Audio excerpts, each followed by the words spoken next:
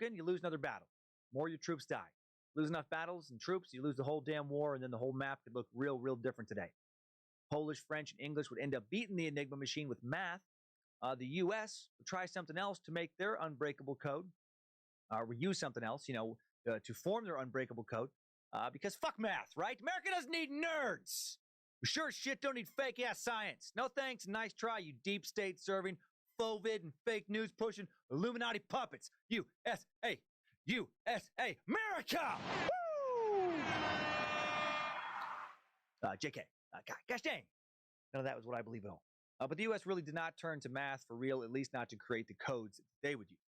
They did use math, of course, to break the codes we talked about in that Enigma stuff. Hello, I knew you were here. Before to code messages, something they'd used back in World War I. I hope you're doing well. Spoken native language. The Army was the first to recruit a number of You're tribes, more than welcome to jump in. Comanches, Choctaws, Hobos, also, you already have, so, to develop codes to be you have done that already. About 2 years later, the Marines I did not enjoy what I was looking at. From Los Angeles, who grew up speaking the Navajo language. So, Marine Corps leadership initially selected 29 Navajo men who said that? To create a code Me. Complex and maybe more. What are you looking at? What do you mean? What am I looking at? And these men would become the original Navajo code talkers. I did not enjoy what I was. 3 lines of English in just 20 seconds, much faster than the 30 minutes that existing code breaking machines, used or took. Once they started, the Navajo code talkers would go on to what it was. Every subsequent major Marine operation in the Pacific theater. And they gave the Marines I don't know. Do you think I'm just overthinking it? Will become the only secret military language to go unbroken in modern warfare history. Do you think I should just go with it and keep going? Forces a huge advantage against Japan during World War II. Countless lives saved. And what makes their contributions especially remarkable is the fact because this is what I'm going to assist the U.S. government in this way. Today's suck is absolutely drenched in irony. The Navajo were asked to fight for a country that had been fighting against them specifically for over 150 years. And even crazier, they're asked by the U.S. government to develop a code out of a language that just a generation before, the same government had tried to eradicate. In certain parts of the country, the government was still. I'm not sure what you're overthinking. While World War II was being fought. Should I? It was roughly like asking your neighbor to borrow their snowblower after a massive storm buries your driveway. After spending the entirety of all the years you had lived next to this neighbor previous to the storm, trying to destroy said snowblower. Just, hey, Jim, hey, you know that snowblower of yours that I tried running down with my truck a few months ago? Yeah, the one I swung a sledgehammer at when you walked back into your garage. Grab a pair of gloves that one time.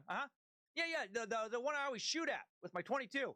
Whenever you try to use it in your driveway. Right? Yeah, that's the one. Can I borrow that? Yeah, now I need it. Now I do kind of want it. Sorry about all that trouble before. It's fucking insane.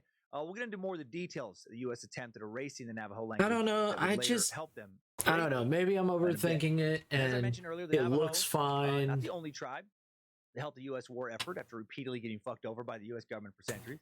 By the end of the war, between 13 and 15 additional tribes used their languages to help relay secure messages on World War II battlefields. Tribal code talkers would serve in all branches of the U.S. military during the war. And before we really dig into their contributions in not just World War II, but also World War I, take a brief moment to look at language in general. I find this might be my favorite part of this episode today, to help wrap our brains around how the Navajo language is so unique. And now I'm thinking of another part. This is maybe my second favorite part. No, the panel isn't done. Language is one of the most important things that we meat sacks have ever created, right? It gives us the ability to contemplate our own existences, I don't know. Because I have these, I have it like this, with the gray tones. I, as you know, am an accomplished My thought is... I almost speak one language fluently. I am nearly fully lingual. Are you redoing all of the shading and everything? And ironically, I make my living speaking. That's a weird world. Anyway, the oldest languages include Sanskrit, Tamil, Sumerian, Hebrew, language of the Basque people from the border of Spain and France. Basque language, especially fascinating. Thought to be the oldest European language, older than Latin, not related to any other language in Europe or elsewhere. I mean, I just, languages I listed are some of the I see other people that use these tones correctly, because we don't know what existed, and I'm just like, maybe I could use it correctly. For now, right? These are the oldest languages we have found written records for. There could be numerous languages that never developed a written component, that existed for centuries or millennia prior. Question of how old language is still being debated by linguists. Most currently seem to agree that it began around the time when modern humans, Homo sapiens, evolved in Africa with modern skull shapes and vocal cords, sometime between 60,000 and 200,000 years ago. With the proper tools in place, skull size, brain, voice box, language evolved. A lot of theories out there as to why we evolved language in the first place. You want to treat this like education or like the final and wait and see if it pays off. Better way of forging bonds. And I read that as language evolved, at least partly, out of our ancestor desires to get laid. Right? One little dude monkey, long time ago, trying to impress some little lady monkey, like grooming her little monkey hair, picking some lice out, right? Maybe doing a better job than the other dude monkeys. And suddenly some other ancient prodigy monkey says something like, beautiful, be beautiful, like in monkey speak. And suddenly all the other dude monkeys are like, fuck, me need speak too. Lice grab, no cut now. Ah, heck, me speak now. Gosh dang. Something like that. You know, all the monkeys started raising their language game. Obviously, the jump from no language to language, you know, wasn't that abrupt. But I think there's quite a bit of truth to that analogy. Two other theories posit that our ancestors began to develop language by imitating natural sounds like bird calls and animal noises, or human communication may have started with the emanation of involuntary sounds, like distress sounds from pain or surprise, wails of sadness, cheers of joy or triumph, maybe orgasms, and then that evolved into some kind of early language. Language is so important that some of our most enduring myths and folklore I just saw everybody else's use. Screen tones don't quite feel right? Tells of a tower built in the land of Shinar or Babylon. The textures. According to Genesis, the Babylonians wanted to make it doesn't look like a. This looks like a manga. This looks like a manga page.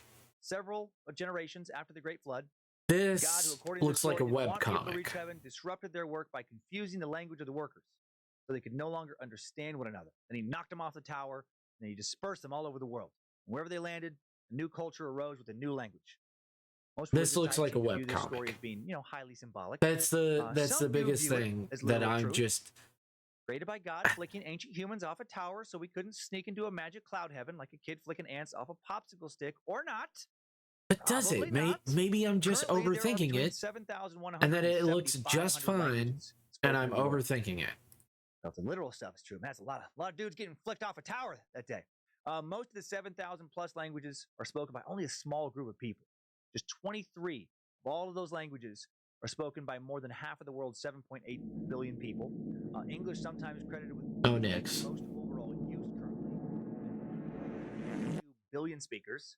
Mandarin Chinese has somewhere around 1.117 billion. Those are the two titans. English and Mandarin. You can get by, if not thrive, linguistically in damn near any place in the world. Spanish, Hindi, French, Arabic, also way up there. Spanish is the language with the second most native speakers in the world, with 460 million people. Hindi has 615 million total speakers, followed by 534 million total Spanish speakers, 280 million French speakers. Hey, do you want head pads on there? I mean, it's whatever you feel like. Slavic language has 0 speakers. I mean, it's whatever you feel. It does have around 55 million grunters and poop throwers. Take it. It does have around 55 million speakers. These numbers not my stream estimates. I mean, it isn't your stream. Surveyed every single human being on the planet yet. You're right. Also hard to define what speaking means in terms of how proficient you are. You know, those numbers give us a general idea.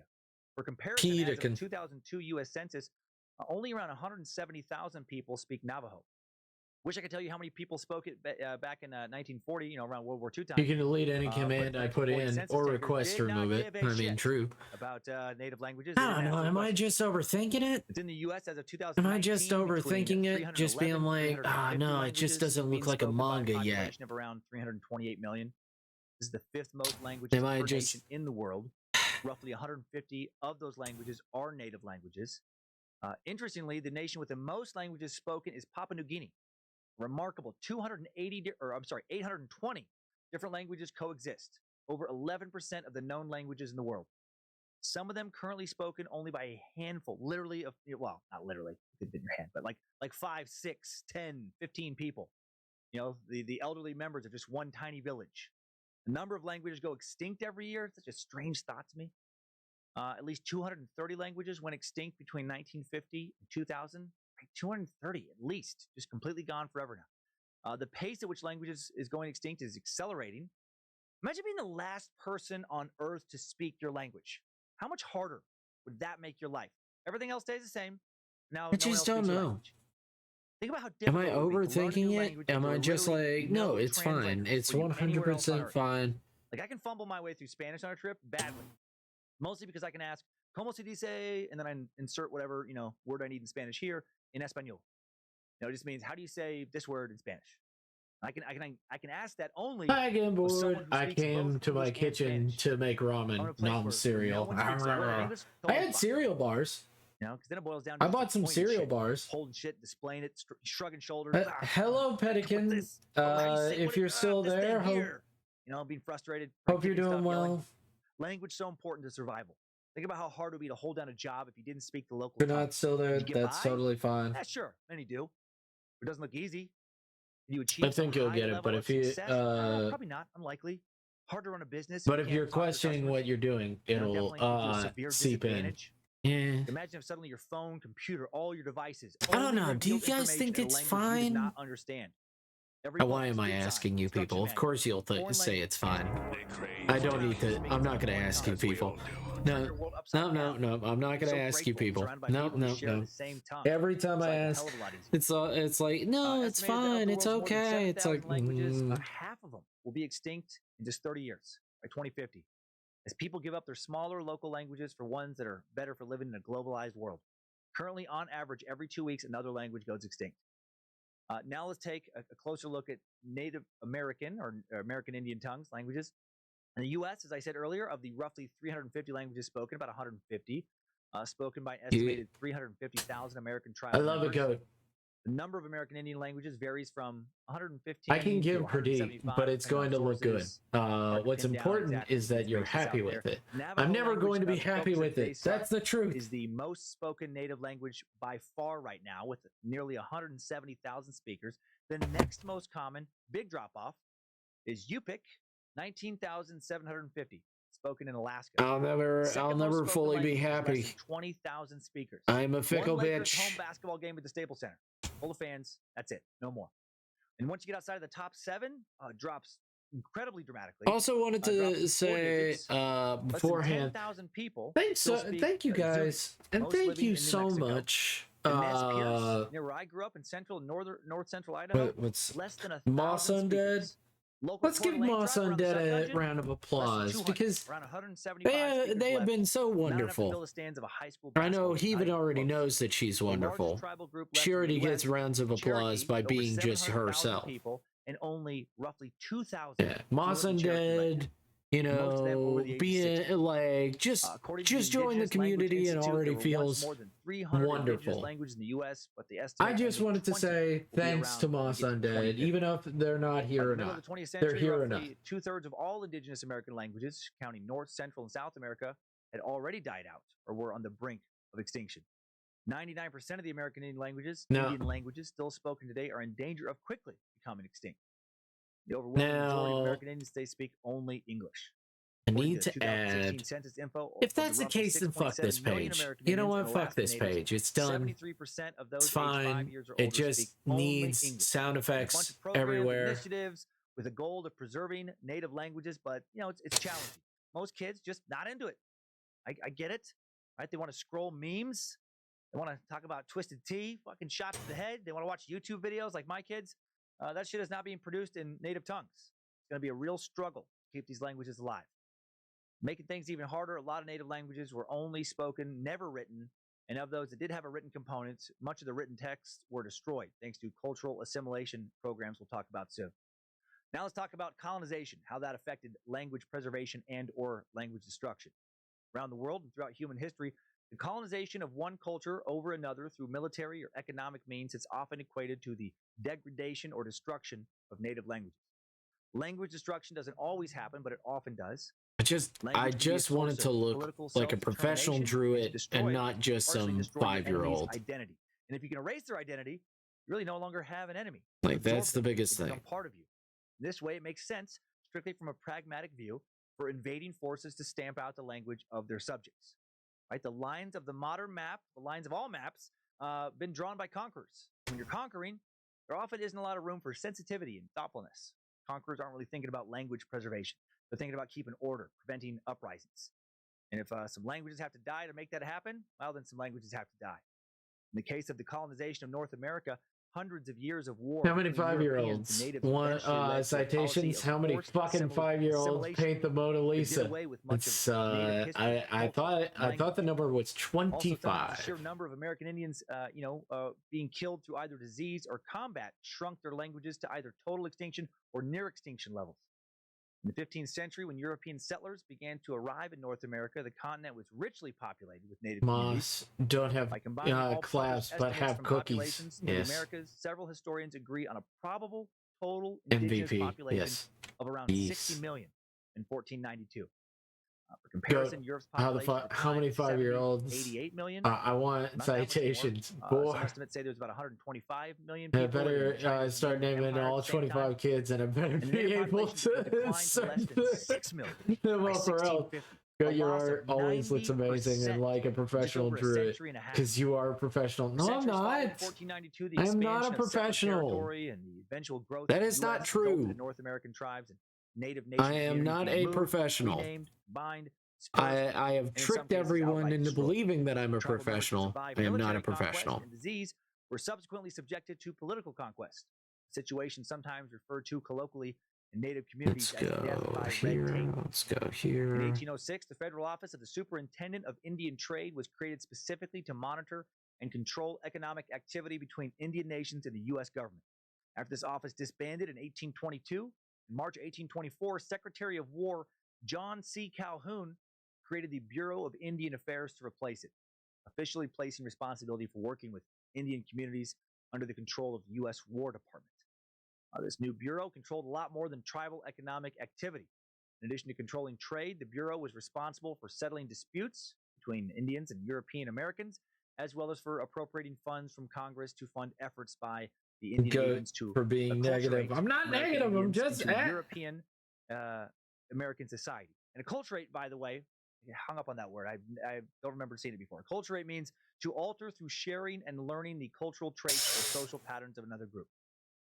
The first legal justification for the removal and isolation of American Indians. Why are you bullying me? The Removal Act of 1830. Why are you bullying me? East of the Mississippi were it's not my stream. That's a connection. Trail of Tears. We'll finally do an episode on it one of these days. As the white population grew, why are you bullying me? I don't get this. Why are you bullying me? There was increasing pressure on the recently removed groups to give up some of their new land, and on Western tribal nations such as the Dakota to enter into more treaties. The Indian Appropriations Act of 1851 authorized the creation of the first modern American Indian reservations. Then, the era of purposefully stamping out American Indian languages kicked off. Towards the end of the 19th century, when reports regarding the poor quality of life on reservations led the federal government to change to a new policy based on forced assimilation. I don't want people thinking a 5-year-old drew this. Isolation. When will you learn that your actions have consequences? Passed by Congress in 1887, ended the Why are you afraid of some ghosts? No, I'm afraid of all ghosts. And instead started granting small parcels of land to individual tribe members. The big shift here. The goal was to pressure Indians into becoming farmers or ranchers. Their art is chef's kiss. Thereby helping to assimilate them. Right? Why don't you give me a kiss? Why don't you give me a kiss? Not always nefarious. Why don't you give me big kisses? Many white Americans of days gone by I want big kisses. earnestly thought that if they educated American baby Indians want big in English kisses. and persuaded I want big kisses. To change and adopt lives more closely resembling their own, tribe members could then thrive in the new nation that had sprung up around them. They'd be happy to give up their so-called more primitive ways of life. A lot of good intentions with assimilation, truly. And there's that oft, quoted saying about good intentions, that the road to hell is paved. Kisses, big kisses. Assimilationists initiated 4 movements designed to ensure their victory in a cultural contest of philosophies and ways of life: allotment, the boarding school system, reorganization, and termination. Now we already dug into. Okay, fine. Fine, I guess it's done. Really dig into the boarding school system going forward. Boarding school system. Is where native languages probably suffered the most. From the mid-19th century until as recently as the 1960s, native families in both Canada and the U.S. were compelled by law to send their kids to boarding schools, often far from home. In the U.S., these so-called Indian schools were sadly often run by people with deep racial biases. One example of this is the Carlisle Indian Industrial School that existed in Carlisle, Pennsylvania. Its founder, Richard Pratt, another Richard, so many dicks, he sucks, described his mission in 1892 as kill the Indian in him and save the man. Damn, no acculturation there. That's straight up whitewashing. No, we want to give you the tools to succeed in the new society that surrounds you, a new way of living that, like it or not, is here to stay, while also maintaining pride in your culture. No, this was a less gentle message of out with the old and in with the new. It's a real face the future and fuck your past kind of vibe. At the height of the Indian boarding school era between 1877 and 1918, I don't see people aspire to do borderless paneling with dynamic lighting. If you want to stab at it later, I say you need to define the parts of it and why. It'll never be perfect, so I think it's more important to get the chapter done and then do a chapter in review where you repolish it or something. The Cherokee Nation reestablished itself as a somewhat sovereign nation in Indian Territory or present-day Oklahoma. A bilingual public education system was created, and Cherokee tribes governed their own schools for quite some time. Kids learned everything from algebra in Cherokee. It was a system that worked. Then in the 1880s, Cherokee students, in the 1880s, Cherokee students. By the way, I hope you have a great day at work, Eva. White neighbors in Arkansas and Texas. Wanted to let you know. Then starting in 1887, when land belonging to the Cherokee Nation and 4 other tribes in Oklahoma was divided up and given to individuals, that process of allotment. Wanted to let you know that I hope you have a great one. These new administrators had very little, if any, respect for native languages. John D. Benedict, superintendent of schools in Indian Territory during the transition. How would you like me to read you programming tutorials, Scott? An 1899 letter about educators speaking to their students in native languages. I would love you to read every single programming tutorial that you know off the top of your dome. That would be amazing. Under this new fuck your culture I would love and language and bow down to Western patriarchy system that native student attendance, come on now, plummeted amongst the Cherokee and many other tribes and tribal nations. Right, it was working just fine when they were allowed to learn in their own language, and then when they were not, it started to not work so fine at all. The Choctaw Nation, also in Oklahoma, attendance in rural schools fell by 43% between 1892 and 1907. College attendance dropped to 0. In this English-only system, native children were punished for speaking their own languages. Mouths were washed out with soap, kids were spanked, sometimes whipped with a leather strap.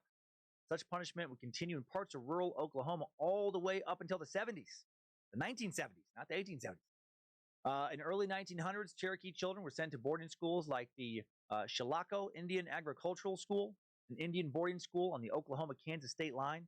In January of 1884, Chilocco opened its doors to 150 kids from the Cheyenne, Arapaho, Wichita, Comanche, and Pawnee tribes. By 1895, enrollment had increased to 352. By 1906, students hailed from a wide variety of tribes across Oklahoma and the West. Large off-reservation schools like this one used rigorous military discipline, stressed instruction in trades, manual and domestic labor, known as, quote, actual work. Alumni would report 22 bugle calls a day, government-issue uniforms, scanty meals, inadequate health care, very little individual attention, probably zero affection. During the 19th and early 20th centuries, an estimated 1/3 of all tribal children living in the U.S. forced to attend Indian boarding schools like this, like Chilocco. You can imagine that happening to you. Imagine being told that your culture, including your language, best forgotten. Your family's ways were not to be remembered, that they were less than, they were, primitive. You've been sent miles, sometimes hundreds of miles away from your home, raised by people who don't give a fuck about you. Such a shame that all this couldn't have been done with some dignity, respect, and compassion, especially because by this time, Native community is not a threat whatsoever to the sovereignty of the U.S. government. Right? The conquered were going to remain, conquered. And compassion wasn't going to change that. And I say that as someone who is not against assimilation, not all forms, not at all. If a new culture takes over and their way is now by far the most dominant way, welcome in, Zara, Unity Master. To assimilate, thank you for coming in, Zara. Then I do think it's a situation of if you can't beat them, join them. But to not allow I don't want to go. No. To destroy that cultural pride. Why must you clap my cheeks though, Nix? It just seems unnecessary. I just have to ask that question. Like I said earlier, how ironic these native languages would later help the U.S. in not just one, but 2 world wars. Had government-led assimilation worked more effectively, there would have been no Navajo code breakers because no one would know how to speak Navajo. Also, how remarkable that American Indians were willing to help the war effort at all. after all this shit. Before we dig into the main thrust, because it's their country as well. World War II's code talkers. Let's And, first talk. they already have the U.S. government. Do they need to add on more shit? Let's first look at the code talkers who helped win World War I. I had no idea they even existed before going over the research for this week's Suck. They're sexy and clappable. Your cheeks are so cute, and he can't help himself. Also, you said you were concerned a 5-year-old could compete with you. Yes. In the autumn of 1918, U.S. troops. There are probably 5-year-olds that could compete with me. I know that. What was it? Leonardo da Vinci? Over 26,000 Americans will die here. Roughly another 100,000. Communications Leonardo da Vinci. Field, were being compromised. Leonardo da Vinci picture done as a kid. Offensive fighting will last over 6 weeks, ending on Armistice Day, November 11th. He did a picture while as a child. Over 1 million total combatants will take part in this giant battle, second deadliest battle in American history. The Germans had successfully tapped telephone lines, were deciphering codes, and repeatedly capturing runners sent out to deliver messages directly. Germans, despite losing the war, were still breaking U.S. military codes and slaughtering U.S. soldiers. And as this insanely bloody war wound down, a number of U.S. officers appeared to have finally and independently realized that they should use American tribal members to send messages to their respective units. The earliest documented use of native code talkers, the Eastern Band Cherokee Indians from North Carolina, began during the Somme Offensive, which lasted from. I'll make sure to send you Mara's Hoodwinker's workout regiment. I expect you buffed by next month. Being intercepted by the Germans, were then taking immediate counteractions. Hoodwinkers? Artillery, as soon as the Stop! You violated the law. It's been too long since I've seen a good brawl. I'm just warming up, you pathetic worm! Remember the Emperor! You dare attack me? I'm warning you! Show me what you've got. That the best you can do? Can't you settle this peacefully? You elves are all the same. All flesh, no fury. Guards! Guards! Someone's being attacked! Hey! Are you some kind of maniac? Transmit messages in their language. What did it say? No Germans would be able to figure out what the hell they were saying. And he was absolutely right. The next day, every command post from brigade forward was staffed with a Cherokee soldier, and not a single additional message was intercepted by the Germans. And another tribe that acted as World War I code talkers were members of the Choctaw Nation. Choctaw, the best documented group of World War I code talkers. During the final days of the Meuse-Argonne offensive I just mentioned, Colonel Alfred Bloor, commander of the 142nd Infantry Regiment, used a number of Choctaw speakers to move troops, coordinate attacks, send messages as they moved through northern France. Choctaw language allowed for the quick creation of a You violated the law. Some Choctaw terms were equivalent to English counterparts. Others did not exist, so they had to work quickly to develop them. Where was that? The word patrol became many scouts. Grenade became known as a stone. Regiment became tribe. Casualties became scalps. Second battalion became 2 grains of corn. Big gun used to indicate artillery. Stop! You violated the law. It's been too long since I've seen a good brawl. I'm just warming up, you pathetic worm! Remember the Emperor! You dare attack me? I'm warning you! Show me what you've got. That the best you can do? Can't you settle this peacefully? You elves are all the same. All flesh, no fury. Guards! Guards! Someone's being attacked! Hey! Are you some kind of maniac? Man with tiny pink penis. Sir, yes, sir! That is the closest Choctaw translation for your name, sir. There we go. That was way too loud.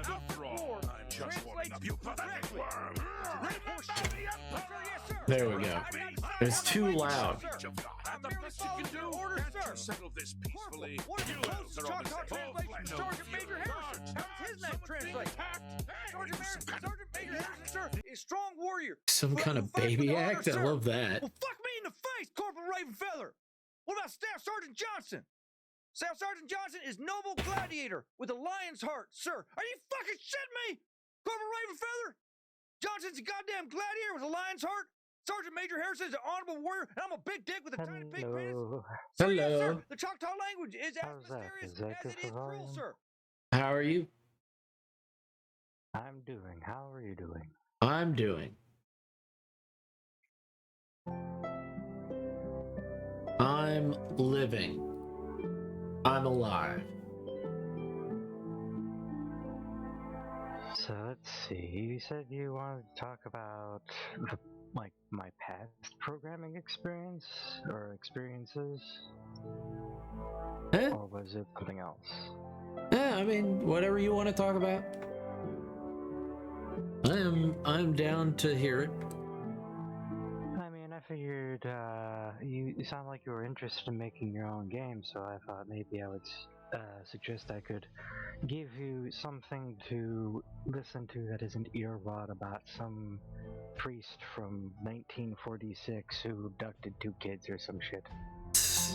Hey, I like listen. Time suck is very interesting. You know, you learn the. If you learn from the past, you can win the future. I'm not sure what half the ghosts have to do with anything. I don't know what the half the ghosts either have to do with anything either. Easy. Well, I've got a lot of script kiddie moments in the past. I could also look up particular programming things or subjects you'd like and read them to you.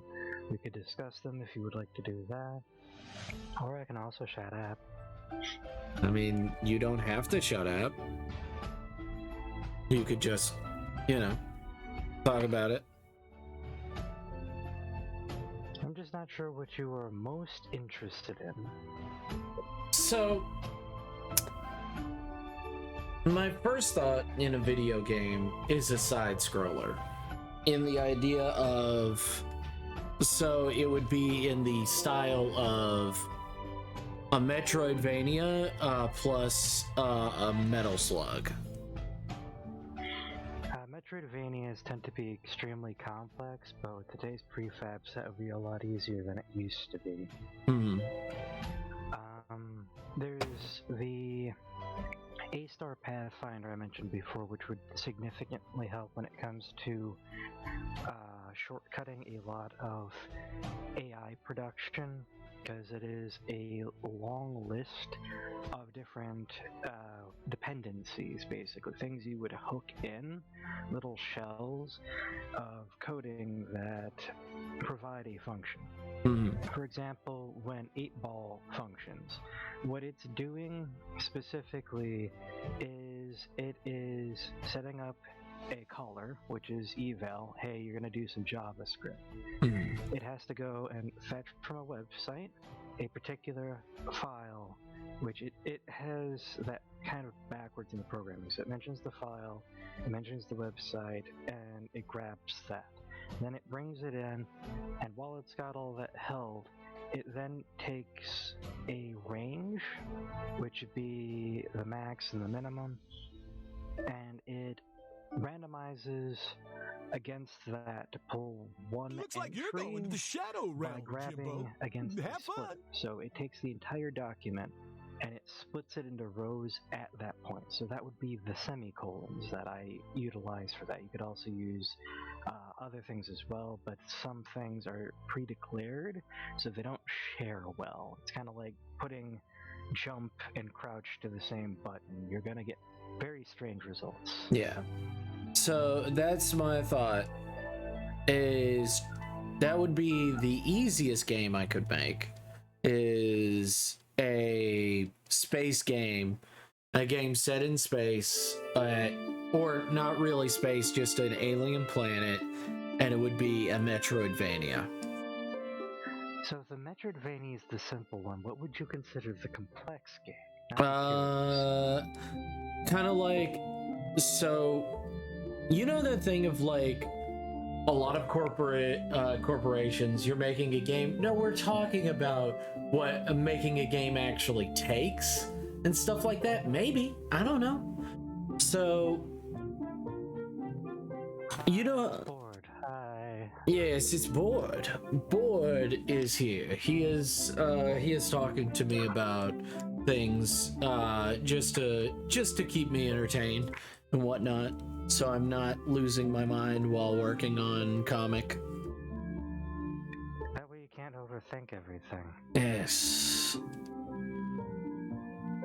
I do overthink things way too much. Constantly. It seems to be your concern today, so I want to nullify it. So, yes. I'm currently making a game for Unity group work. Oh, nice! And I joined into the right conversation. Yes. Of course.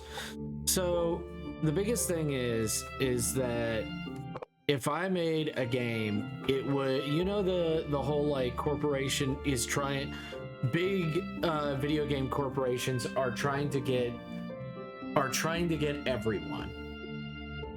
So they're trying to get every single like gamer. That's their whole thing, is like they want to get the maximum amount of gamers. That's why they try to break everyone. Huh? It's just selling, though. Yeah. But when they make games and they sell games and stuff like that. So what if there was a game that literally changed because you wanted it to be this way? It would be such a massive undertaking, but it would be so cool. So let's say you are you want to play a first-person shooter. Okay, you can. This game allows it. Okay, I want to play a Diablo-like game. Okay. This game also allows you to. Talking about would be a life project for sure. Oh yeah. You would need to independently establish every single engine, every single asset. You would need assets you could recycle, which means you would need to essentially castrate it all down and condense it into what essentially be like magic numbers and things like that. Yep. And if you wanted to play a fantasy RPG like that, yes, that is what it's built on. And the story is facilitating that. And also be able to make a story that is not only engaging, but very fun and interesting from start to finish, and literally be able to complete the game in the first 5 minutes. So you could want a game that you can beat in 5 minutes, but you can do anything you want in it. Yes. The whole thing is that you could just say, well, that's the end of my story, and it would just write out the end of your story, like what would happen, because your character just said, fuck it, I don't want to help these people. Fuck it, I literally don't want to do anything that's connected to the story. I don't care, I will go work on a farm. It writes out a story. Game. Okay. No. Kinda. That's the center mark, yeah. What I'm trying to find here is the spine of the game to kind of feel like, because everything you've mentioned right now, it's the outer circle of what you would need to fundamentally make, but you'd need a central point to anchor all of that too. On some level you're saying that plot, but you need some kind of reason why switching the game isn't just making another game at the end. Yeah. Yeah, that's where I'm trying to, you know, it's a fool's errand of something that probably would never happen. It's just that I would love to make a game that anybody could pick up and say, I want to play this game. Would you be able to change at any point in time during the playthrough of the game? Yes, that's the dream, is to be able to switch it from first person to third person to isometric, and then that's just changing the camera angle, to be completely honest. So what you're talking about right now is essentially just one engine, but you can move the camera. Right. But then it actually changes the game to be that. Like, I now have a turn-based system, or now it's a basic AI running, and it's just, I point and click, and it's killing a monster now. Okay, so base anchor chrono triggers right off the bat, as well as, I hate to say it, but technically Quest 64, because of the way the magic system essentially worked, it would be the active versus the time delayed, where you'd actually give the player the time to manipulate the hitbox of it before the turn ends, giving them a timer within that turn as an option. Yes. And so, you... Yeah. Okay. No. But you could also change it to, like, you could change it to a third-person fighting game, like a third-person, like, RPG. Would that be like changing a quest, or literally like you're in the middle of some field and you just decide I want turn-based shooter instead of standard RPG with healing potions? Yes. You could just change it on the fly, and you would have centralized mechanics. Then, like the hit points wouldn't change, would they? No, the hit points wouldn't change. There would be a central mechanic, but the way you play it is just different. So, like, hey, I just want to play Diablo. I want to play Diablo that has multiple fucking companions. Okay, so you're now playing Diablo. Well, I want to play a first person now. You're gonna want to like write this part down, but basically the things you would need to do is create a map scan. That map scan would have to take a 2D, 2.5D, 3D, whatever map layout, and you would have to be able to tell it how to navigate from one corner to the other, because when you're converting from a 2D to a 2.5D, you are still two-dimensional. What you're doing is you're utilizing mathematics as well as a visual illusion to give the implication of 3D, which means you could also technically quantify that to 3D. However, because that input isn't there for a 2D, the hardest path immediately becomes going from 2D to 3D. So you almost have to picture these as like points on a triangle. And you need to be able to tell the game how to map and have that person flop down, not on top of a tree, inside of a barrel, or inside of the unkillable NPC you just killed. Yeah. See, I know what I'm asking is a dream game, but I think it would be so awesome. So you're talking like somebody's in a virtual environment or dreaming, and then they can just change the path of that environment by thinking about it, essentially. I mean, I want a game that if you wanted to play it however you want to, hey, I really love the story, but I'm just really bad at shooters. I suck at shooters.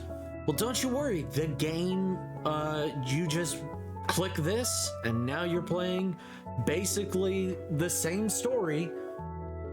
The story of a RPG-like setting, and you're still playing that, but you can now play it like Diablo.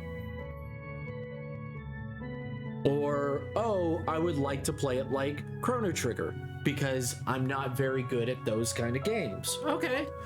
Oh, I would like to play it like Oblivion, like Skyrim. Yep. One of the things you're going to be talking about is any variable you have, you're going to need to create a ruler, a slide. And you're going to need to keep in mind where you want those anchors to go, because because like right now this sounds very kind of drifty in a sense. Like it feels, without a story to anchor it envisioned, as though it could go effectively anywhere, which is fine. I mean, I do have a story envisioned for it. Okay, so perhaps that would be better where to start with this. So, do you not feel comfortable talking about the story yet? I mean, whatever. I mean, if people are like, oh, what's the story? Unless somebody's a real jackass on my stream and like, I copyrighted it, I'll be sad, but I'll be like, all right, I'll move on to another idea. I don't care. I mean, that's the thing about video game making, is that I have realized that I don't, oh well, someone took your idea, move on and try to make a better idea. But, so the story would be, it's, humans have left Earth. We have, created space travel, and we have found the new Earth.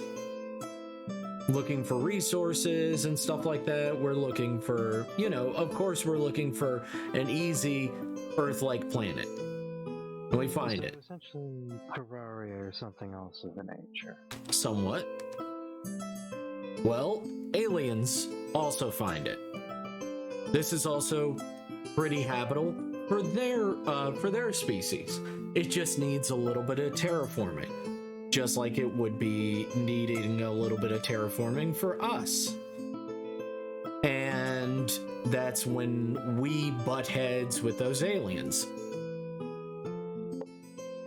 But in the end, we start fighting. We start a war with the aliens, and that's when there's dual suns that happen that we have, and one band off one sun hitting the other sun creates such a shockwave that we were not expecting of an electronic shockwave, basically a EMP of immeasurable destruction that knocks out not only our systems but their systems as well.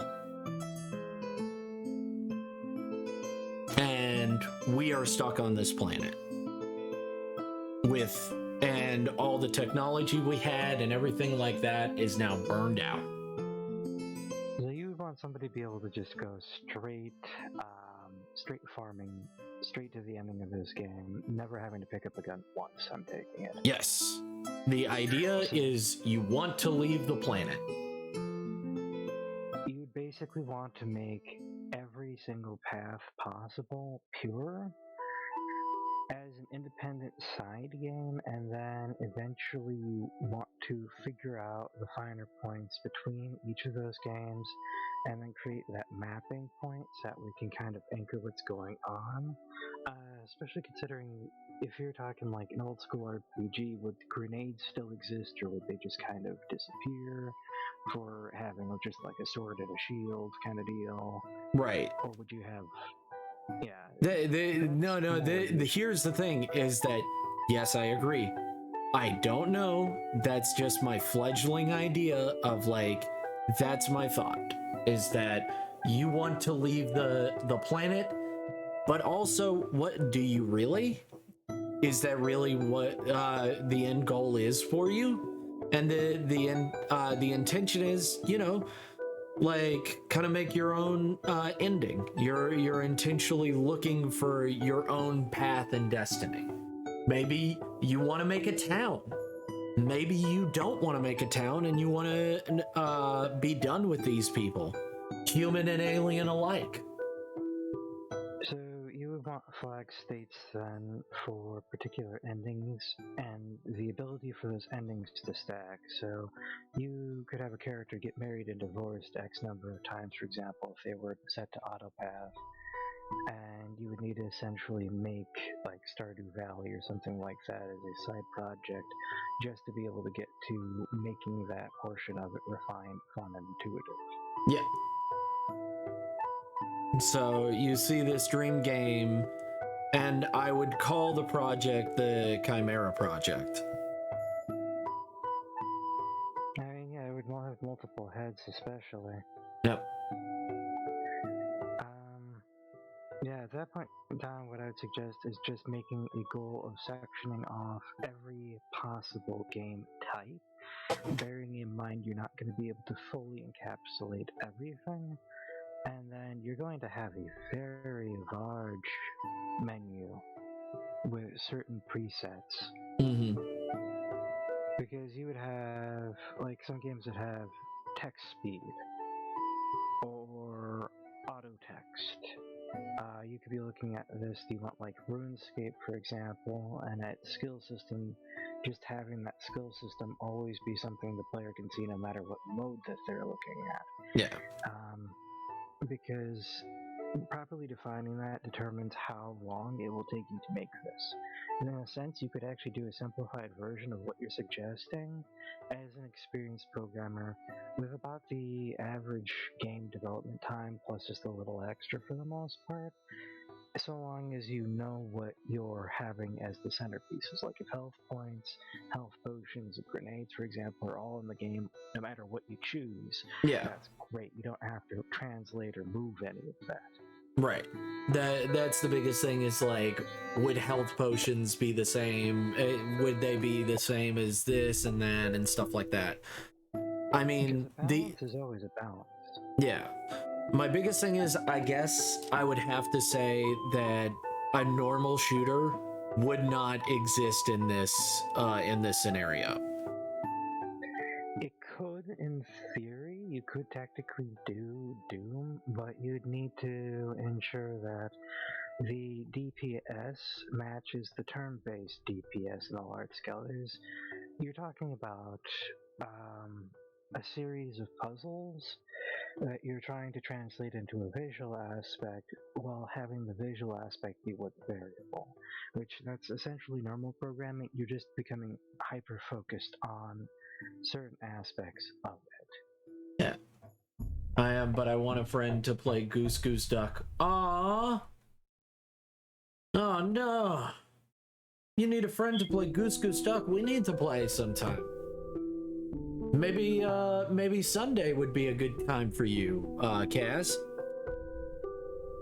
If you want, we can do it Sunday, or would be Monday morning for you. I don't know. We could do that. That would be fun.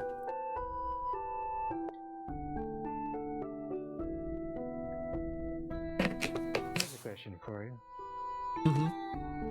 Would you, if you were doing a shooter, would you want levels that a character could get for combat to persist for that, or would you rather it be transformed, for example, into like a +1 on an item, like your shotgun would just shoot faster because you're level 50 and also deal more damage?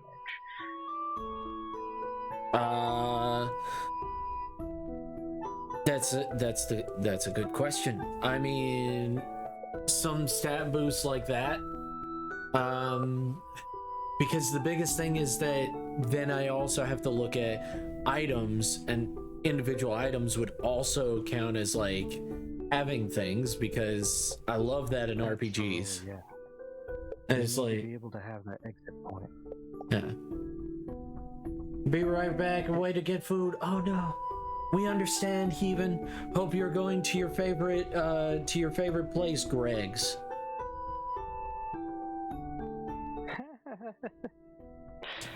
Greg's. Oh man. We don't.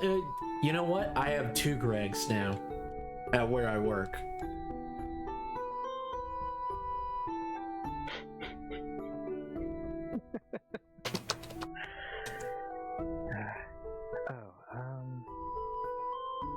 So I'm actually trying to think about this, and I keep almost losing a certain thought here. It's okay.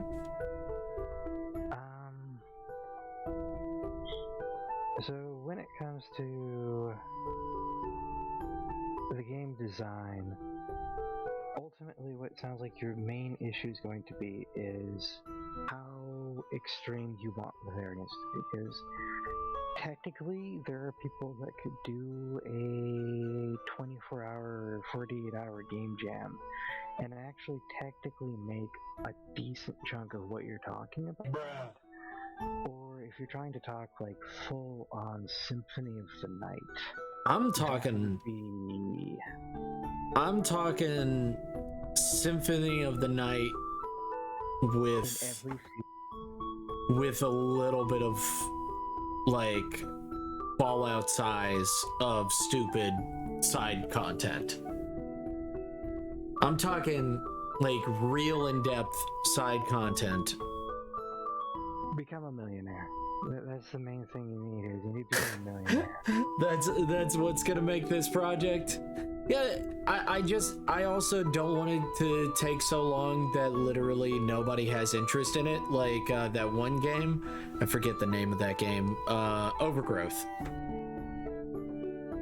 Overgrowth was a flop for numerous reasons, primarily the combat system, the map system, The AI has basically a very biased balance to it and has a inhuman expectation of the player on the hardest difficulty, with the ability to pot shot you at any given time over simple physics problems that are not properly calculated. Yeah. I'm not trying to be mean, but the story is also extremely whimsical and does not keep track of itself. Yeah. It's not too long, it's not well done. I wanted to like the game, I'm not trying to be harsh, but for what they were trying to essentially have, I played most every single path and everything I saw was a bug. Mm. Yeah, No that's. graphics though. I watched them from the very, like, I would say their game diary number 100 till number 722. Like, I was like, this game is never fucking coming out, and if it is, it's not gonna be nice. It's not gonna be good. It really wasn't. It could have been. Yeah. You have to either throw a weapon or bounce off of something's head to realistically accomplish the game. Even with cheesing it, you could die at any point in time. Playing any level is a matter of 1 to 1,000, depending on what. If anybody wants to try and make an argument about skill issue on it, they can start to listen to my extensive list of why the programming is completely fucking borked, and that's not acceptable. Yeah. I tried very much so to enjoy that game. I picked it up because I thought it was interesting. It sounded like the community was very interested in it and wanted to help them get to the point where that was out. And part of what I'm hearing out of what you want for the game is I've read the Easter egg messages of the people that tried to develop each of these games that I've listed. You're not going to get that with one person in a lifetime. Yes, I know. I know. You would need a team of about 200 well-orchestrated people and probably 10 to 30 good years. Yep. That is why I was like, that is my dream game. That's what you asked me. Was what's my dream game? That's my dream game. I think your dream game is accomplishable, but it's a matter of scale, and it sounds like your scale would literally require just making independent games over time and picking up the skills as you go. One person could actually get a fairly large chunk of said project done as an open source and allowing community people to come in and post coding, which would also solve your copyright issue, because then you are developing a project as a community project, which means you could actually do it on stream with us. Yeah, true. That would be cool. That would be very cool. The problem is the amount of critique and the fact that coding does not work that well. I already can tell you most games to the polish that you're talking about don't... Have you ever beaten Chrono Trigger? Yes. Have you gotten the ending that's effectively most likely going to be gotten for the New Game Plus, where you fight Lavos pretty much at the start of it? Yeah. And you beaten them, and you've read all the... I didn't read it all. Fuck that. Fuck that. I wasn't gonna read that all. No, fuck that. One of the developers lost 20 pounds, I think he said. Another said that he started the project with hair. And keep in mind, this is a 1 to 2 year deadline for a lot of these things, with many of these people being roughly our age, some of them younger, some of them older. Yeah. But generally somewhere in the 20s to 30s.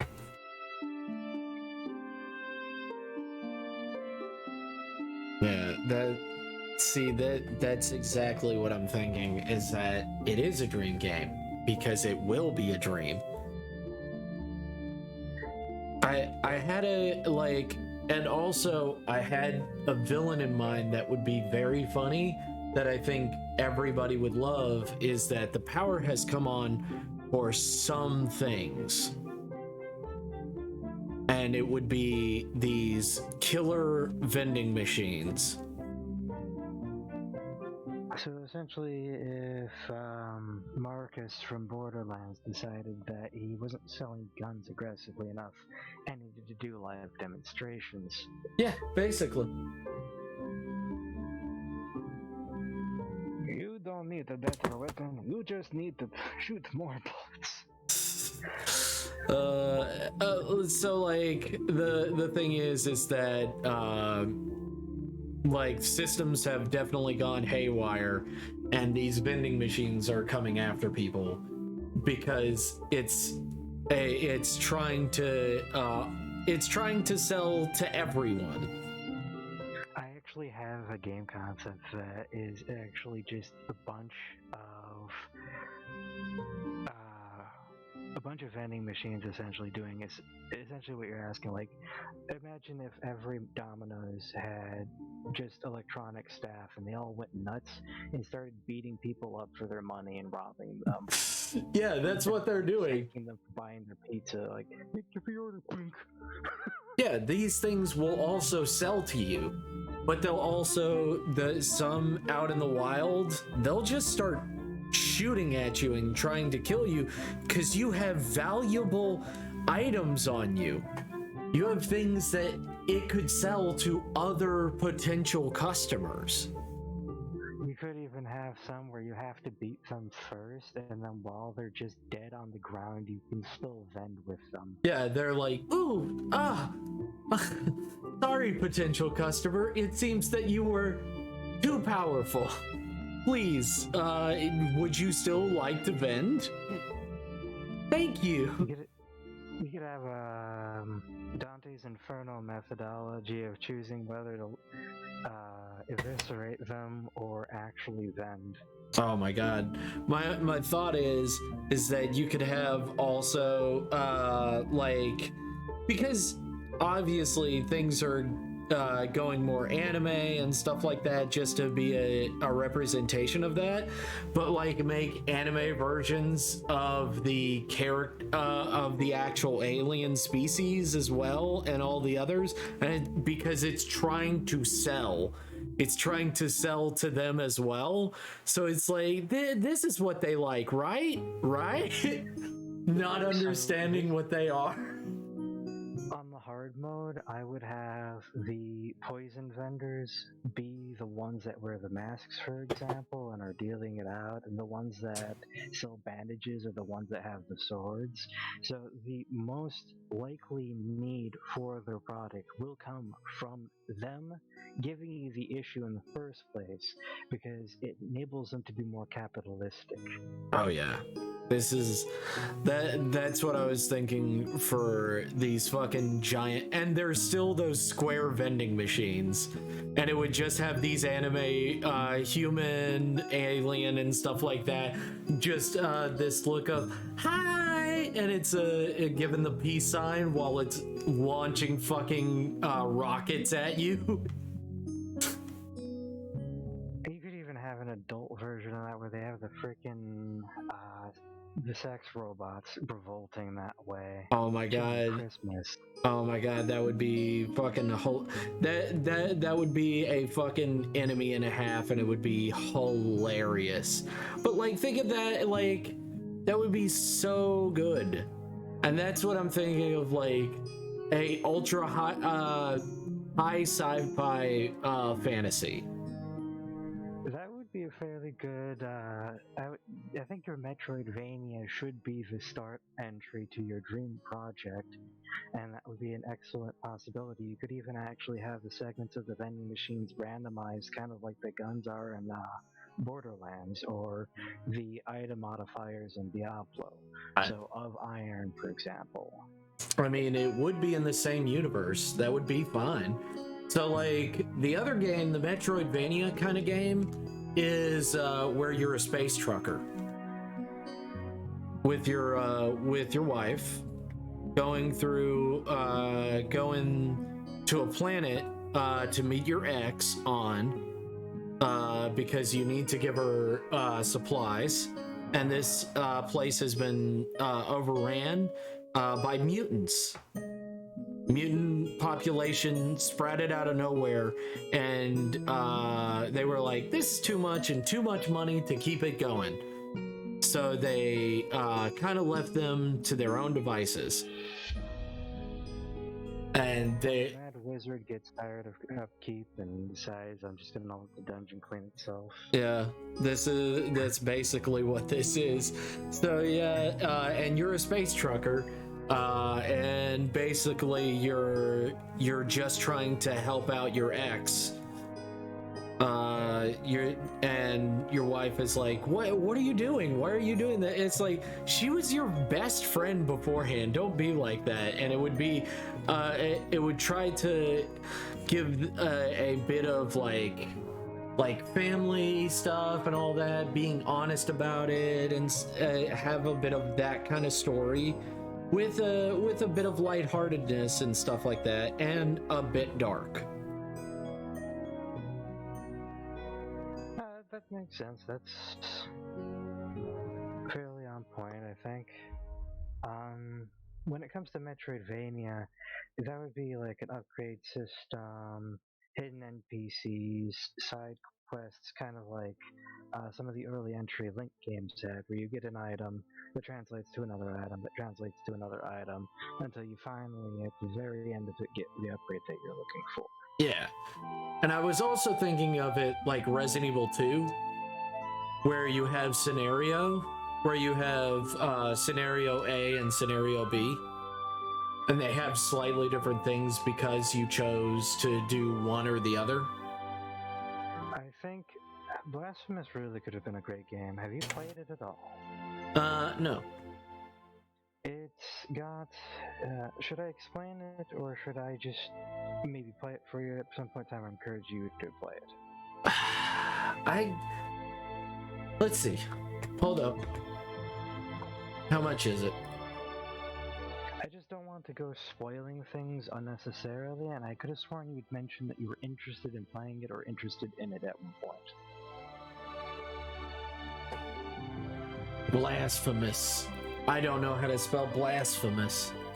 BLASPHEMOUS. Okay. Blasphemous 24. Okay.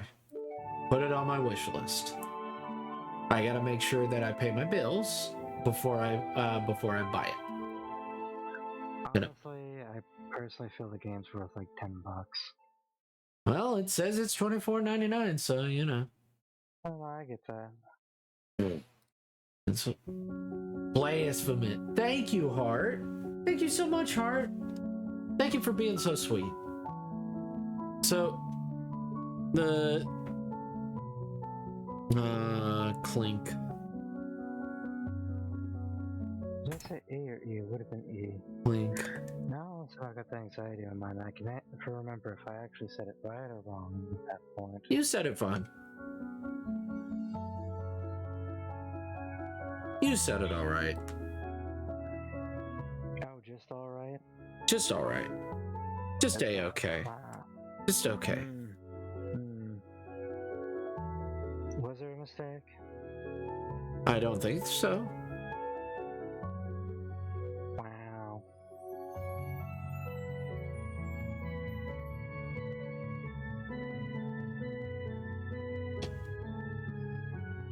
So, like, that would be a nice game.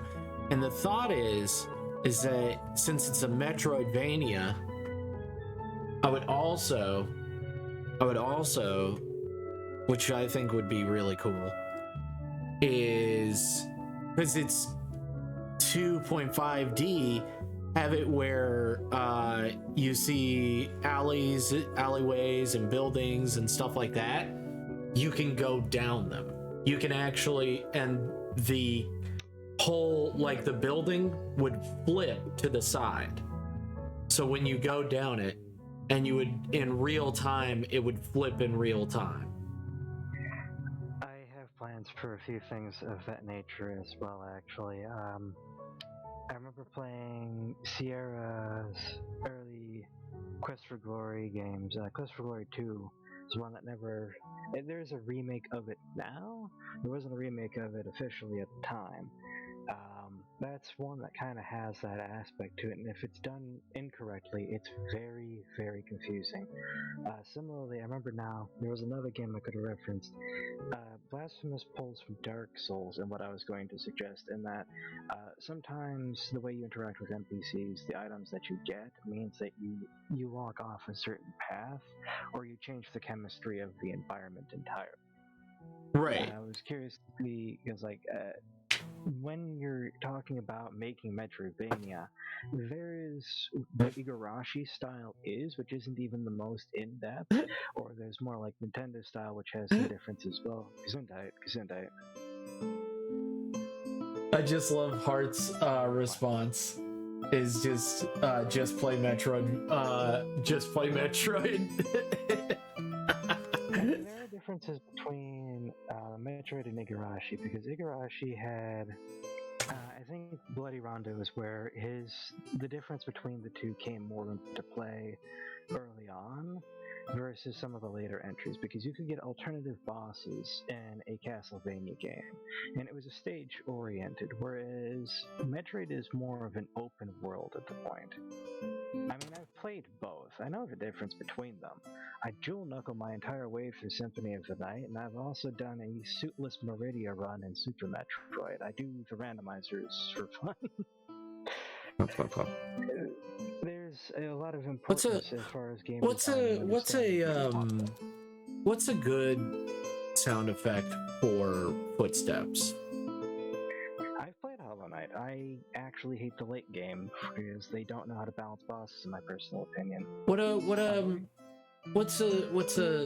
you guys think? Do you think for stepping, for like walking, what would be a good?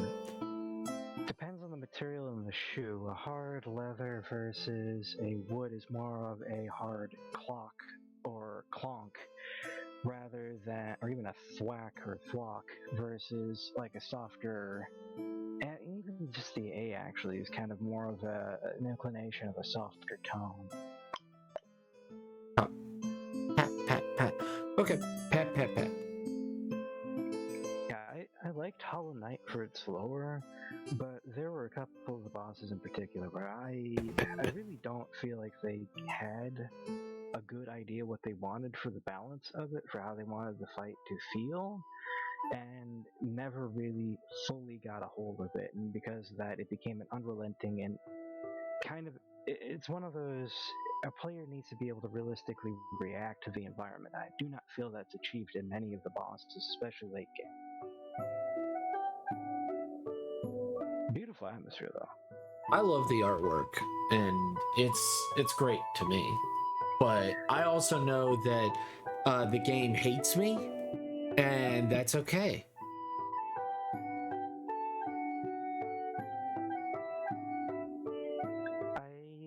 I don't like Blasphemous's combat and control system. It's very tone deaf when it comes to ladders. There are numerous times the DLC is where it comes out the worst. The level design expects you to be perfect, and I have died in ways wherein I cannot realistically get my body without cheating. I would need to. I've died on the other side of spikes, grabbing a hold of a ladder, having pressed up 3 times during my fall, and the game just does not care. Huh. Well, that's good to know. Huh.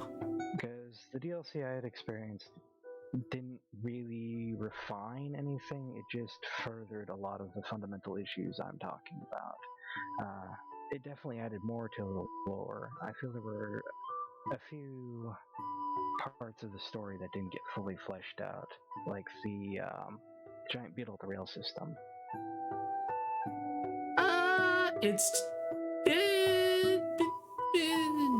You know. I don't really get the whole egg part of that. There were details that didn't line up, and I don't feel as though it was properly actualized. That's more what I'm talking about. Okay. We have McChungus Among Us. I am McChungus Among Us. So where exactly is Metroid in no way different from Castlevania, and Castlevania can just be skipped? Why? That's part of why I'm not really sure, because what I'm talking about is an actual form of measurement of a game mechanic and the fundamentals in which it processes things.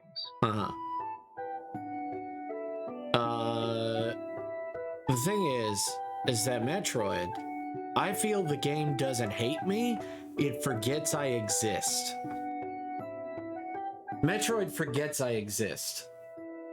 Castlevania actively hates me. There's the biggest difference. So like in Metroid, I feel like the animations and the way they make the monsters feel and move around, it makes it feel like, oh, this is an alien world. They don't care if I'm here or if I'm there or anywhere. Like the way the animations are and the way that the... I have a better idea what plot you like then. Got it. The reason why Castlevania feels aggressive is because you are not wanted there, whereas SR388 is literally just an active open world. It is just an environment you're in. Whereas Castlevania, you're in a living castle that knows what you are, and you are not a friend of its keeper. Oh yeah. Therefore, the entire environment will be hunting you. Yeah, so I understand where Castlevania is. I don't hate it. I just think that it's just not for me. Because I feel unwanted. And, you know, when you go into somebody's house, you want to feel wanted and cared for. Castlevania makes me feel like they don't even want me there.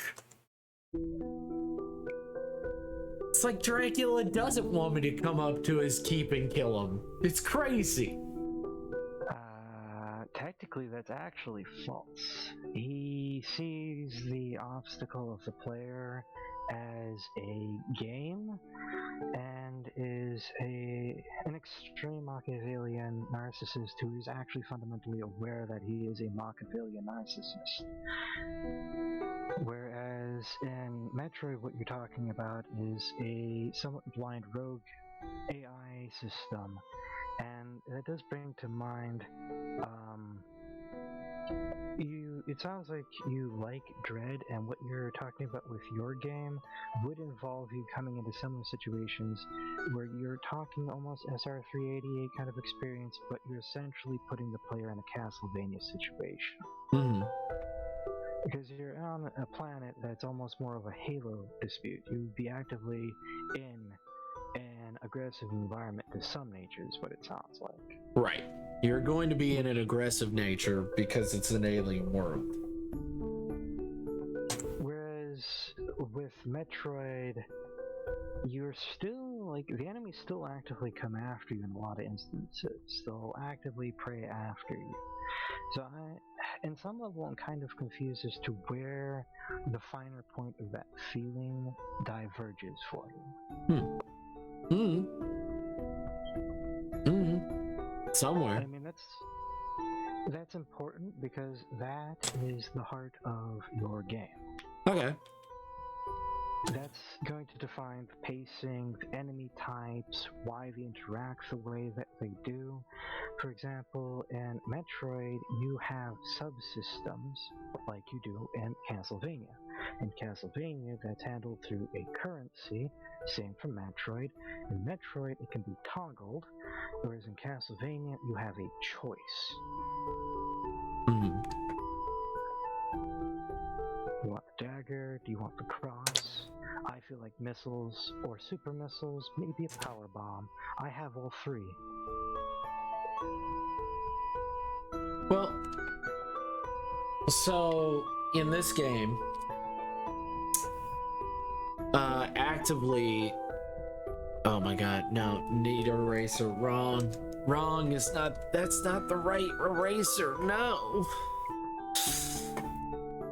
So like, in this game, it would be very much like, you're a space trucker, you get to a planet, and that planet is being overrun by mutants that no longer want to be on that goddamn planet. And some of them are actively searching for you because you might be the answer to get off. Or they might just be crazy and they just want to kill you. Maybe some of them have completely turned feral. That's almost Symphony of the Night in some context, because you have some denizens of Dracula's castle, such as the librarian and the ferryman, who are actually trying to natively help you, even if it doesn't feel like it. Mm.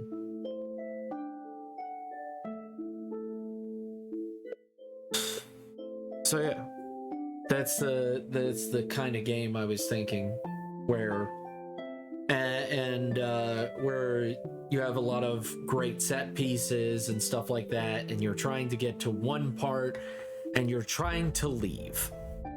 You get stuck there, you're trying to leave now. And trying to save the people that are stuck there as well. And you find out, maybe some of the mutants aren't, you know, just mutants. They are more than what they seem. Like mutagens in the atmosphere and things like that. Yeah, like, or something like that, yeah. So what you're talking about almost even sounds like you might want a procedurally generated world regardless, but then you would still need the mapping system to be able to keep up with that. Yeah, but you know, that's the thing, is that's just right now, is that I need to all I need to do is just try to figure it out. Is try to figure out what I fully want in a game, and then I can make it from there.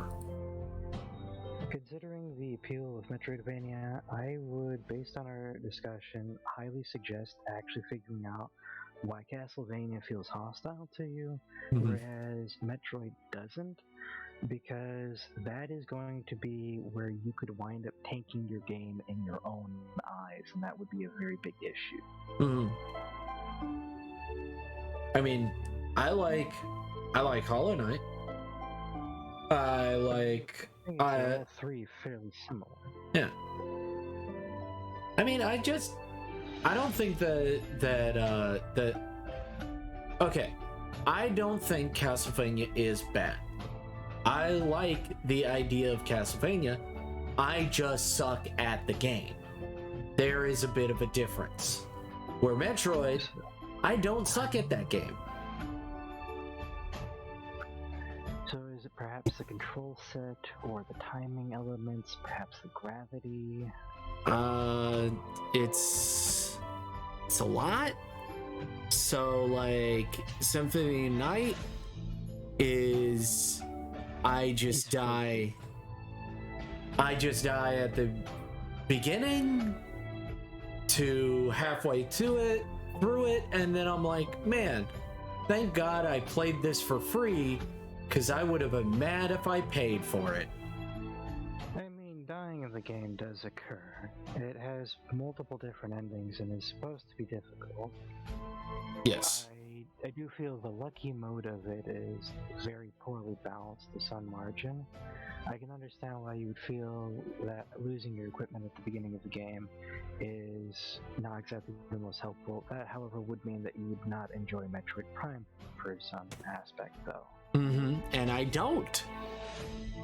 So, what you don't want is a canonical issue more so than anything else. That makes sense. I do not, it's just not for me, and that is totally fine. And hey, lots of people love Castlevania and Metroid Prime, and I'm, all for it, you know, that's great. I am never going to hate people for it, and I'm never going to shit on those games. I just know that I have never enjoyed either one, and I've tried my best. On some level, with Symphony of the Night, it's more about taking your time and exploring. I think a lot of people really try to bull rush the game. It's very easy to feel like you're pressed, whereas it is a game where you can just go in one room, punch one dude, leave, and go back in and do the exact same thing. Yeah, and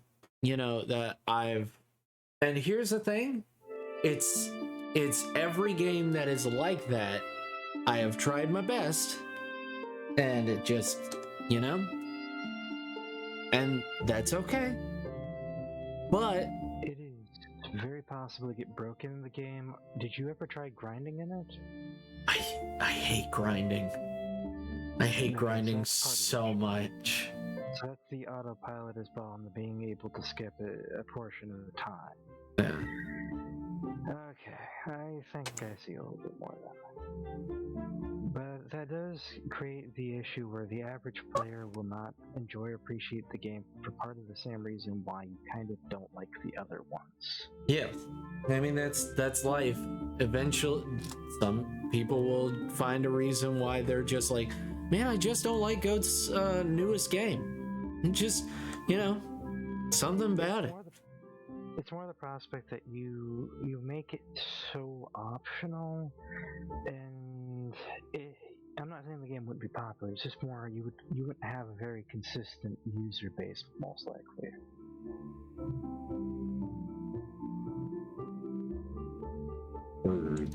Symphony of the Night, it's actually possible to get broken a couple of different ways. If you're really good at puzzles, the game is very keen on rewarding you for that. Part of the reason I'm so good at using the jewel knuckles is because it's 27 damage at the beginning of the game almost, with a high crit chance, so I can just walk in and shit on bosses. But it is also high skill because your hitbox for your weapon is just your fist.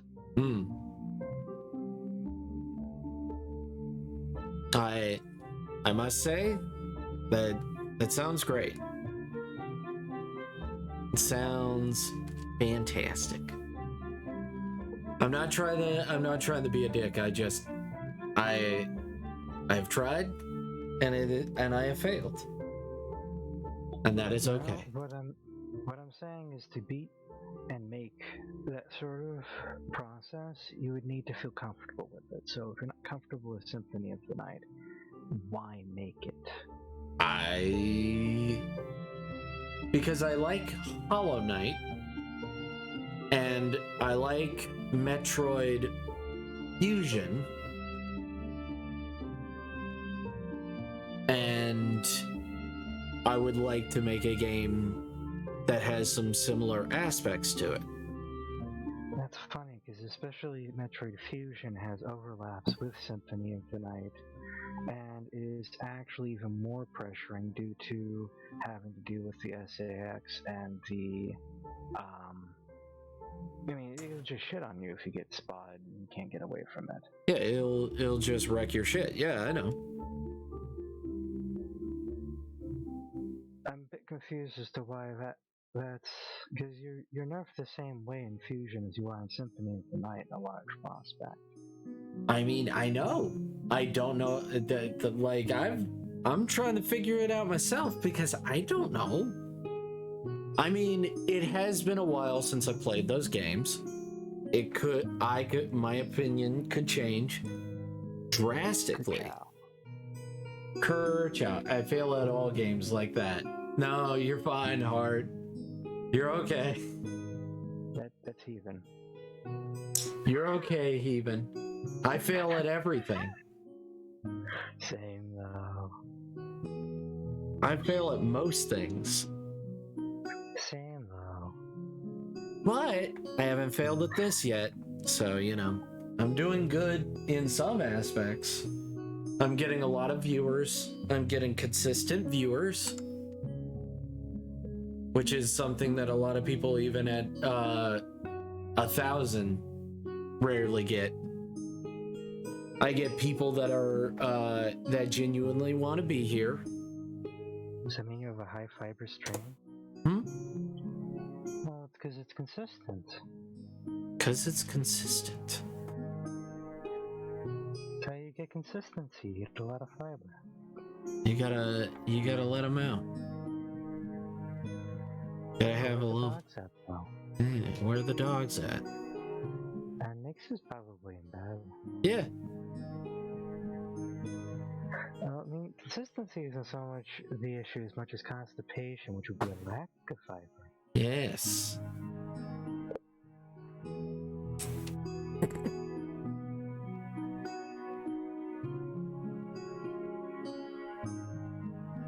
But I mean, the thought is that if I like Fusion and I like Hollow Knight, but I am very bad at playing Symphony of the Night, I think the biggest thing might be grinding. Because I am not a fan of grinding. I like being a... Huh? Don't play RuneScape. No, I'll never play RuneScape. I'm not a fan of grinding, ever. Like, grinding in a game is telling me that you'll find fun someday. Hey, Zara! Who let the dogs out? Who? It sounds to me like you have an issue with repetition that doesn't provide some form of unique stimuli in a sense. Because, I mean, that might sound bad, but it's more of an aspect of trying to like understand what stimuli makes you go. As a player, you need to have a certain stimuli. Shigeru Miyamoto only climbed trees. He didn't try playing Breath of the Wild. He played a tree climbing simulator. They couldn't even get him to move with rupees. I don't like grinding either. Welcome on in, Zara. Hello, Zara. We're just talking about if I made a video game, what would it be like? And my idea is that I don't like grinding, but I also want to make a Metroidvania. In a sense that, well, the thing is that there's a difference between actually leveling up to grinding. So grinding is defined by, in my mind, is that, oh, hello, skeleton, let me kill you. Leave the room. Hello, skeleton, let me kill you. 500 more times. That's what I think about when I think of grinding. Instead of, hey, you have hit a wall. How are you going to defeat said wall? Oh man, I must not be leveled enough. Let me leave and find another path. Oh, this path has interesting monsters. I must have to go this way. Oh, it's pointing me down this path. Oh, I'm going down this place.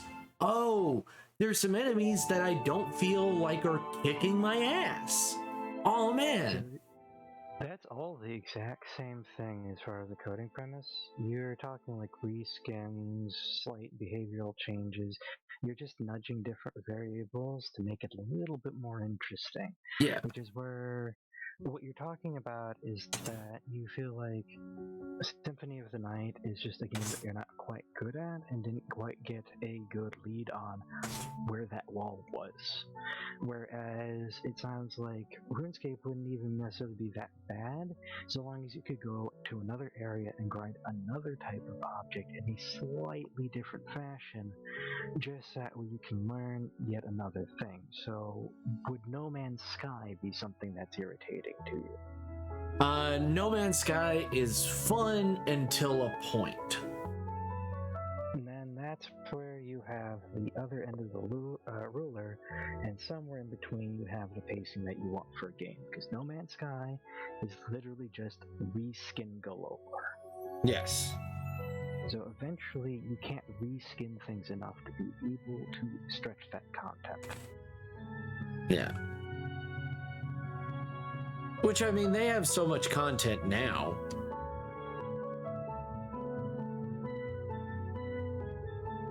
I mean, yes, they did add more content.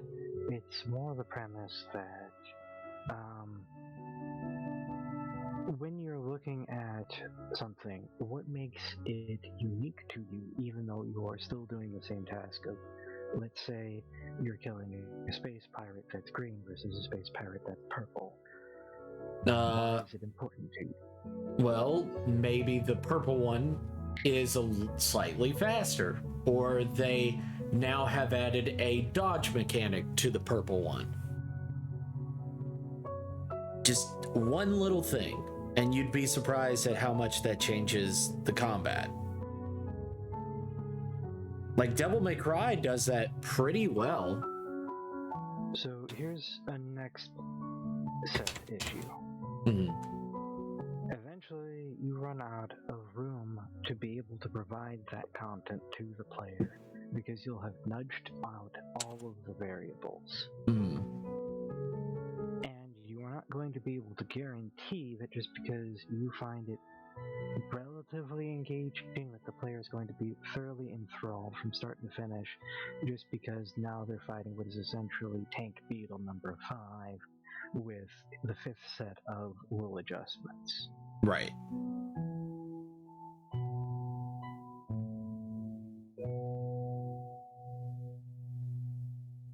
Realistically, the thing you hate about games is not what you think it is what I'm essentially hearing.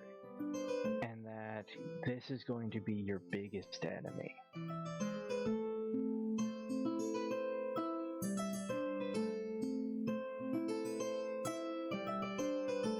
A good system has to be defined, to answer your question, McChungus. Also, welcome among us.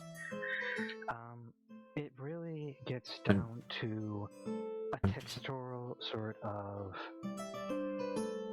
aspect. You have to feel the system.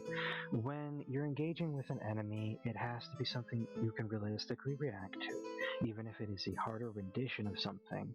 If I'm being told as a driver, I have 0.75 seconds to see something, and then 0.75 seconds after that to react to it, and the game expects me to do something in 7 frames, and there are 24 to 60 frames a second, I realistically need closer to somewhere around 100 or even as few as maybe 40 frames to possibly react to something. But a lot of games are made to 13 or 7 frames, for example, under the expectation that the player will assume something is going to happen, rather than the other aspect, which is knowing exactly what's coming and being able to react to it ahead of time. A lot of games have gotten rid of that slowly with time because they're listening to the demographic of players who have been challenged to the point that they cannot play a game unless it involves grinding because they need time to mull over and die repeatedly. Dark Souls is a great example. It expects you to die like 500 times on every freaking floor to the dumbest crap in order to refine your skills to the point you become, why can't I think of his name? My brain's like Egg Daddy. It's not Egg Daddy. It's something Junior. Well, I do apologize. I don't know who this is. I will take a quick look. Oh, by the way, Zara, thank you for coming in. Thank you for being amazing. Thank you for being awesome. Thank you for being stupendous. Thank you, Hart, for coming in and being awesome and stupendous and amazing. I know it's so easy for you. Yeah, I also don't like Monster Hunter. Lobos Jr. Lobos Jr. is to the point where I've seen him just completely butt stab everything on a randomized run from start to finish at points with no recognition of the game at some points just because he's done it so long and so many times.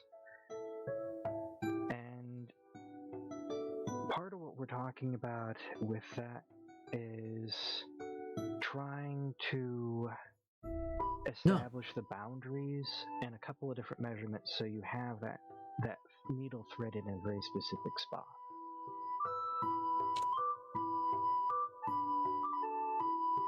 No, I'm not heading out. I just wanted to say thank you.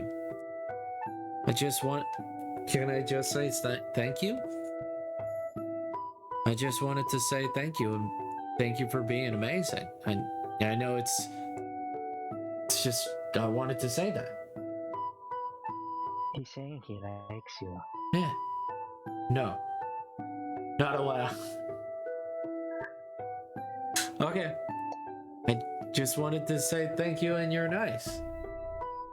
From a game design perspective, realistically what you're trying to find is where the average player, not the best player, not the worst player, fits comfortably. And then when you're trying to appeal to a higher end player, you have to remember you're essentially adding to that rule set. You're adding that extent where grinding is just another way of adding a number. It's adding another step.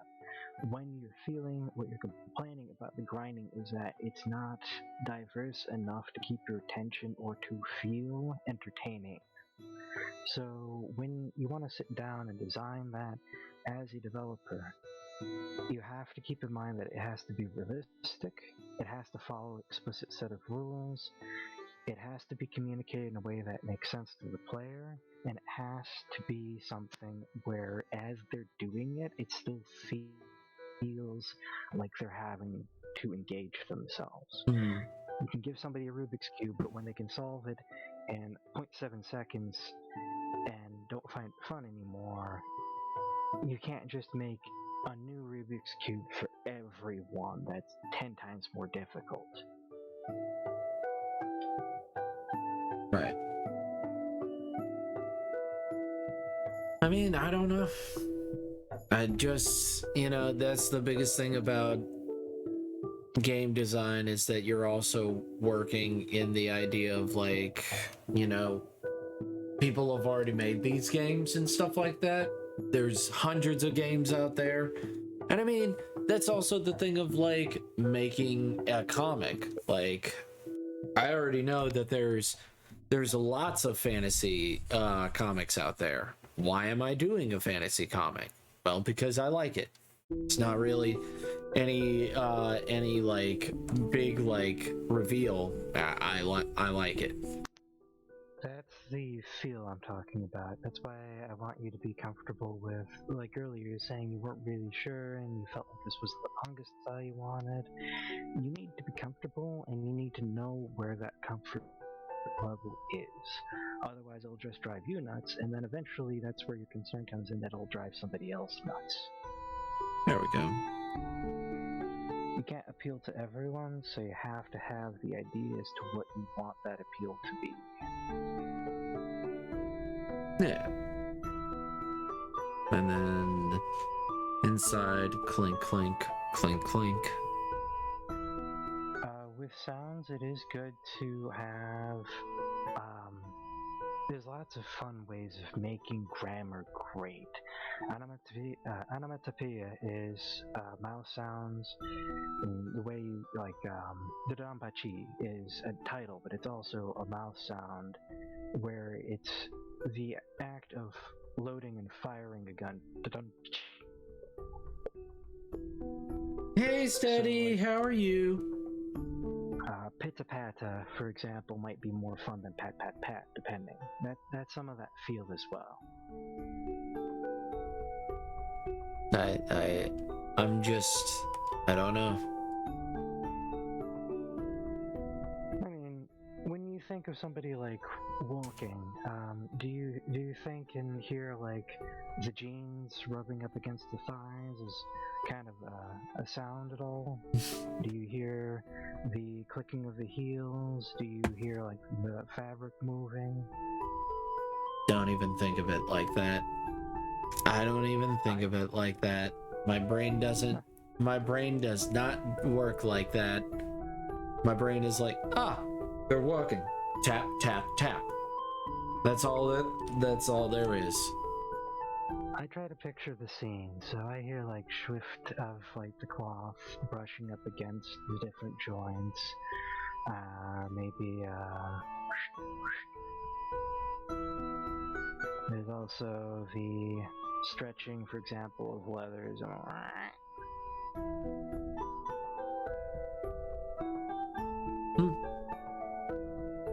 Yeah, good game design is a debatable concept because it ultimately gets down to it has to be balanced. Therefore, it's a matter of adjusting. Let's add something because it needs a little bit of something. A little bit of something. You know what it needs. A little bit of something. A little bit of something. A little bit of pizzazz. Aaron also lost chess again.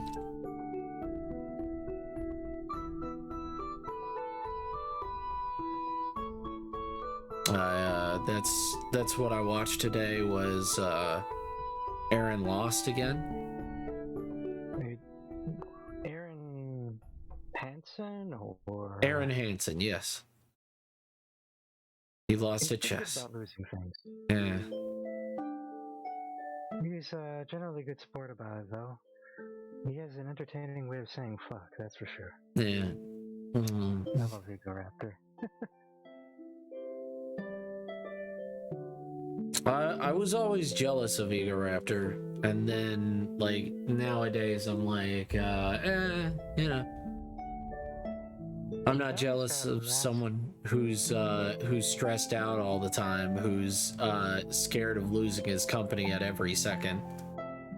Yeah, he's got massive anxiety, and that was before Game Grumps. I could have sworn there was a number of reasons why he was on brief hiatus and stuff like that, because he couldn't satisfy himself, he had anxiety, and I could have sworn he really wants to help encourage artists like you and Heathen, stuff like that, be able to get up and get going, because it's a difficult thing. It's not exactly a fair competitive market at points. Yeah, it's not nice. The artist thing is very competitive, which is so weird. Everything's competitive yeah. on a large scale. It's the active monetization of things is healthy to an extent. If it becomes too capitalistic, you and him are not that different of a person at points. You both just be people. Yeah. Oh, welcome in, General. Hello, General. Got General, Hart, Heathen, McChungus, Oh no, Steady, Prism. He was playing Dan. I mean, there have been points where both Grumps have been put up against just things you couldn't possibly lose against. And yet we have Fortress of Solitude, baby. Fortress of Solitude, baby. Unavoidable chin move. Granted, that is some shit. I would love to be good at chess, but I suck at chess. Every time I go to play somebody in chess, they pull moves out of their ass and don't explain anything and say it's fair. Well, I mean, I would try to pull something out of my ass, but it's because I have nothing. There's nothing there. I moved my pawn. Ah, fuck. Oh, no.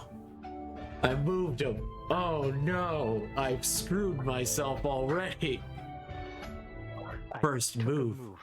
I should quit. I should really quit. That being said, from somebody that has written his own world and with characters much smarter than himself. I've I've met so many inglorious fucking idiots who write the most gloriously wonderful stuff. It's like, how did you understand to write this character when you have no preconception of anything?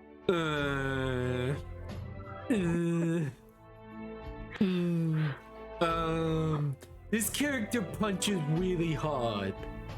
Oh my god, no. Explaining metaphysics. Where they are in the world. I think this character, he funny. He make a funny joke. In the middle of a conference, trying to protect one country from going to war with another, actually giving really good points. Yes, I like that. I like when he Bezos predicts Bezos. Oh my gosh, I gotta go pee. I'll be right back. Understandable motion.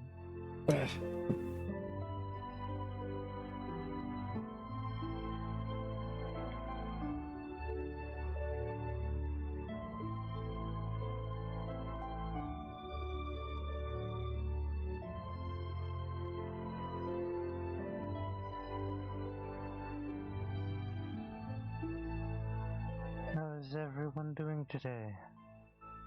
You all been staying nice and sweet?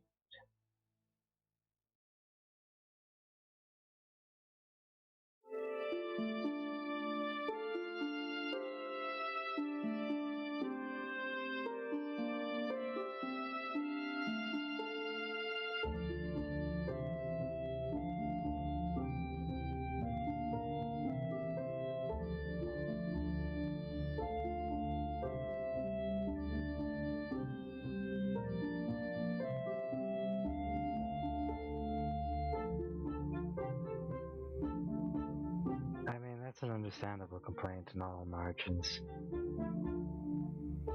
I've had completely wonderful days at work, but they were still at work. I still had to deal with a bunch of people who I would never normally be in a room with for 5 seconds.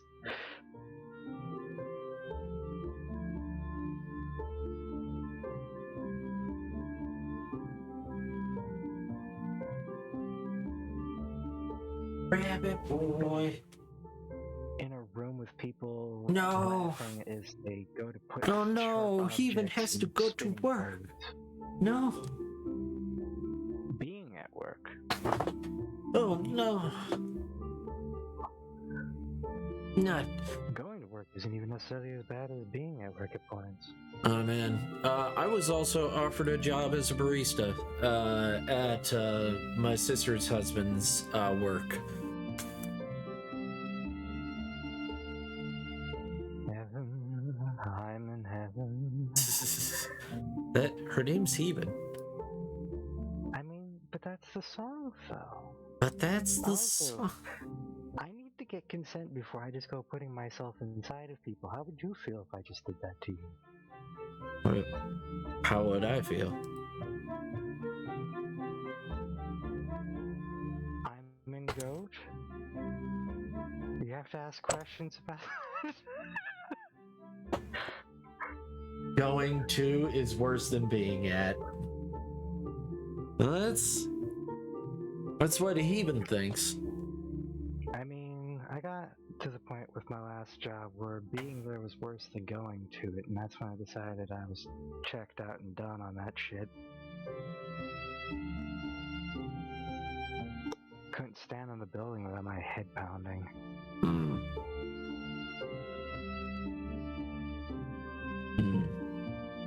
Don't like that.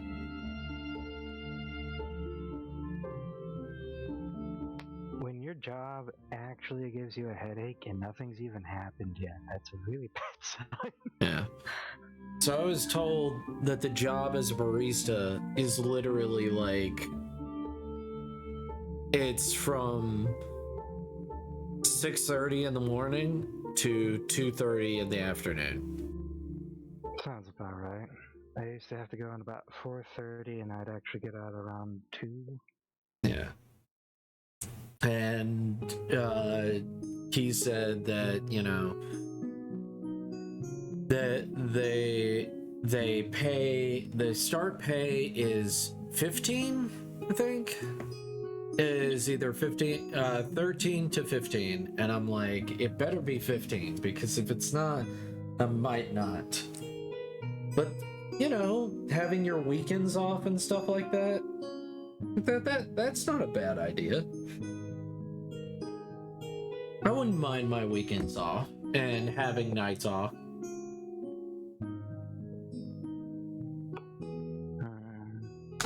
Barista work can be... what's the traffic through their shop like? Do you know, like, roughly what the 1,000 margin would be for sales? Like 2,000, 20,000? As far as I heard, it's actually at a building where they just want coffee, and what I heard is they just need people to, as like fresh bodies there. They don't really need workers, and that's what I was told. And they're like, yeah, and it's her husband was saying, oh yeah, it's not so bad, you know, it's pretty nice. So it's only a few like less than 20 people. How long have they been short-staffed for? I don't know. I have no earthly idea. Yes, McChungus, that's what I'm thinking as well. What I'm hearing is we're family here. We're family here. What I'm hearing is they're talking to family and mentioning 13 because you'd be getting $13. You would be thrown under the bus with relatively no training and screamed at Karens because the coffee isn't at a very precise temperature that the machine can't do, as lines get lined up out your ass with relatively no support, and you wind up in the stereotypical barista position with a pretense that you might get 15 if your ass is distended enough. That's the question. Would my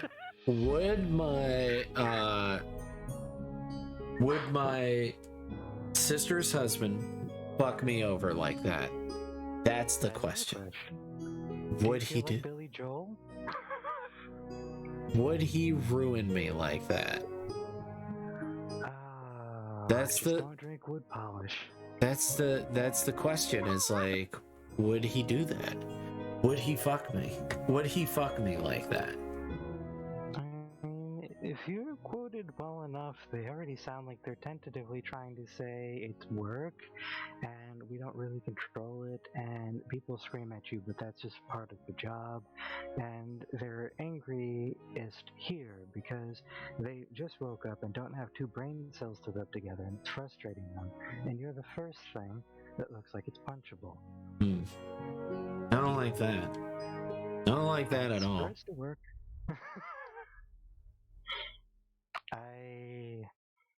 I had so many people like, you're closed? Well, I wanted to buy coffee. And they do this every freaking week, every single day, and it's like your ass knows that we closed 5 minutes ago and that the coffee's already gone. And you want to come in here and start yelling that we need to give you coffee. And the problem is that people do that at open too. I mean, it's either that or say with deli and seafood. Ship as soon as possible. We're being okay.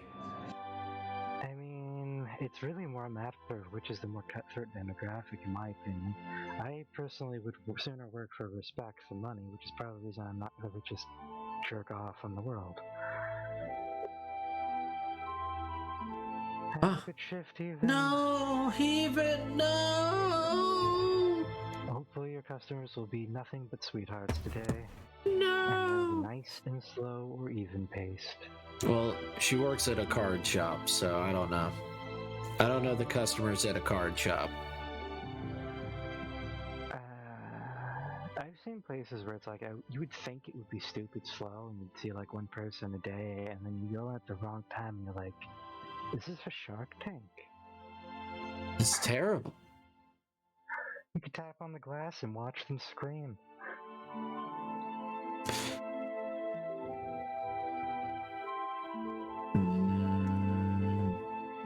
Report to the ship. Bang, okay. Yeah, realistically, it sounds like what they want are red shirts. Perhaps the pay and the benefits are ahead of the curve, but almost every place I've seen that's offering $15 is actively hiring a red shirt. Like, they don't care if you die of COVID. They just don't give two shits. I mean, if I die, I die. I'm taking a risk no matter what, and that's life. I mean, living, yeah, I could get the flu tomorrow. Sometimes you take a risk sticking your head in a fan. Yeah, I mean, I could just get the flu tomorrow and die. It happens.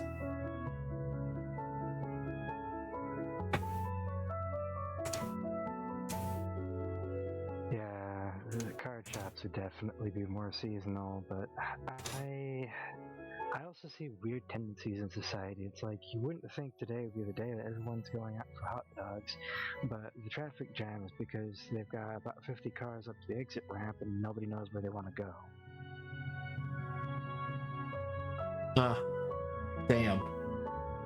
Damn. I've had days where I've been at work, it's just a regular ass day, normally be the slowest day in the year, and we have 4 fucking hockey buses pull through. Well, and we're feeding all of them. And I wonder where the hour-long ticket times came from. You know, I don't know either. That's what I would tell anyone who starts complaining about time, is like, you know what? I don't know either. I've never had that happen at the when looking at fish and stuff like that. When they see me and it's just me behind the counter, I never get like, oh man, it's taking so long. A lot of times people are surprised how fast it took. That's good on you. That means that you're doing your job very well. Yeah, they're like, oh, I thought it would take 20 minutes to get my shrimp. It's like, no, it takes 5 minutes to steam. Don't worry. What? Why does it take 5 minutes to steam? Because those are industrial microwaves, and they keep calling them ovens. You're just uses too many microwaves. Half a fucking every Panera Bread I've ever been in is just fucking microwaves. Yeah, it's just a fucking microwave. It's toaster oven, microwave, giant ass oven, and back. Only one person gets to use. It's not a fucking surprise. Like, that's my biggest thing is like, whenever my ex used to love to go to Tzatziki's, I'm like, that shit's disgusting. There's so many restaurants. I don't know why people eat out so fucking much.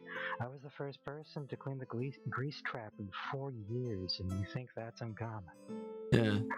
No, I used to work for Arby's, and I'm just like, this is fucking disgusting. A number 7 with fries, please. Would you like some black mold and fungus with that? Guaranteed. With Arby's? In Alabama? No, they just have the meats. General, almost every single restaurant is a kitchen nightmare. You just don't know. Every day is a kitchen nightmare. You're right. I mean, I've worked at the deli today, and I just love. We all got out of there at 10, so that was nice. Nice. Which is, we're scheduled till 11, but it's mostly get out of here when the work is done, is when we're scheduled. See, every place I've been in says that, and then they always expect you to have the place completely spotless and clean, and then wind up setting it up so that you wind up there 2 hours late, and then they just yell at everyone. Yeah. No.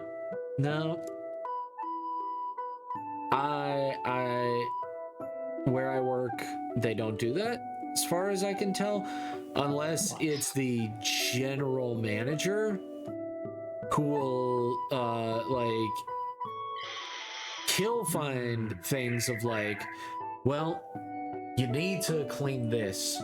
You see how it has a little bit of this and that? And like, he's not wrong that there's residue. It's just like, yeah, you had hours. You had fucking hours to come back here, and you didn't say shit to me? No, fuck you. I've had managers walk up 15 minutes and I expect you to clean your entire area, wipe off the entire counter. I'd have been the only person there, but out of 3 people that would have been in that position, I was the only person. I had to face tank entire rushes, and they come up and give me that shit. And I'm looking at half the staff standing around twiddling their thumbs because it's been slow all day for them, and nobody had the time to come and help me. Kiss me arse. Yeah. It's magically delicious. No, fuck them. Fuck that. Like, I've had that once, and I was like, nah, I'm just not gonna do that. But if they're like, oh, could you just do this before you go? And it's literally one thing, I'll just be like, okay, whatever. That's the bargaining thing, though. Go for the heavens, and I'll ask you for a tiny little thing. Yeah. It's actually still more than I should be asking. I'm like, I am very much done, and I want to be done today, so, fuck you. But, fuck you. But no. But have you heard Kiss Me? But it's fine. It's fine. But that's the question, is like,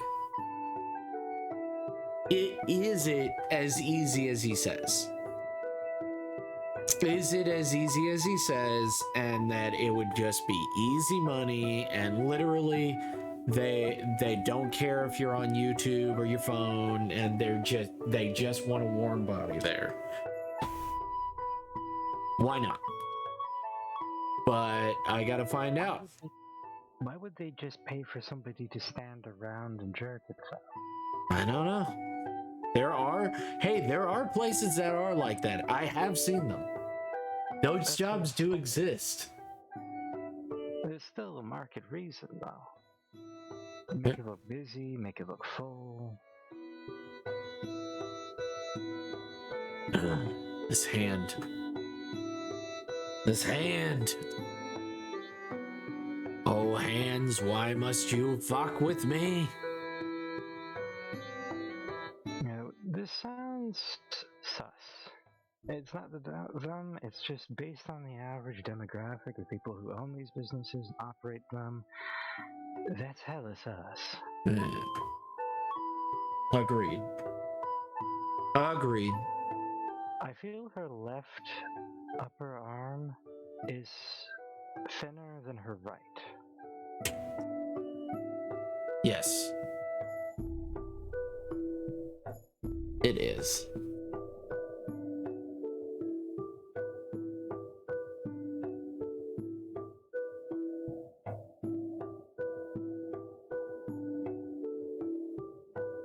And then also it needs to be moved up a little bit because it's too much. Yeah, the angling of would effectively be the cloth pauldron is didn't quite line up in the upper arm. Like, the hand I thought was good.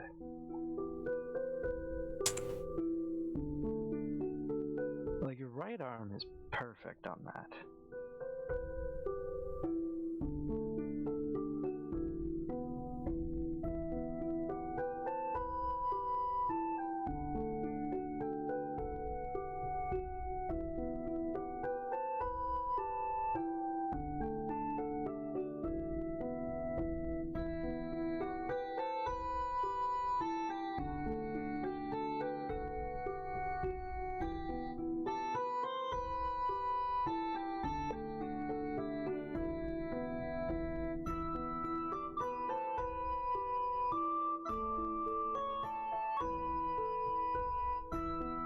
But yes. Ugh.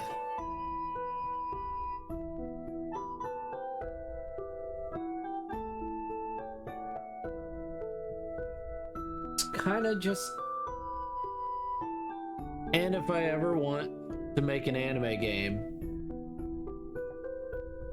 for for this, that would be fun. That'd be a fun game. Metroidvanias are actually... Oh, go ahead. Justin, you know anime games? I mean, anime is just kind of animation, so it depends on what kind of thing you're talking about. 'Cause there's like Beautiful Joe, for example. Like Naruto games or One Piece games, stuff like that. Are you talking like the Dragon Ball Z beat 'em up and stuff like that? Yeah. Those are usually just cheap aftermarkets. The Budokai Tenkaichi.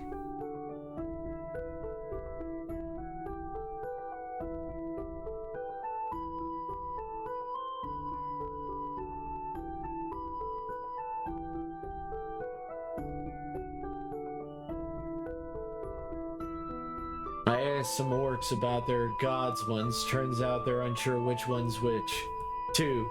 But they insist that Gork and Mork are always behind them still. Oh yeah, Gork and Mork forever. What about Orc from Mork? Oh no.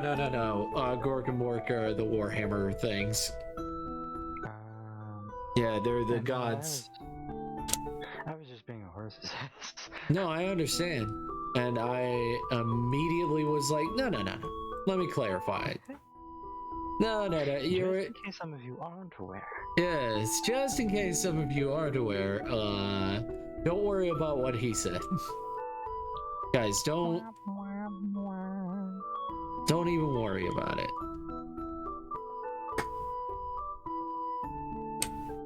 But yes, also Gunslinger is probably never going to be in the Pathfinder games. So sad. I like the Gunslinger, but I understand the reasoning why they wouldn't have it in there.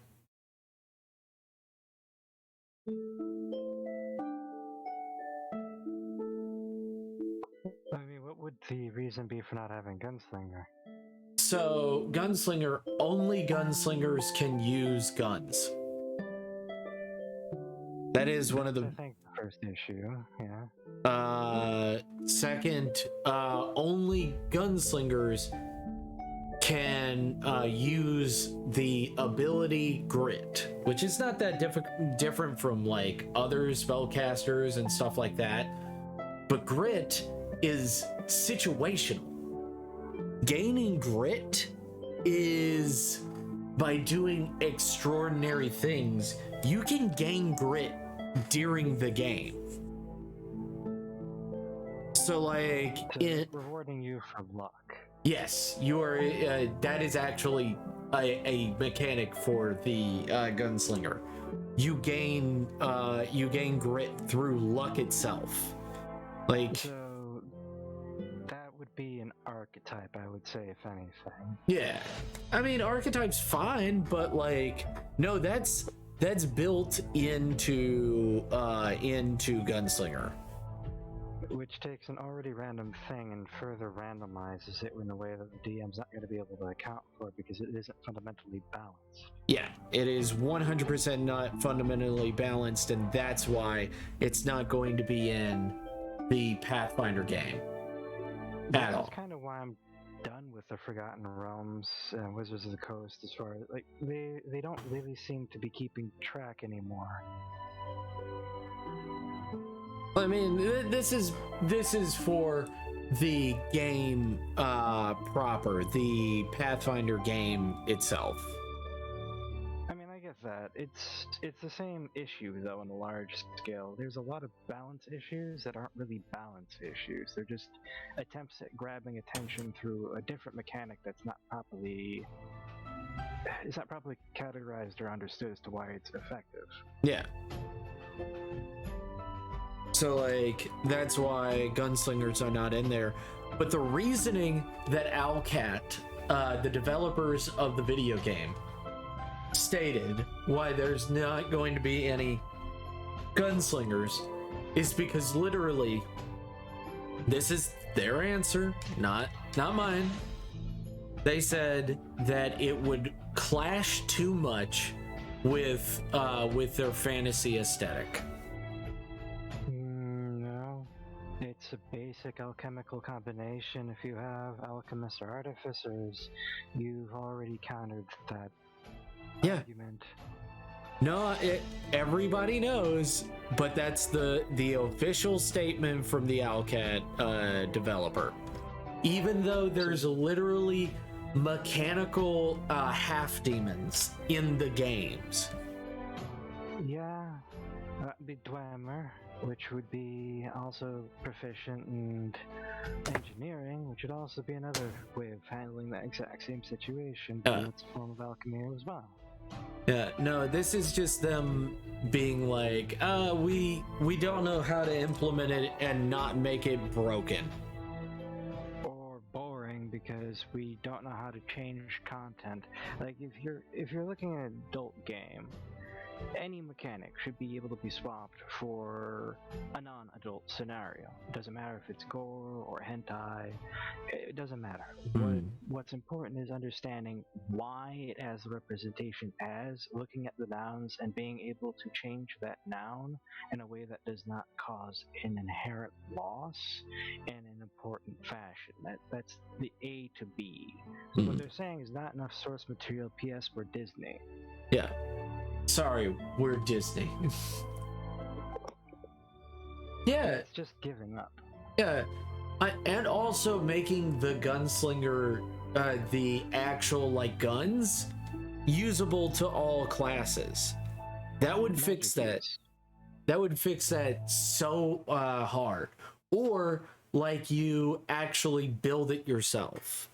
But also, they aren't implementing the summoner either, because summoner is broken. So yeah, they just suck at balancing and concept work when it comes to character design. That's tragic. That is tragic. Very tragic. Poor Owlcat. We're bullying a small company. How could we do that? Twitch user Go Chimera, how could you? They're just a small community. How dare you? If it's legitimate feedback, there is some level of. If they just said, well, we want it that way, that's one thing. If you're gonna provide a shit reason for something, you're going to get called out. Yeah. Summoner. There's getting called out, and there's getting called out fair. Yeah. Summoner is I don't know if you ever played Pathfinder, but Summoner is funny. It's funny and amazing and hilarious in every way. As far as like D&D Pathfinder, are we talking like 3.5? I'm talking about actual Pathfinder. Like a game just called Pathfinder. Yeah, it's a game and everything else called Pathfinder. Created by Paizo. I mean, I've played things called Pathfinder. Quite a few things called Pathfinder. I've played games off of a Pathfinder engine. Nope. I've played games that are D&D based with the name Pathfinder that don't inherently use the Pathfinder system. Well, this uses the Pathfinder system. So it's effectively 3.5 D&D with some alterations. Yes, with some slight alterations here and there. So it's a built-in class that they can't support because it's broken, which would either be a source issue that they could customize, or it's an issue on their end. Similarly speaking, the Gunslinger class would essentially be a form of pirate or a rogue class in a sense, or perhaps ranger, which is already very poorly balanced on being racist, to the point that they are literally ignoring magic use, which is the equivalency because guns would be wands. It's just the same. You're just changing the face. Yeah. This is the reskin. Yeah, it would be magic, but like getting back grit, because grit does a lot of weird, fun mechanical stuff in the game. Grit can be used to heal yourself. So like basically you're basically magic, you're basically the legend of like the good and bad, the ugly, but you're in a magic setting. So you're like, sounds like bardic inspiration. Yeah, like there is a bit of bardic inspiration with it, because you can give your grit in one part of it, you can give your grit to your other people. Yeah, they did as a catch-all certain elements of some of the characters and didn't recognize where they were coming from. Yeah. Gunslinger is very funny.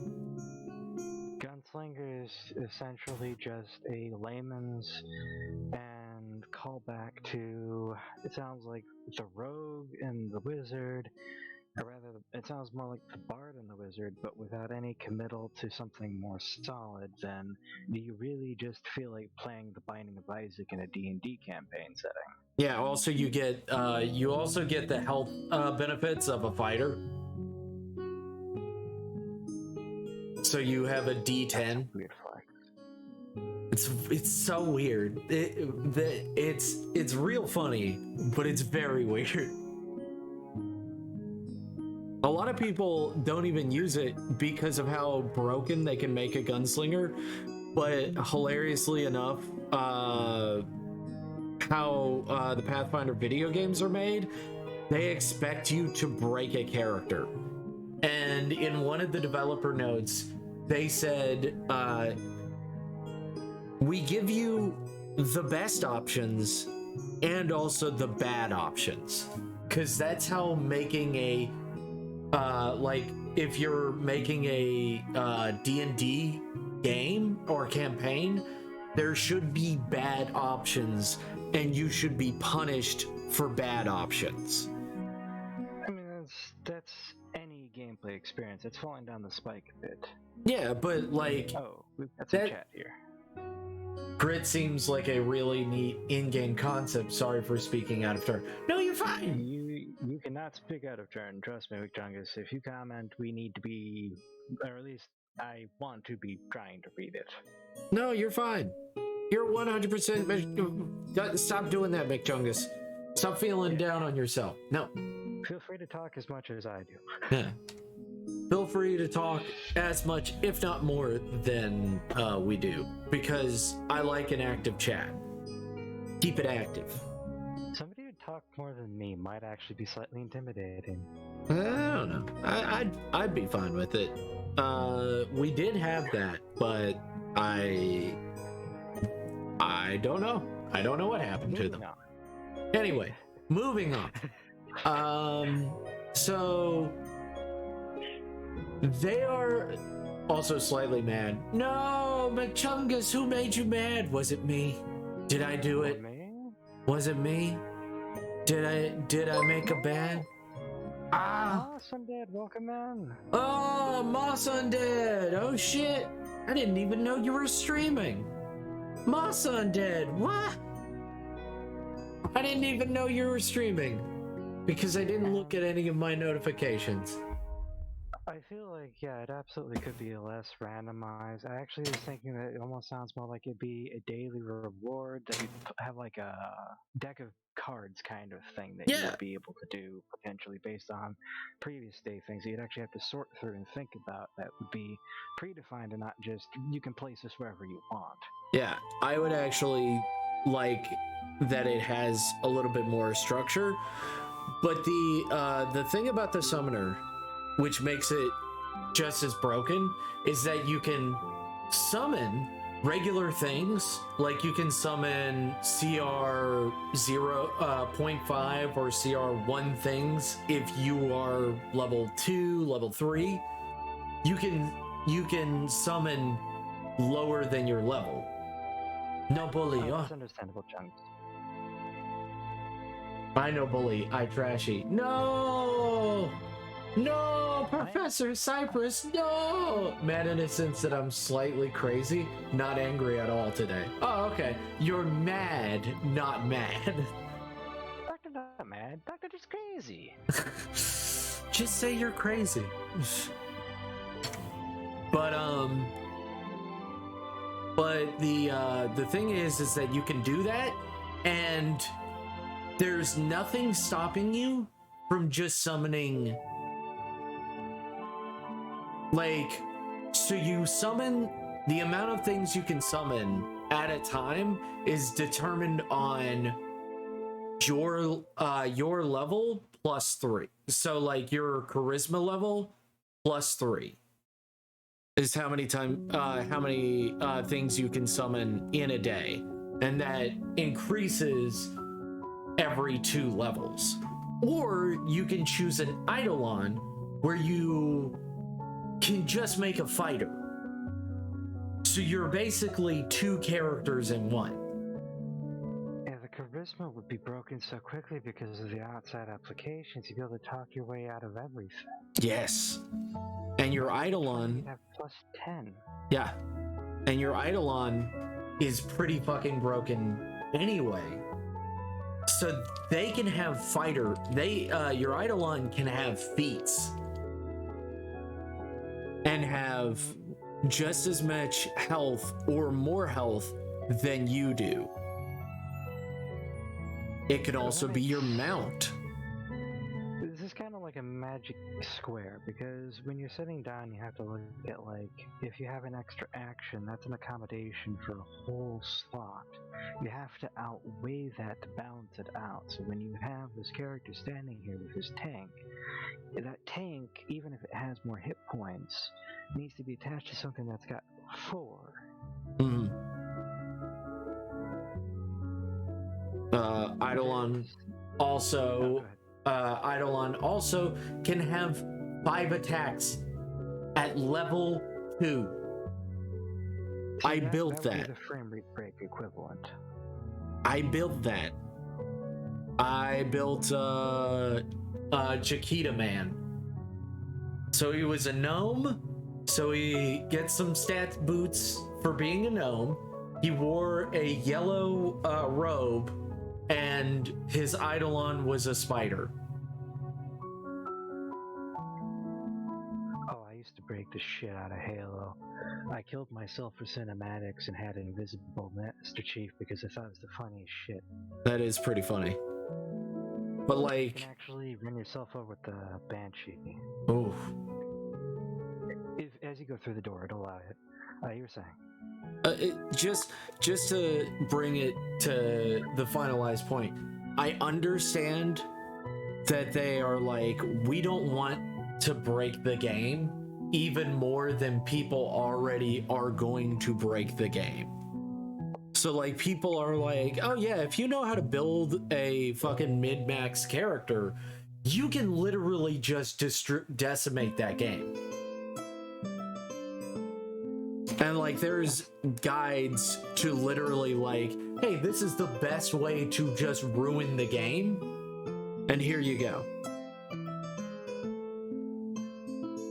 And like they're like, we don't want something that people that don't even know how to play Pathfinder could just make this character and break the game in less than, I don't know how long it is to make a character. This reminds me of so much of all the times I thought I broke Fallout. Sir, if you were really behind that, you were an inspiration to us all. I just like game-breaking shenanigans in general. Sandbox is my favorite pastime. I know, crazy. I pat the fish. I love Patfish. Patfish cute. I love Patfish. Pat the fish. By the way, thank you so much, Moss Undead. You wonderful, wonderful person. I hope that I am entertaining you in the slightest. I hope your stream went well. If you want to talk about your stream, go for it. We're just chatting. I'm just trying to explain why Summoner and it just makes me mad because I think Summoner is a great funny class, because it was never tested, and yet it was put into the basic form of the game, and it's hilarious how untested it is. I mean, a lot of the sorcerer in D&D in general, you get a shadow basically that gives you, or a fairy that gives you borderline nothing as a redemption. It's really not a good class. Yeah. It's not like you'd expect, oh, I'm gonna pick Conjurer. I'm gonna have an army of minions, and it's gonna take me a while to set this up, and I'll get a lot of resources, but it'll be worth it. I'll have an army. And you get in, you realize I have to spend all of my actions to get +1 action. Wait, so I did all of this just to get 1 extra move for 1 turn from something that has 1 hit point? Yep. Oh. Are you drawing skull babies and working on Steam stuff? Oh, that's so cool. What you working on Steam? Skull babies. Skull babies. Maybe I should get closer to it instead of... Let me get into her face. Let's get into it. Let's see her pores. Pretty fruit, did you get consent? She's my fucking character. I'll do whatever I want. Whoa. Whoa. Whoa. You gave the man porn. I can't stop you from drawing your own porn. You gave the man porn. I love that JonTron Star Wars the holiday special, where it's like, oh, whoa. He's like, did you give the grandpa porn in my Star Wars special? Did you give the old man porn? And then it shows the next scene. It's like, you gave the man porn. That entire special was such a fucking... Who wrote this shit? I just know that Mark Hamill was in a car accident before it, and you can see it.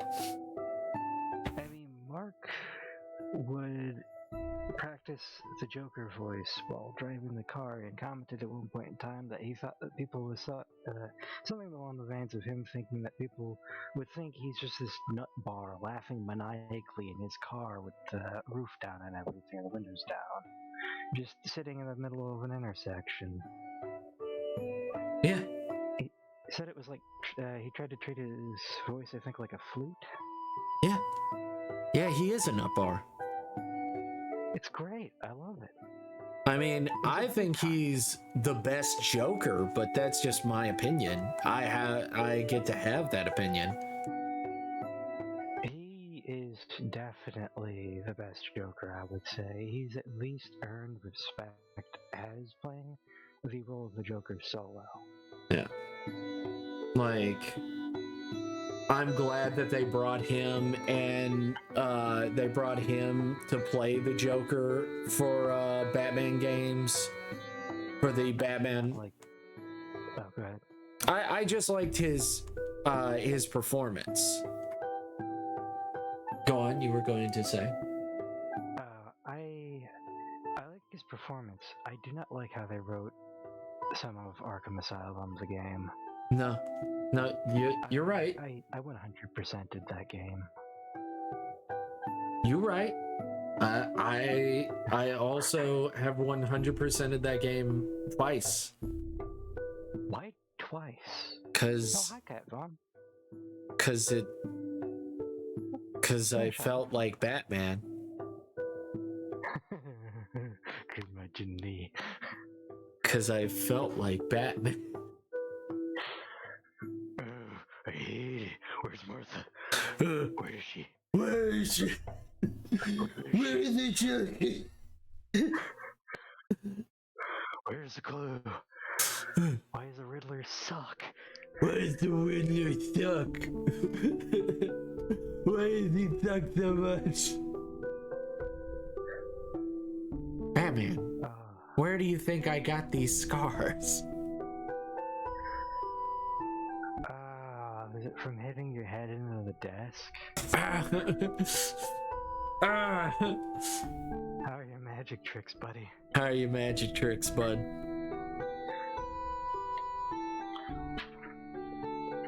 Wow, I got this pencil up my nose.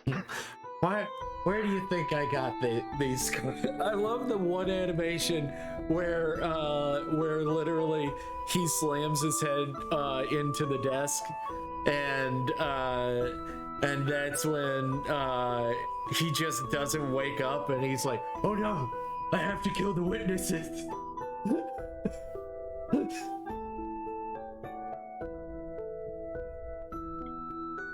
I wish we still had that actor. He was such a nice person, from what I remember hearing. Which one? I don't understand. Heath Ledger? Who? Heath? The magic trick Joker, the one. Oh, you mean regular movie Batman? Yeah. Yeah, the one that worked with Patrick Bateman, who's not such a good person. I mean,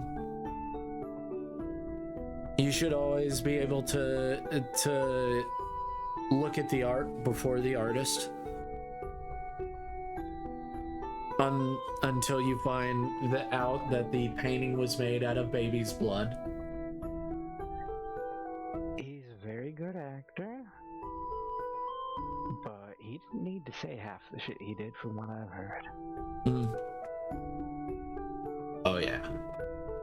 Oh yeah. It's nice. And I don't know if there should be background.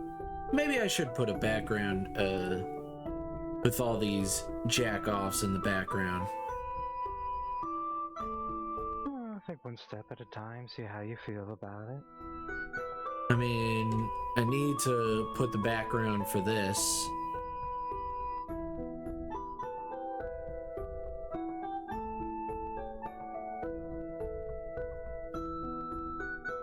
I do like the variance in the faces. The nose she has is quite interesting.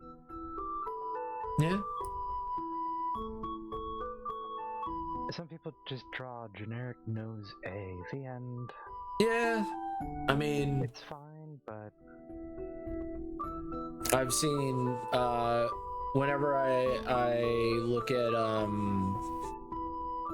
what is it, Full Metal Alchemist?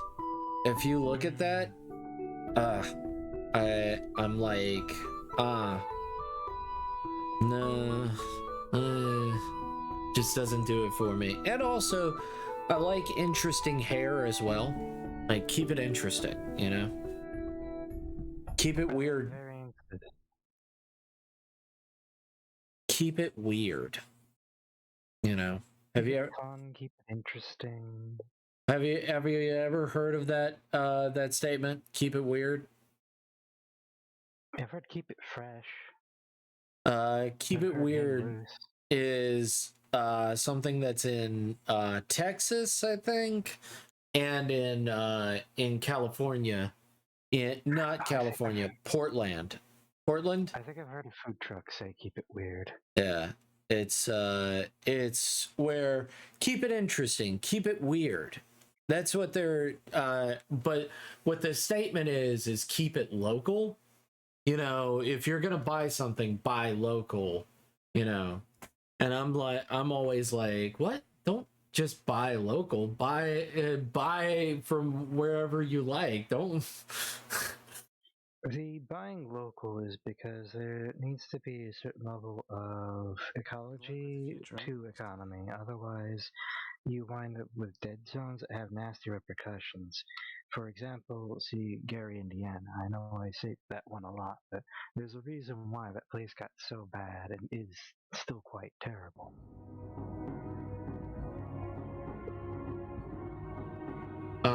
It explained all that. He was from Paris, IRC. Sounds like Austin. Yeah, it sounds like Austin. Good old Austin. You know, the good Austin, not the bad Austin. There's quite a few Austins. Austin, Texas, Austin, Minnesota. Austin Powers. That's a bit different, but yeah.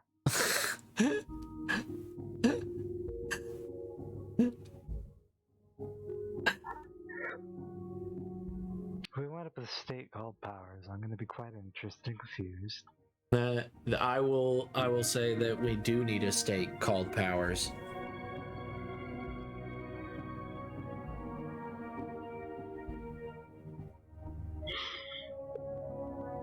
I'm gonna say that. How about I make the statement? How about I make a statement? I'm making a public statement. Yes, Batman, yeah.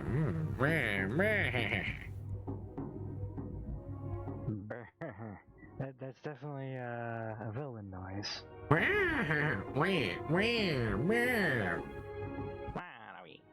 Waluigi. Yes, I'm number one.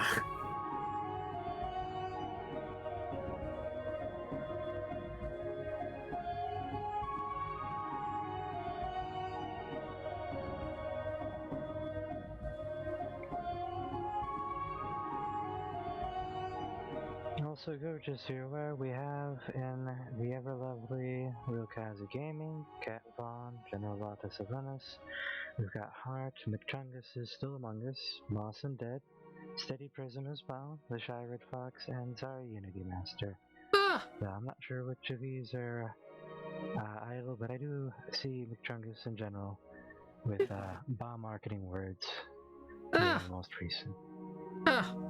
Well, I know that Fox has had to cut out night stuff, which he might just be lurking, which is fine. That's what I kind of figured, yeah. That is more giving you a quick abridge of your wonderful viewer situation. Wonderful viewers. Absolutely fantastic. Y'all are adorable. Yeah, are they adorable? Huh? I wasn't thinking that, but you know. I mean, they all seem quite nice. I think none of them are thinking about stabbing me.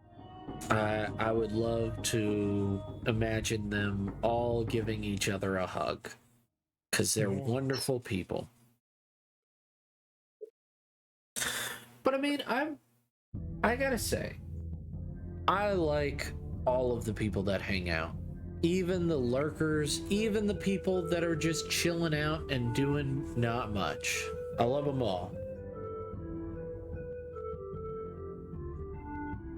Even if they're just like, yeah, I'm just here in the background doing nothing. We'll have one that's here for the boobs, one that's here for the commentary, one that's here just to like because they're extra nice and just like to be supportive. But I like them all. Yes. Yes. So nice I could keep it. Anybody want a peanut? What? Sorry, I was quoting Princess Bride because I'm a walking meme board and just look for any excuse to flop a meme down. That's fine. That's fair. By the way, how is the wife? Talking about memes. I'm hoping home soon, but not quite yet. Not there yet. It's sad. Sad. Hasn't gotten around to my text message either, so probably very busy. Well, I'm sorry to bring that up. I apologize. Oh, you're fine. That's just what it is. Thank you for being decent, people. Did you hear that? We're decent. Decent people's pretty nice considering what I've seen. I've read a lot of history and holy shit. We're doing pretty well. You know, I've been listening to a lot of history. I like this position a little bit more than what I originally had him as. where he was showing his butt. It was an impossible position and it didn't look good. I did not hit her. I did not. Oh, hi, Mark. Oh, hi, Ma. I have to show my butt. The people must see my butt. Otherwise, they'll not watch the movie. Oh, no. I did not hit her. I did not. You're tearing me apart, Lisa. I have watched that movie to completion, and I was like, wow. This is... the game to completion. I like the game better. But... Oh, welcome in, Sean the Pro. There is one movie that we need to watch. Neil Breen. Haven't seen any of his stuff. Neil Breen is a film director. He's a crazy person. He's also real bad at making films. I mean, there's a couple of those. Yeah. But he has multiple films, not just one. He has multiple horrible fucking films. So I've definitely seen his face before, so I might just be blocking the mental image of his works out of my mind. I'm not entirely sure yet. He has created a movie that I love the title of, which it feels like he's making a parody. He is not. I feel like he's genuine, but it might be a parody. So he made Double Down. Mm-hmm. I'm Here now. Fateful Findings, Pass Through, Twisted Pair. Neil Breen's 5-film retrospective entitled Twisted Pair sequel, and he is the director, the writer, the producer, the actor, the editor, and the musical director, meaning he is the entire cast, the entire crew, and probably the entire reason why he doesn't get feedback against anything. Yeah. Also casting, production designer, production manager, and catering. Mm-hmm. Mm-hmm. Wardrobe, props, lighting design, special effects, stunt coordinator, aerial rigging, special makeup effects, legal accounting administration, craft services, locations and sound editor, makeup and hair, documentary, also cinematographer. So, there's a movie that's coming to mind. Why the hell? It's got the same actor. I can't think. He's also the name of the movie. I could have sworn.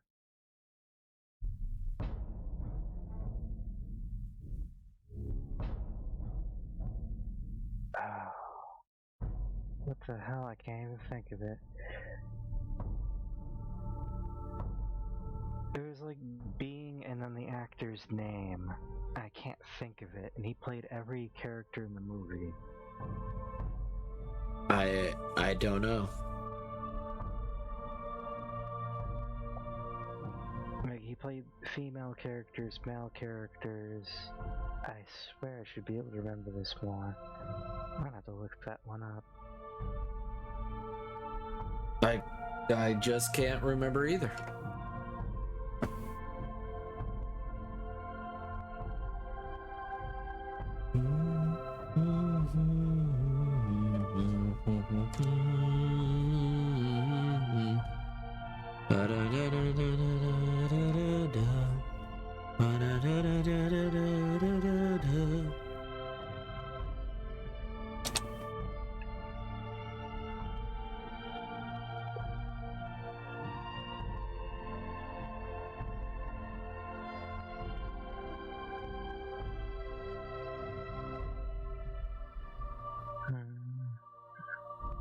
So yeah, Neil Breen, he's very funny. He doesn't know. He thinks people are making fun of his movies because they just don't understand the art. he's made the same movie 4 times. That's what a lot of people are doing with video games lately, actually. Yeah, but where a lot of people are AAA developers, as you can see, he does everything. I know the name of the movie now. It's Being John Malkovich. Being John Malkovich. I've heard of that movie. It's essentially what it sounds like this guy's trying to do as far as making a movie is concerned. But just himself being everything. I'm surprised he doesn't have props listed, as in he was the prop. Well, he is Jesus, so there is that. He's alien Jesus in one movie. He's a super hacker in another. And then he's a super hacker that becomes alien Jesus. Aaron Brand, The Being, Dylan, AI, and Thagil, Cade Altair, Kale Altair, or Altair himself, and then the 2 Altairs again.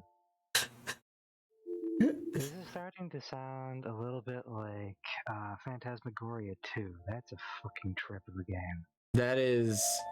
Well, here's the thing. Phasmagoria 2 is actually, like, the acting is very good. What the fuck was the ending? They had to rush it, like, and... I understand it, but I don't. They had to rush it, and they were planning on more things, so don't worry about it. Don't worry about it. There was a lot about Sierra that was dissolving at that time. Yeah, and the business, it literally ran out of money before it really finished the game. Acquisition, I think it was a troll patent company of what wound up being Activision. Mm-hmm. They still sit on those IPs. Yes. Which I also do not... I don't like... I don't enjoy companies that just sit on IPs. That makes me mad. I feel like after... We need to maybe have laws that we cater to it, because it really feels like the music industry and the art industry are measured with 2 completely different sticks, despite being essentially the exact same thing. Yeah. And then we've got people who just sit on ideas and don't intend to do anything with them, won't let them be public, and have zero intention of utilizing them, when it's something that, as long as you change almost nothing, you can just go and make the exact same thing. The worst they can do is say that you stole it from them, which doesn't inherently even have to be the truth of the situation. Yeah. By the way, I don't fear AI as long as it's not run by Furbies. Decades later, I still consider those to be odd, unsettling constructs. Try having the batteries die in one and hearing it talk as that happens and see how you feel. Moblins were fucking horrifying. What are those? What were those things? They were blobs, and you bought them, and then you punched them, and then they would speak. What are those things? There's so many strange things that they came up with. The 80s just had a massive diarrhea fest that went all the way into the 90s of just, what is the wackiest thing we can put out? Here, it's candy. It looks like shit. Oh, man. Literally. Were you thinking about eating shit candy? Don't you worry. We've got you. We got you, fam. Tiny gummy hamburgers.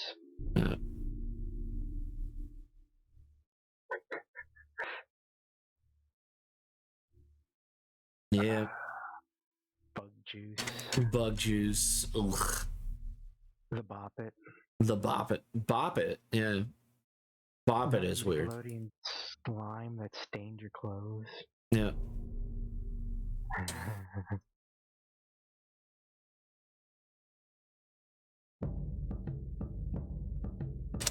Let me move. That hat is so big. The brim of that hat is so big that you can't see what I'm working on half the time. Her hat. the hat energy is just so incredible.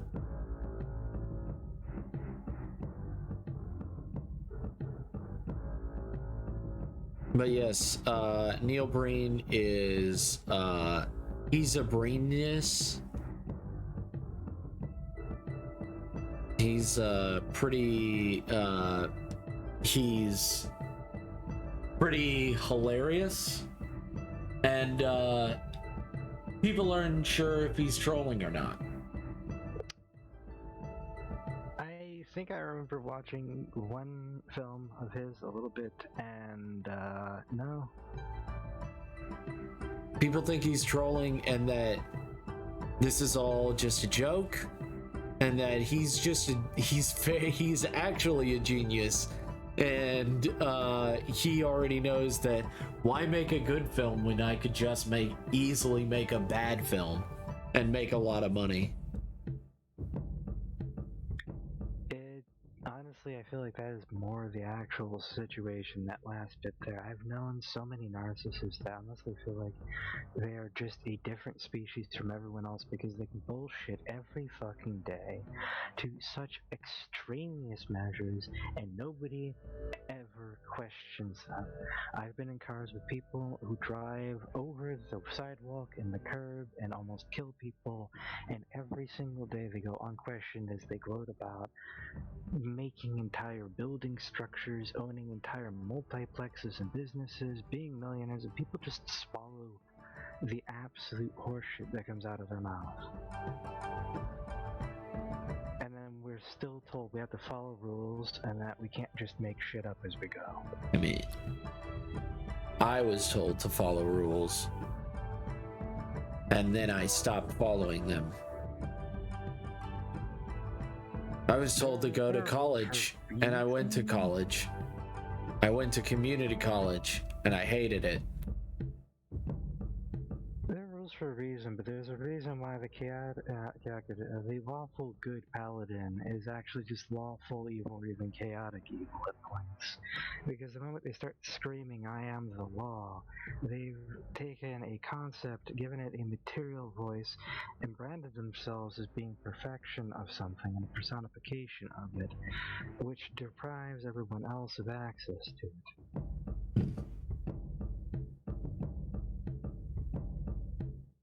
And then under the chin, under the lips, right? Why is the ranger superpower just I'm a fucking racist? Why is we can ask that. My thought is that it has a favorite animal to kill, but like That's sociopathic. like okay, if you've been hunting bears your whole life, you probably know how to hunt a bear. You probably know where the best way to hit a bear. He picks that at level 1 though. Yeah. Well, I mean, level 1, I always assume level 1 is after like a lot of training. You're not getting it level 1 day 1. You're getting it after years or months of like training. That's where I'm saying, Jungus, because you wouldn't really get more experience from it because you can kill it without having to think, whereas you'd have to think if you're going up against a goblin now. That's a little bit different kind of pattern intelligence. Yeah. It has a bit more to it than just rah. It's like rah, but also I have spear. It feels more like it should be proficiency in killing something rather than experience for one thing. Yeah. Like, you deal more damage to it, or its worst aspect is mitigated for you. Like, you can remember things around a Umber Hulk. Mm-hmm. That would be more interesting, actually, kind of thing, because Umber Hulks suck in part that your character can't freaking remember fighting one. Right, but 5e version of Ranger, like level 1 5e, what do you get? Level 1 Ranger 5e. Shut up, D&D Beyond. Shut the fuck up, D&D Beyond. Okay, favorite enemy? Natural Explorer, Deft Explorer, favored foe, optional. So like, favorite enemy at the beginning of first, your significant experience studying, tracking, hunting, and even talking to certain type of enemy. So you can choose aberrations, beasts, celestials, constructs, dragons, elementals, fae, fiends, giants, monstrosities, oozes, plants, or undead. I don't think that people use oozes enough to be that, to have that, but okay. Favorite foe, you can just attack a large range of, you gain no benefit, replace the feature. Oh, okay. So you get no benefit, but when you hit a creature with an attack roll, you can call on your mystical bond with nature to mark the target as your favorite enemy for 1 minute or until you lose concentration. The first time each of your turns that you hit the favorite enemy and deal damage to it, including when you mark it, you increase that damage by 1d4. You can use this feature to mark favorite enemy a number of times equal to your proficiency bonus, and you regain all expended uses after the finish a long rest. Okay. That's not, you know, favorite foe doesn't sound bad. I wouldn't mind it. Yeah. That's fine. That's fine. That's fine, board. They're finally back home.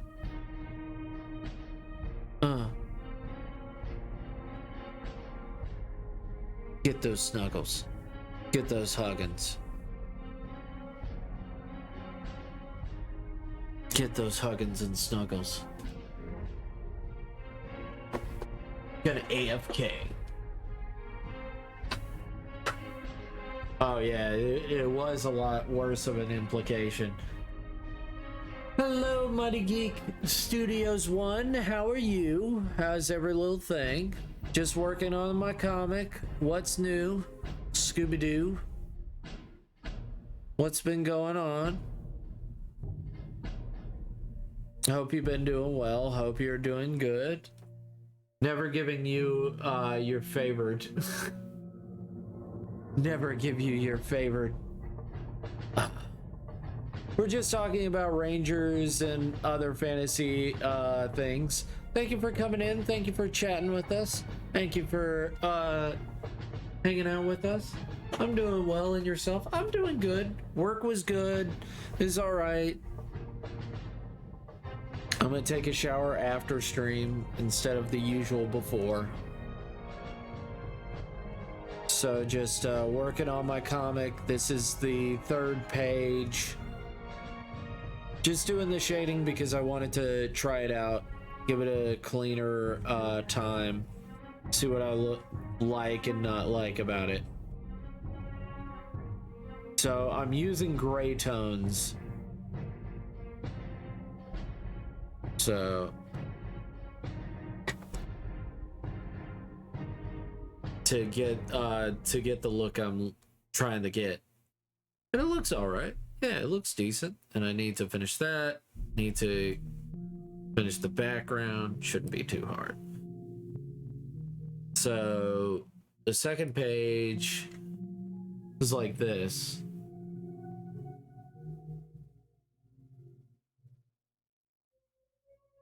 Oh, you're taking a break from drawing? Well, goodness gracious. What do you draw? What's your favorite thing to draw? Do you draw on Strum?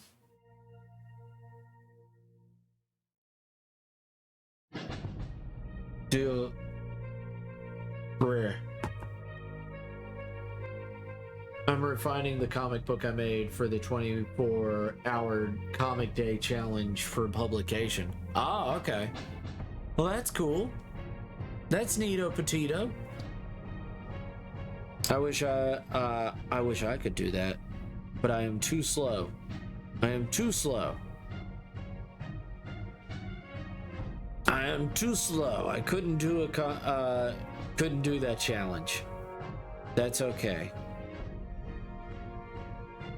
I still enjoy making comics.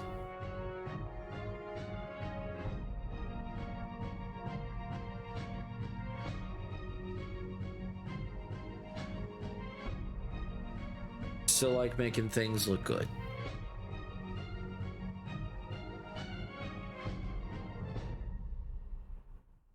I'm mainly a traditional artist. Oh, okay. That's good. Do you have any work or anything like that? If you want to show the stream, we'd totally love to see it. I would love to see it. I don't know about everybody else, but I would love to see it. Not gonna put words in everybody else's mouth. I'm very open to everybody being like, no, I want to see art. Oh, you've done it 12 times already? Oh, that's cool.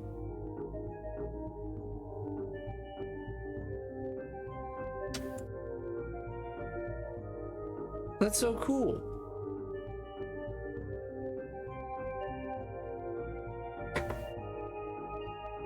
So you're highly experienced.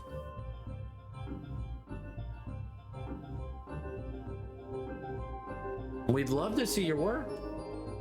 May I post a link? You may. Go on. Show us said link. I'd love to see it.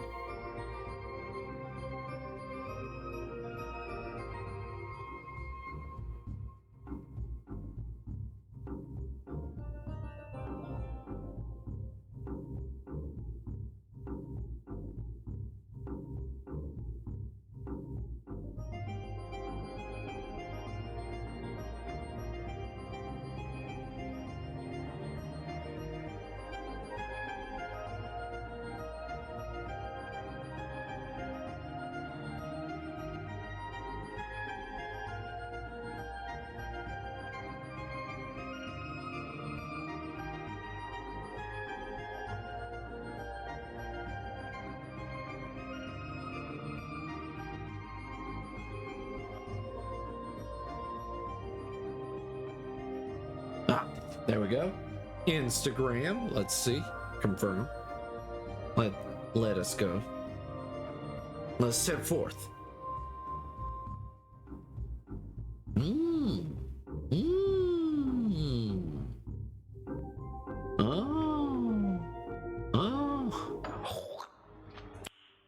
Nice. Let's see. Yes. Nice.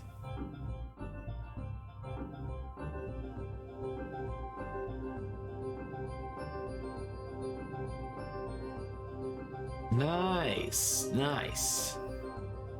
Ooh. Nice.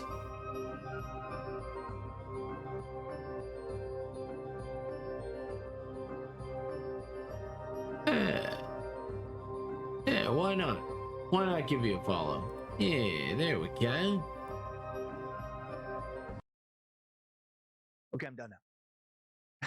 that was fun for me. A large comic page was done in pencil, ranging from 9 hours. Choctaw language, you create a code within an unknown language. That's the double code. The MB pencil looks like ink when layered correctly. Ooh, using nice. native languages for secure military communications. Nice. That will become the code talkers of World War II and beyond. Cherokee, another tribe that contributed to America's World War I effort. Cherokee historian Emmett Starr provides a brief reference to the use of Oklahoma Cherokees in World War I. According to Starr, while in combat, George Adair was taken from the firing line in France and placed with other full-blood Cherokees in the telephone service, where they foiled the German listeners by repeating, receiving, and transmitting military orders in the Cherokee language. Adair's name appears in a list of 68 Cherokee that served in Company E, 142nd Infantry in the 36th Division in World War I. Several other tribes like the Cheyenne, Osage, Ho-Chunk, aka Winnebago, also been recognized as World War I code talkers. John H. Longtail and Robert Big Thunder, cousins, were two of 29 Ho-Chunk who originally enlisted in the 128th Infantry Regiment of the 32nd Division in early 1918. Both men appear on the April 6, 1918 embarkation list for Company A, 7th Infantry Regiment, 3rd Division, sailing from Hoboken, New Jersey. A 1919 issue of the Indian School Journal, reprinted from Milwaukee, Wisconsin, Sentinel, describes their service. Nice. Like so many Indians in the war, these men well, were used I mean, scouts, snipers, I've never tried it. I've never put it into like that. But it sounds cool. Another place sounds where radical as shit. Was in transmitting telephone sounds like you have a lot of fun and a lot of intercepted experience. By Germans. In these cases, the Indians would transmit the messages. I, on the other hand, am making my own comic, and it's taxing, but it's fun. Creating your own fonts can help sell your comic. Well, I have been making my own fonts. Communicators that we know of. Are they good? World War I no. Comanche soldiers. But do they work? You betcha. You betcha. Lakota, Yankton, Cheyenne men used as code talkers. Osage served in World War I. Some also used as code talkers. None of these soldiers received any official recognition until the Welcome in, Mighty Geek Studio 1. The Choctaw and Comanche began recognizing their own code talkers, all of whom had died by that time. Following the award of gold and silver congressional medals, Ford is a pretty kick-ass 2001. Other tribes then person. We've also got a lovely artist here that are very nice. Very nice. We've got a lot of lovely artists. World War I came in two forms. Ford is a good artist. Native code talking involved the use of native language, traditional, specially who else? Moss Undead. They're pretty awesome. That whole big white. They're pretty kick butt. Then type 2, Native American code talk. Yeah. Board Birdie is a great artist. Vernacular native languages. And because they were unknown to the Germans, this also worked effectively. Both types would set a precedent for the development of similar systems in World War II. Following World War I, in the long buildup that led to World War II, the Germans did everything they could not to get fooled in the same way again. Following the war, Nazi authorities sent a team of 30 anthropologists to the U.S. to learn native languages. And they were fucking scheming. They're getting ready for that war for years. Those sneaky fuckers. Picture these Germans just not doing a very good job trying to sneak in. No, you. There's also Hart and Simon Red that comes in. Yeah, Simon Red's really good. Hart's very good. We ever taken a break? Of so many people. Also, Heathen is a wonderful artist as well. Now, comic book artists, we don't have that many. That's one of the things is that hopefully we get more. Break some codes down the road and to learn things for you. Just please let us learn their languages. A lot of what I just said only makes sense if you heard the Nazi search for the Holy Grail stuff from a year ago. Sorry, not sorry, if you haven't heard that. Anyway, Clayton Vogel, who helped establish the Navajo Code Talker program, wrote about successful German efforts. In a 1942 letter, he said the Navajo is the only tribe in the United States that has not been infested with German students during the past 20 years. These Germans studying the various tribal dialects under the guise of being art students, anthropologists, etc., have undoubtedly attained a good working knowledge of all tribal dialects except Navajo. How crazy is that? Only one tribe not infested with German students. Fucking sneaky Nazis! Now I'm picturing even something more ridiculous. I picture a classroom, some small tribe's reservation, We have so many awesome people. Really wish my little lady would get her comic going. Yeah, very pale skin. We should see some of her. Use makeup to darken. I would love to see it. Oh man, really stereotypical cliche, like loincloth, like a headdress, just trying to pretend like he's another kid. Excuse me, sir. What are you doing here?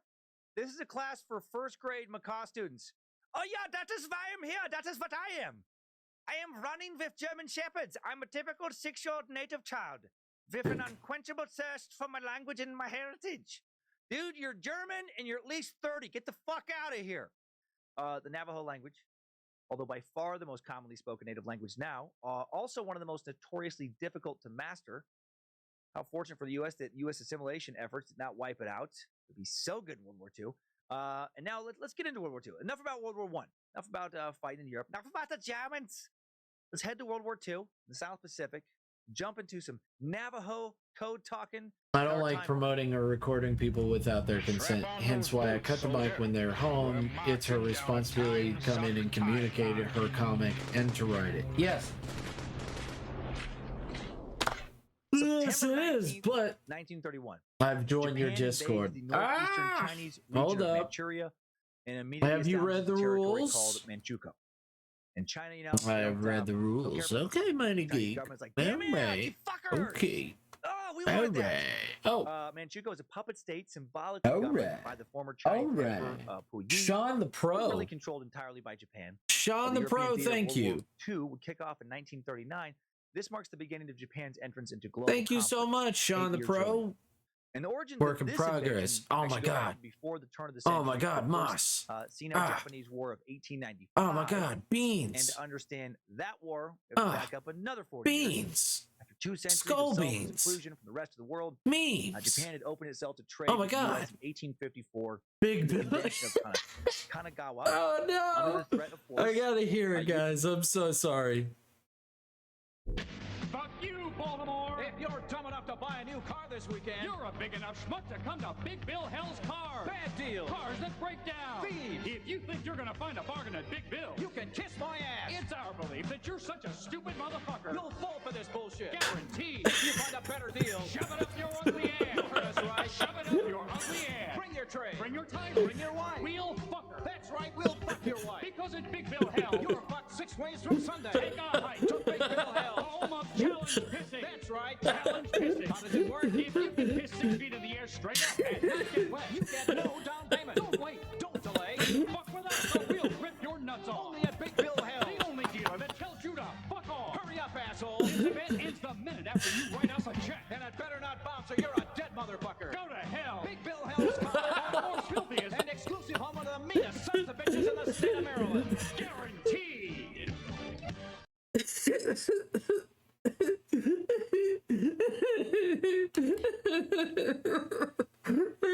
It's so funny.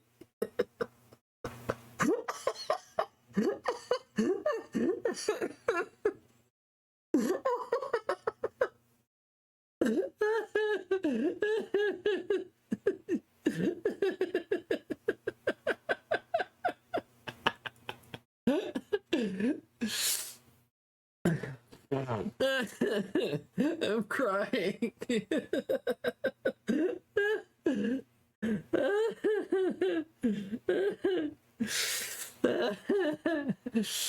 Oh.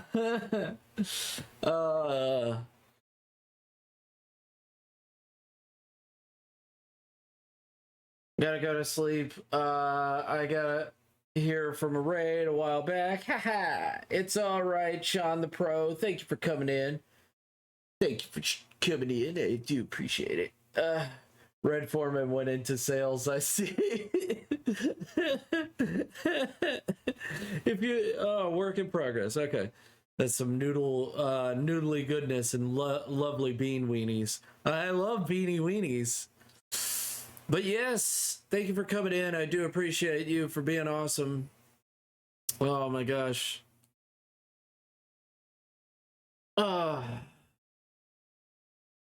Thank you, Mighty Geek, by the way. Thank you so much, Mighty Geek, for coming into the server. Do appreciate it. The mighty blues man. Yeah, thank you for coming into the server. I really do appreciate it. Sorry that we don't have a actual fucking bot that I've set up yet. But yes. Oh right, there's I lost my mind for a second. Now I'm back. U.S. President Millard Fillmore. I forget about him constantly. Like at first I had to look up. Like, was that a president? Millard Fillmore. Oh, I'll be damned. He did have a president by that name. He had sent a fleet of U.S. naval warships to Japan to encourage them, quote unquote, to open themselves up for trade. Bit more manifest destiny here. Americans thinking it was their duty to force some Western culture into Asia and, of course, make some money. Japan will not forget this bullying. Their proud nation will harbor some anti-American angst that will take flight literally nearly a century later in the attack on Pearl Harbor. Despite the intimidation, Japan may have signed a trade agreement with the U.S. anyway, even if they hadn't brought the warships, or at least with someone. They'd heard through dealings with a few Dutch traders, the only Westerners they've been talking to for centuries, about how the other Western nations' military technologies were really evolving. It evolved, to far surpass their own, and it was about time for Japan to start catching up if they didn't want to be completely taken over someday soon. Over the following few decades, Japan modernized. And thank you for the follow. I do appreciate it, Sean the Pro. I know that you already left, but thank you for being awesome. With the intention of making Japan an equal to the Western Wait. powers. Oh no. These reforms Oh no, not a lack of bots. Into a modern industrial state. Then in 1876, Korea, another long secluded nation, opened itself to trade with Japan. And that made China nervous. Thank you for coming in. I do appreciate you, Acro. Thank you for coming in, Acro. I do appreciate you. Thank you for being awesome. By 1882, they'd essentially turned Korea into a puppet state. So many puppet states. Japan didn't care for that. And the first Sino-Japanese War was fought largely in Korea between China and Japan over influence, in Korea. And Japan shocked the world and won against the heavily favored China. The little island nation that did. China ended up ceding the Liaodong Peninsula, Taiwan, and the Honghu Islands to Japan. They also paid almost 18 million pounds, literal pounds. Fuck yeah. 18 million pounds of silver. Japan is war. That's so much silver. As war reparations. Right? To the victor go the spoils. And this war will lead to the Russo-Japanese War of 1904-1905. After establishing a foothold in mainland Asia, Japan now feared Russia. They feared Russia wanted to create a sphere of influence in Korea and Manchuria, which is real close to them. Japan offered to recognize Russian dominance in Manchuria in exchange for Russia recognizing Korea as belonging to the Japanese sphere of influence. And Russia was like, nah, fuck that. And then Japan was like, well, fuck you then. Now another war is fought. Japan will shock the rest of the world again.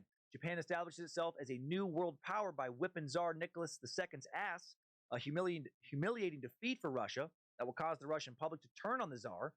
A defeat that will help enable the Bolshevik Revolution, just about a little over a decade later, that will lead to a communist takeover. As a direct result of the Russo-Japanese War, Japanese influence replaces Russia's in Inner Manchuria. During the war with Russia, Japan had mobilized about 1 million soldiers to fight in Manchuria, meaning that 1 in 8 families in Japan had a member fighting in the war. During the Russo-Japanese War, the losses were very heavy, with Japan losing 500,000 either dead or wounded. Because of all this carnage, many Japanese felt that Manchuria was owed to them. They took this viewpoint that a land where so much Japanese blood had been spilt now belonged to them.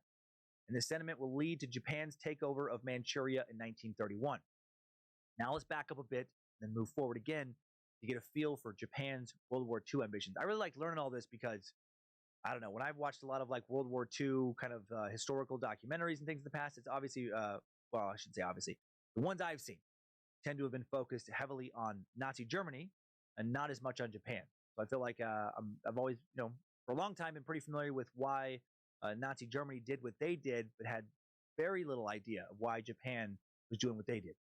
Now I know. Now you'll know. And the Enigma machine sucked. We talked about Hitler's plan if he'd won World War II, right? Essentially, he wanted world domination. Pretty simple, pretty straightforward. He wanted to turn the world into thank you guys. A living space. You guys are so amazing. Thank you guys for being so awesome, and thank you guys for checking me out. Maybe not. I'm just saying that. It's not a call for action. Like, I'm going to bed now. No, I'll probably be going to bed in 30 minutes. Japanese Emperor Hirohito wanted to expand Japan's sphere of influence and territory greatly, which was a sharp departure from previous Japanese history. Less than 80 years before. Understandable. Because I only do 4-hour streams. Centuries of self-imposed seclusion from the rest of the world. The Tokugawa shogunate was overthrown. Unless I have the day off, then I'll do a 5-hour stream, 5.5-hour stream. Victory in the Sino-Japanese War of 1894 and 5. And with even these 4-hour streams, things are getting done real quickly. Korean independence, which really meant Korea under Japanese rule, and cede Taiwan and the Liaodong Peninsula. And I know I already went over some of these details earlier, but here's what I didn't go over. France, Germany, and Russia, in a triple intervention, protested that Japanese occupation of the Liaodong Peninsula would pose a constant threat to China, and they forced Japan to abandon the peninsula, which deeply humiliated Japan. And like post-World War I Germany would want later, Japan will now want to redress the imposition of unequal treaties placed upon them by Western powers. 3 years later, Japan's victory in the Russo-Japanese War, shocks the Western world, encourages some Asian nationalists to regard Japan as the region's natural leader, supplanting China. Then, after the formal annexation of Korea in 1910, Japan turned its attention to the South Sea Islands. Japan's presence in the South Seas had formerly been limited to an assortment of Japanese traders and adventurers, but now it was clear that if Japan moved into the South Pacific and Southeast Asia, abundant natural resources would become available to them. After joining the victorious Allies in World War I, Japan was granted Germany's Asian colonial territories under a League of Nations mandate. The territories consisted of Qingdao, It's free real estate. on the Chinese Shantung Peninsula, and formerly German-held islands in Micronesia. Despite these territorial acquisitions, many Japanese believed they weren't given enough. They believed that the structure of international peace embodied in the League of Nations favored the Western nations that controlled the world. I do want to play this, though. Stop! You violated the law. It's been too long since I've seen a good brawl. I'm just warming up, you pathetic worm. Remember the Emperor! You dare attack me? I'm warning you. Show me what you've got. That the best you can do? Can't you settle this peacefully? You elves are all the same. All flesh, no fury. Guards! Guards! Someone's being attacked! Hey! Are you some kind of maniac? World's resources. And to be fair, they were totally correct. It did favor Western powers because it was created by Western powers. So now an idea begins to emerge in Japan of an Dude, East where's my Asian car? Federation, Have you or seen cooperative Nightbot's body, car?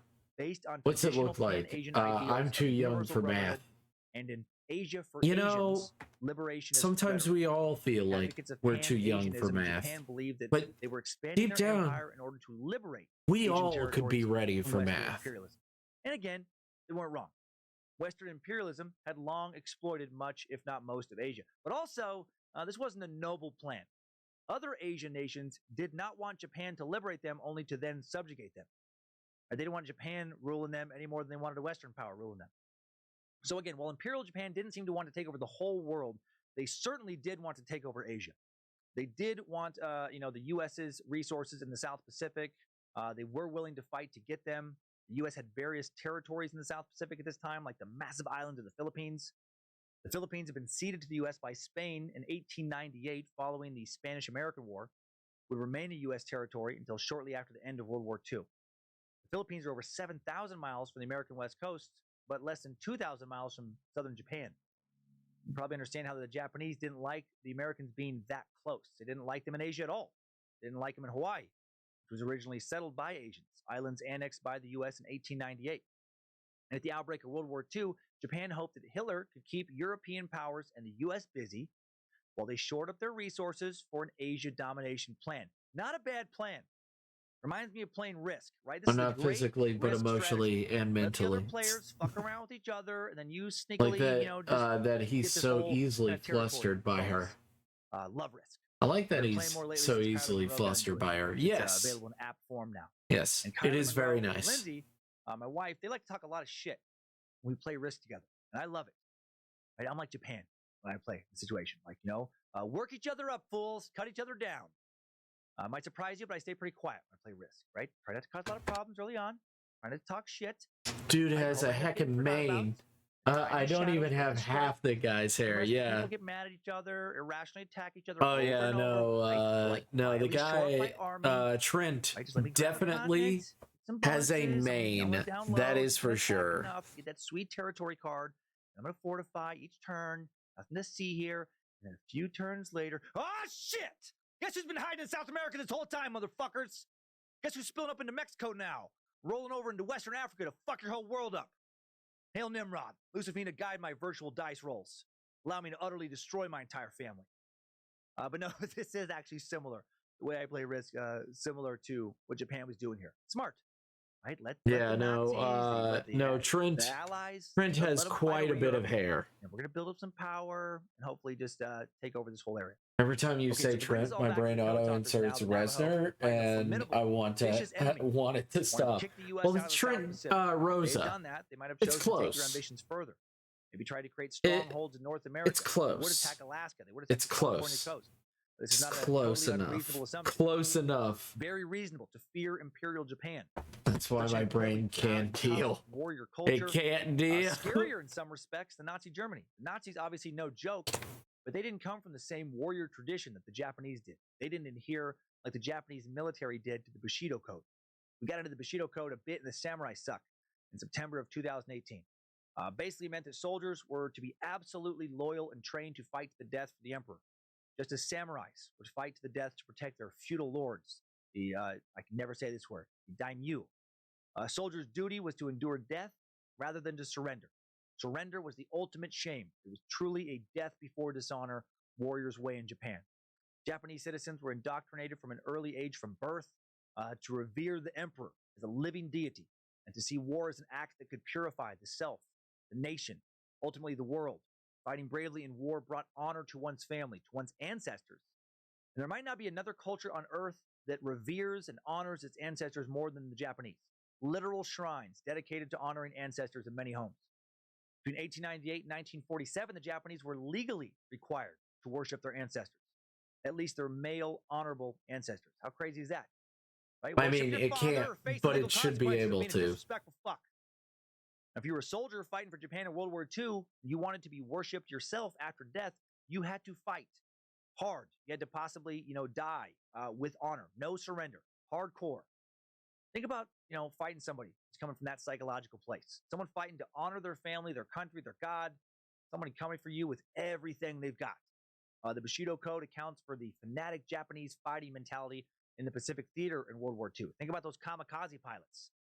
The more you dig into pre-World War II Japanese culture, the easier it is to understand why trained fighter pilots were willing to turn themselves into human bombs. Nearly 4,000 young Japanese men would intentionally fly their planes towards Allied warships in World War II battles, and they would be happy to do so. Glad to die with honor. This mentality also accounts for the brutal treatment of 150,000, roughly, Allied POWs at the hands of the Japanese. The Japanese considered POWs moral failures and cowards, right? They were people who had surrendered. The POWs angered their captors by not demonstrating a sufficient sense of shame for surrendering. They were regarded as contemptible, subhuman. Defeating the Japanese would require an absolute final victory. They were unwilling to surrender culturally or to compromise.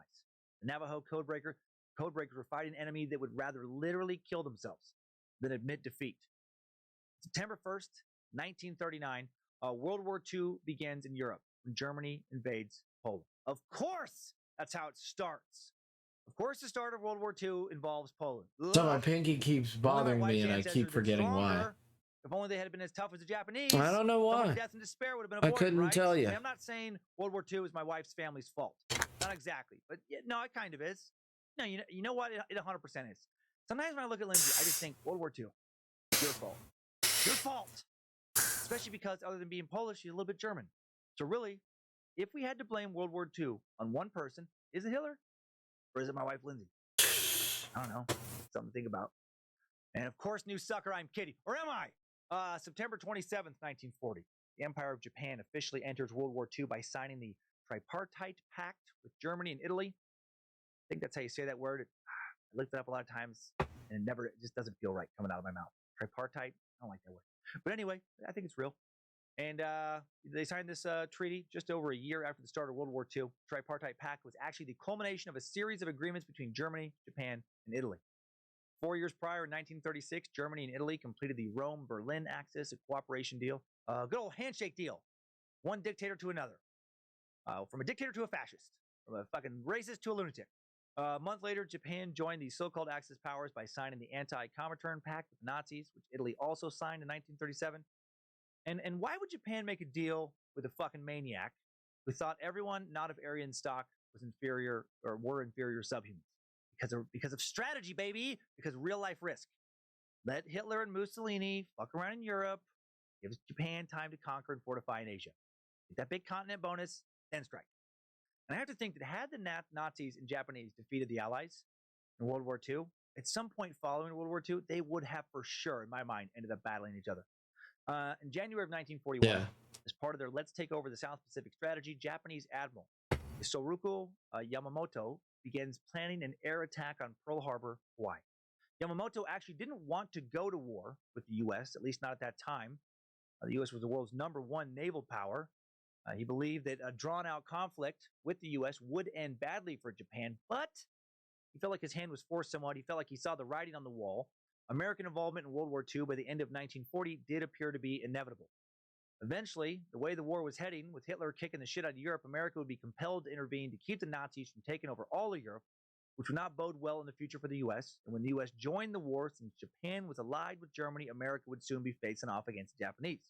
So rather than wait, why not get a jump on things and attempt to weaken a powerful foe through a sneak attack?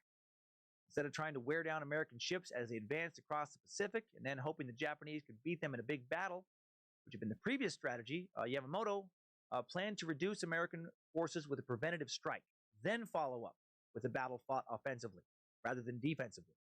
The attack on Pearl Harbor, although the U.S. hadn't entered the war prior to the bombing, was very much the best defense is a good offense type of tactic.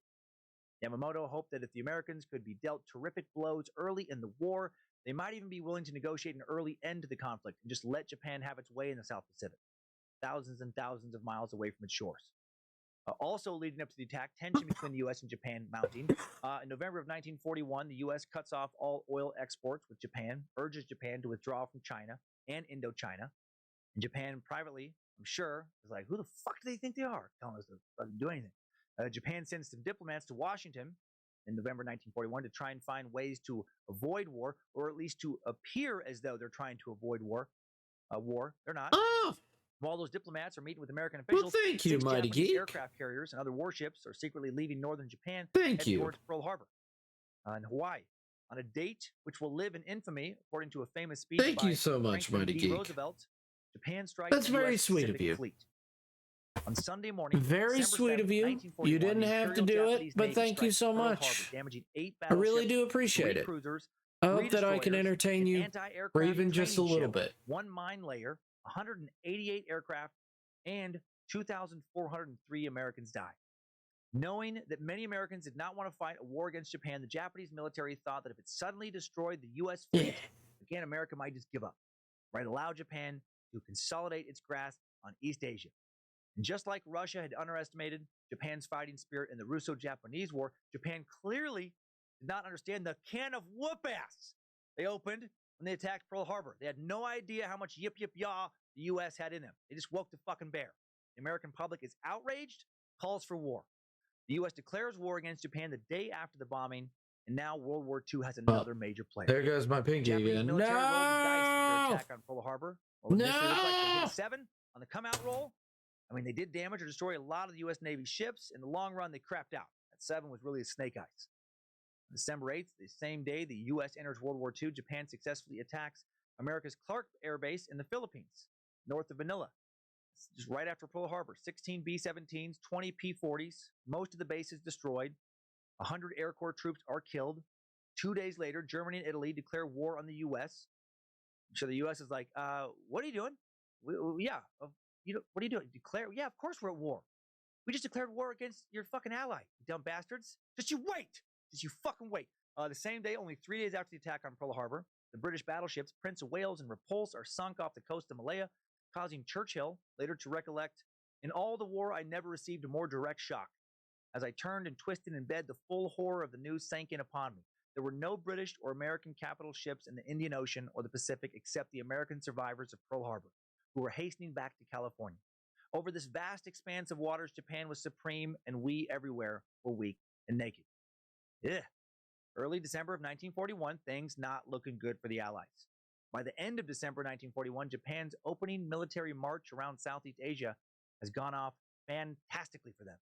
At the year's close, Japanese troops will have invaded Malaya, Thailand, Burma, islands in Indonesia, and the Chinese cities of Shanghai and Hong Kong. Things are looking good for this Axis power right now.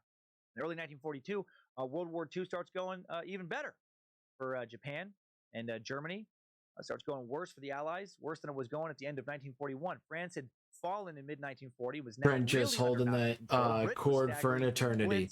No, he's bringing in a like didn't end until May of 1941. Left so much damage. Devastation. German armies. That's what he's doing. He's breathing in. Submarines are wreaking havoc on convoys, leaving the U.S. with Russian ports. U.S. can't get any sort of strategic advantage over Japan. He looks over. Japanese cryptographers. Brendan's given. Freeze is giving a big old thumbs up. English, you got this. Amazingly adept at breaking American codes. I'm in on that loop. I mean, he can hold it. You can hold. You can hold a note. Defense against Japanese code breaking had materialized. Japanese cryptographers are probably so good what they did, partially at least, because they weren't being hindered by having cryptozoologist David Hatcher Childress on their team. Our buddy from the Enigma code suck. David Childress here. I was just wondering, what if we focus less, Emperor, on decrypting Allied military communications and focus more on harnessing the power of giant jellyfish, globsters, and cabagons? Cabagons in particular, I'm in on the loop. Able to be trained to capsize Allied ships and eat American sailors. Early studies seem to indicate some sort of intelligent. Show myself out. Commit Harry Carey. Okay, that seems a bit excessive. Any excuse to bring David back from the Enigma suck. Now I'm back. The U.S. not doing well initially in the South Pacific in early 1942. The U.S. gets a few jabs in January, early February, but Japan definitely winning the fight. Is the strap for the loop over the cords? No, it's under. Singapore and more. They even it's under the cords. Santa Barbara, California. It's fine. Bombardment of Elwood. It's under the cords. But it scares the shit out of the Americans. Japanese have just bombed under the cords. Under the cords. Also sink America's first aircraft carrier, don't worry, I'm not that dumb. Under the cords. They sink America's largest warship in the Far East, the USS Houston. Under the cords. Of the 1,061 aboard, only 368 survive, including 24 of the 74-man Marine detachment. And then they're captured by the Japanese and interned in prison camps. Of 368 Navy and Marine Corps impact the cords around the spot. It's fine. Captivity. Under the cords. Under the cords. Fight against Japan. On February 19th, 1942, Philip Johnston, a civil engineer in Los Angeles, finds that advantage. He gets an amazing idea to build a code based on America's most popular but still very confusing comic book series, Pootie and Juju. The idea hits him while reading special issue number 36, The Emperor's New Juju. In this timeless classic, Juju sneaks off to Tokyo in the cargo hold of a Korean freighter, ends up sneaking into the Imperial Palace, posing as the Emperor's new assistant, and saying lost classic lines like, Bushido, Bushido, tomato, tomato. I don't know if the Emperor wants me to die with honor or make him a sandwich. And Emperor Hirohito, more like nacho cheese Dorito. Okay, maybe that last one wasn't like a classic line, but it actually does make a lot of sense on so many levels. But Johnson thinks, what if more gibberish can be snuck into fake issues, placed carefully in between lines like, put it in your lunchbox, Shirley. Too little, too diddle, Pootie. Right? They could sneak in messages to Allied commanders in the South Pacific that the Japanese would never even, pick up. This is a sneaky little messages like, hey, Pootie, what if instead of flipping my lid and cheesing my grill, you send the USS Boxer and 8 other SX-class aircraft carriers and the USS Carlson and 20 or so other Everett-class destroyer escorts and a whole mess of other ships up towards New Britain and sneak attack the Japanese early on May 4th, say 0600 hours, while they still expect the bulk of the fighting to continue on and around the Florida Island just off the coast of Guadalcanal. And then, we can just go to the Five and Dime and buy some lollipops. I mean, how could that message possibly ever be intercepted? Old joke there, new listener. Been way too long since we've heard from little Pootie and Juju. Yeah, Pootie and Juju. Johnson, that civil engineer, really did have a good idea. One I mentioned at the very start of the show, a real idea. The idea to use the Navajo language. It wasn't fun. Johnson I've made your keyboard all sticky. Who had grown up on a Navajo reservation, learned Navajo in his youth. Damn also you! World War I veteran, and he proposed using Navajo specifically as a code for the Marines. What? The strap isn't fine? Based in Navajo because the Navajo strap isn't fine? Didn't have an alphabet. Let me know if the strap's in the wrong place. I can change it. Very complex tonal qualities to it. And the Navajo were ready to fight. I can change it. Independent of the U.S. government. I don't know enough about lutes, guitars, or anything like that. Johnston met with Major General Clayton B. Vaughn, commanding general of I'm not that kind of guy. Corps Pacific Fleet. His staff if it's fine, it's fine. Languages value as a code. Johnson if it's not fine, let me know. Conditions, demonstrating that in the comments below. Transmit and decode a 3-line English message in just 20 seconds. Machines at the time required a half an hour to perform the same job. Navajo could code and decode, these 3 lines in literally 90 times faster than machines. Blown away by this, Vogel recommended to the commandant of the Marine Corps that the Marines should recruit 200 Navajo. Johnson had explained to him that almost no one outside of the nation knew the language because it was so difficult to learn. It was estimated that when World War II started, only 30 non-Navajos were fluent in the Navajo language, and none of them were Japanese or German. The Marine Command will consider this offer. On April 9th, 1942, the U.S. loses again to the Japanese in the South Pacific.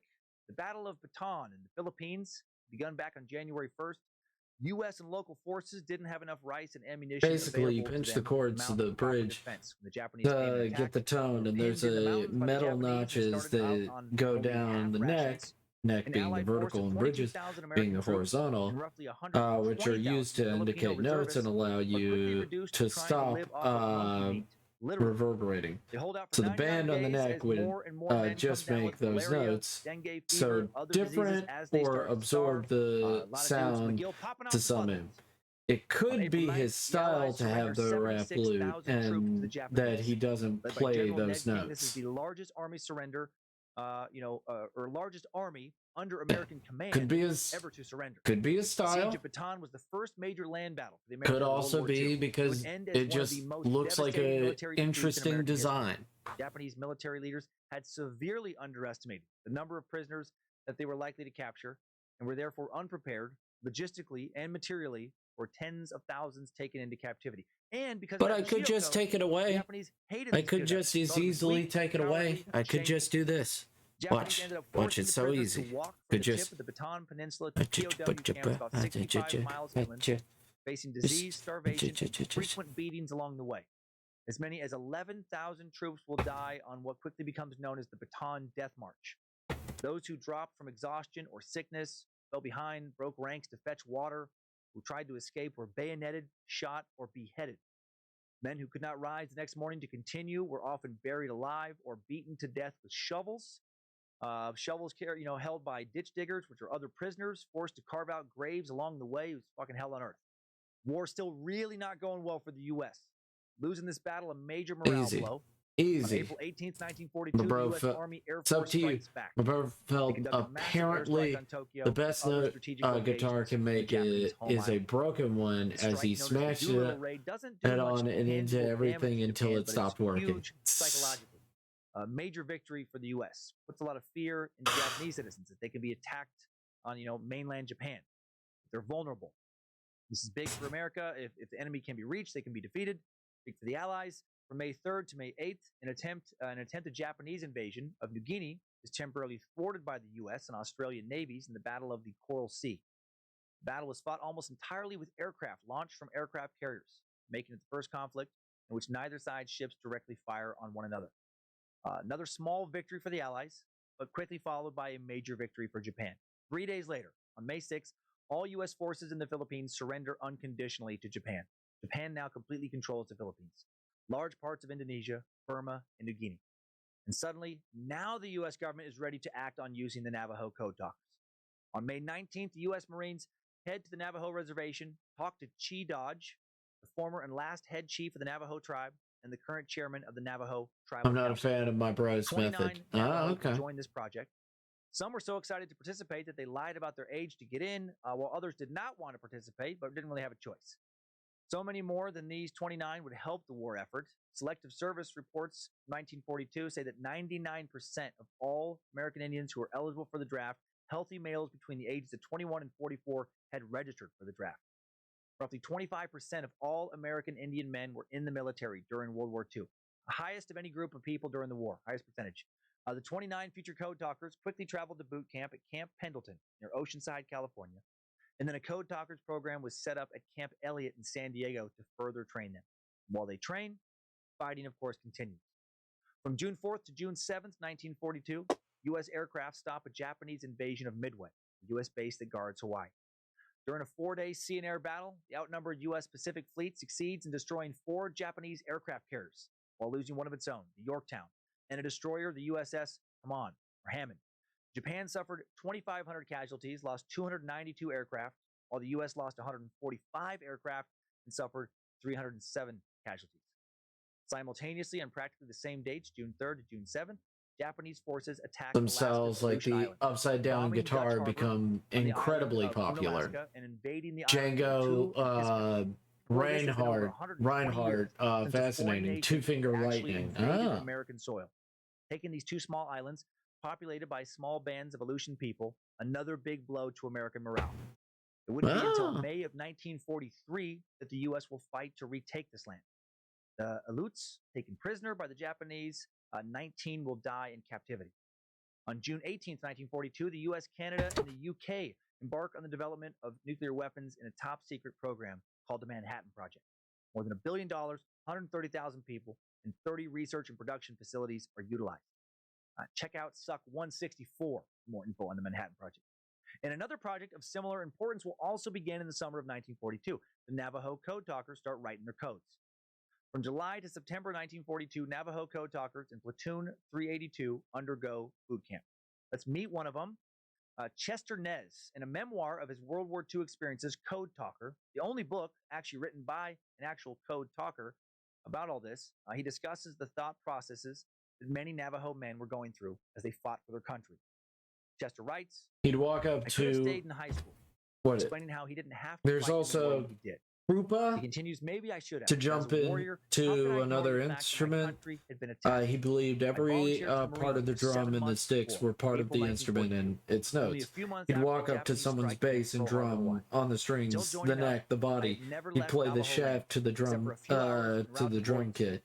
Fred Astaire once used his tap dancing to play the drums at least once. Camp Elliott near San Diego was our home for the next 13 weeks. Riding out there on the bus, we had speculated about our critical mission. A Marine officer strode with a no-nonsense gait to a classroom building, and we followed. He opened the locked door, marched to the front of the room as we piled in behind him. Standing tall, his uniform spotless, his expression unsmiling, he waited for us to sit. And he spoke. I felt a small knot tighten in my stomach. The officer wasted no time. He looked around the room at each of us, the 29 carefully selected Marine recruits, and told us we were to use our native language to devise an unbreakable code.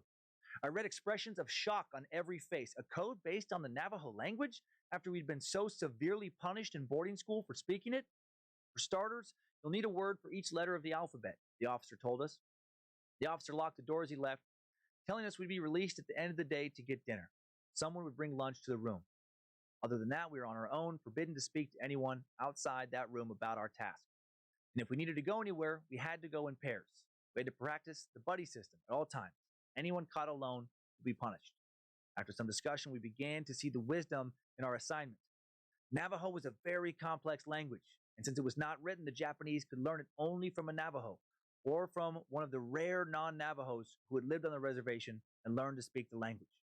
To be honest, I don't think they could have learned the language even one then. take for the drum scene. I'll put it in neat stuff I found cool. 28 of whom Or had music never worked with the derp. It's military, neat, develop a but code derp. robust enough to be used in battle. One that could be responsible for sending life or death messages. The task loomed ahead like a black, unmapped cavern. Where to begin? We stared at the locked door of the room in which we sat. Then a man who introduced himself to us as Corporal Ravenfeather walked in. He said he'd once served in World War I. He advised us to be really careful when we chose how to translate the names of our superiors. It was Choctaw. He said that some names translate into much more flattering word combinations than others. He said he was nearly court-martialed for coding General John J. Pershing's name as Pee Wee Fuckface McGee. Corporal Ravenfeather said that the Assistant Chief of Staff, Walter C. Short, was even more upset. His Choctaw code name became Short Torso, Chubby Longlegs, Tweedledum sits on his thumb. One eye higher than the other, arms too hairy, feet too flat. Hope the Kaiser kills him and his whole family too. Corporal Ravenfeather told us this. The Marine officer we'd met earlier came back in the room and yelled, "Hey, what the fuck are you doing here, Corporal Ravenfeather? You were discharged 20 years ago."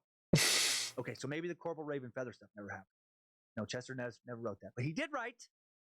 We stared at the locked door of the room which we sat. One of our men, Gene Crawford, had been in the reserves.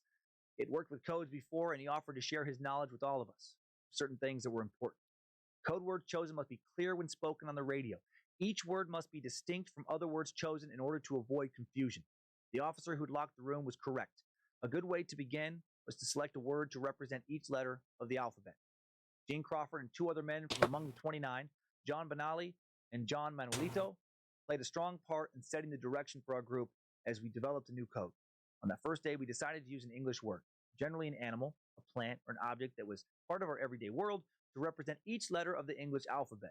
Those words would be then translated into Navajo, and the Navajo word would represent an English letter. As Gene had suggested, we chose Navajo words that could be easily distinguished on the radio, words differing clearly in sound from other selected words. A became red ant, not the English word for ant, but the Navajo word, pronounced walache. B became bear, pronounced shush in Navajo. C was cat or moasai. D was deer or be.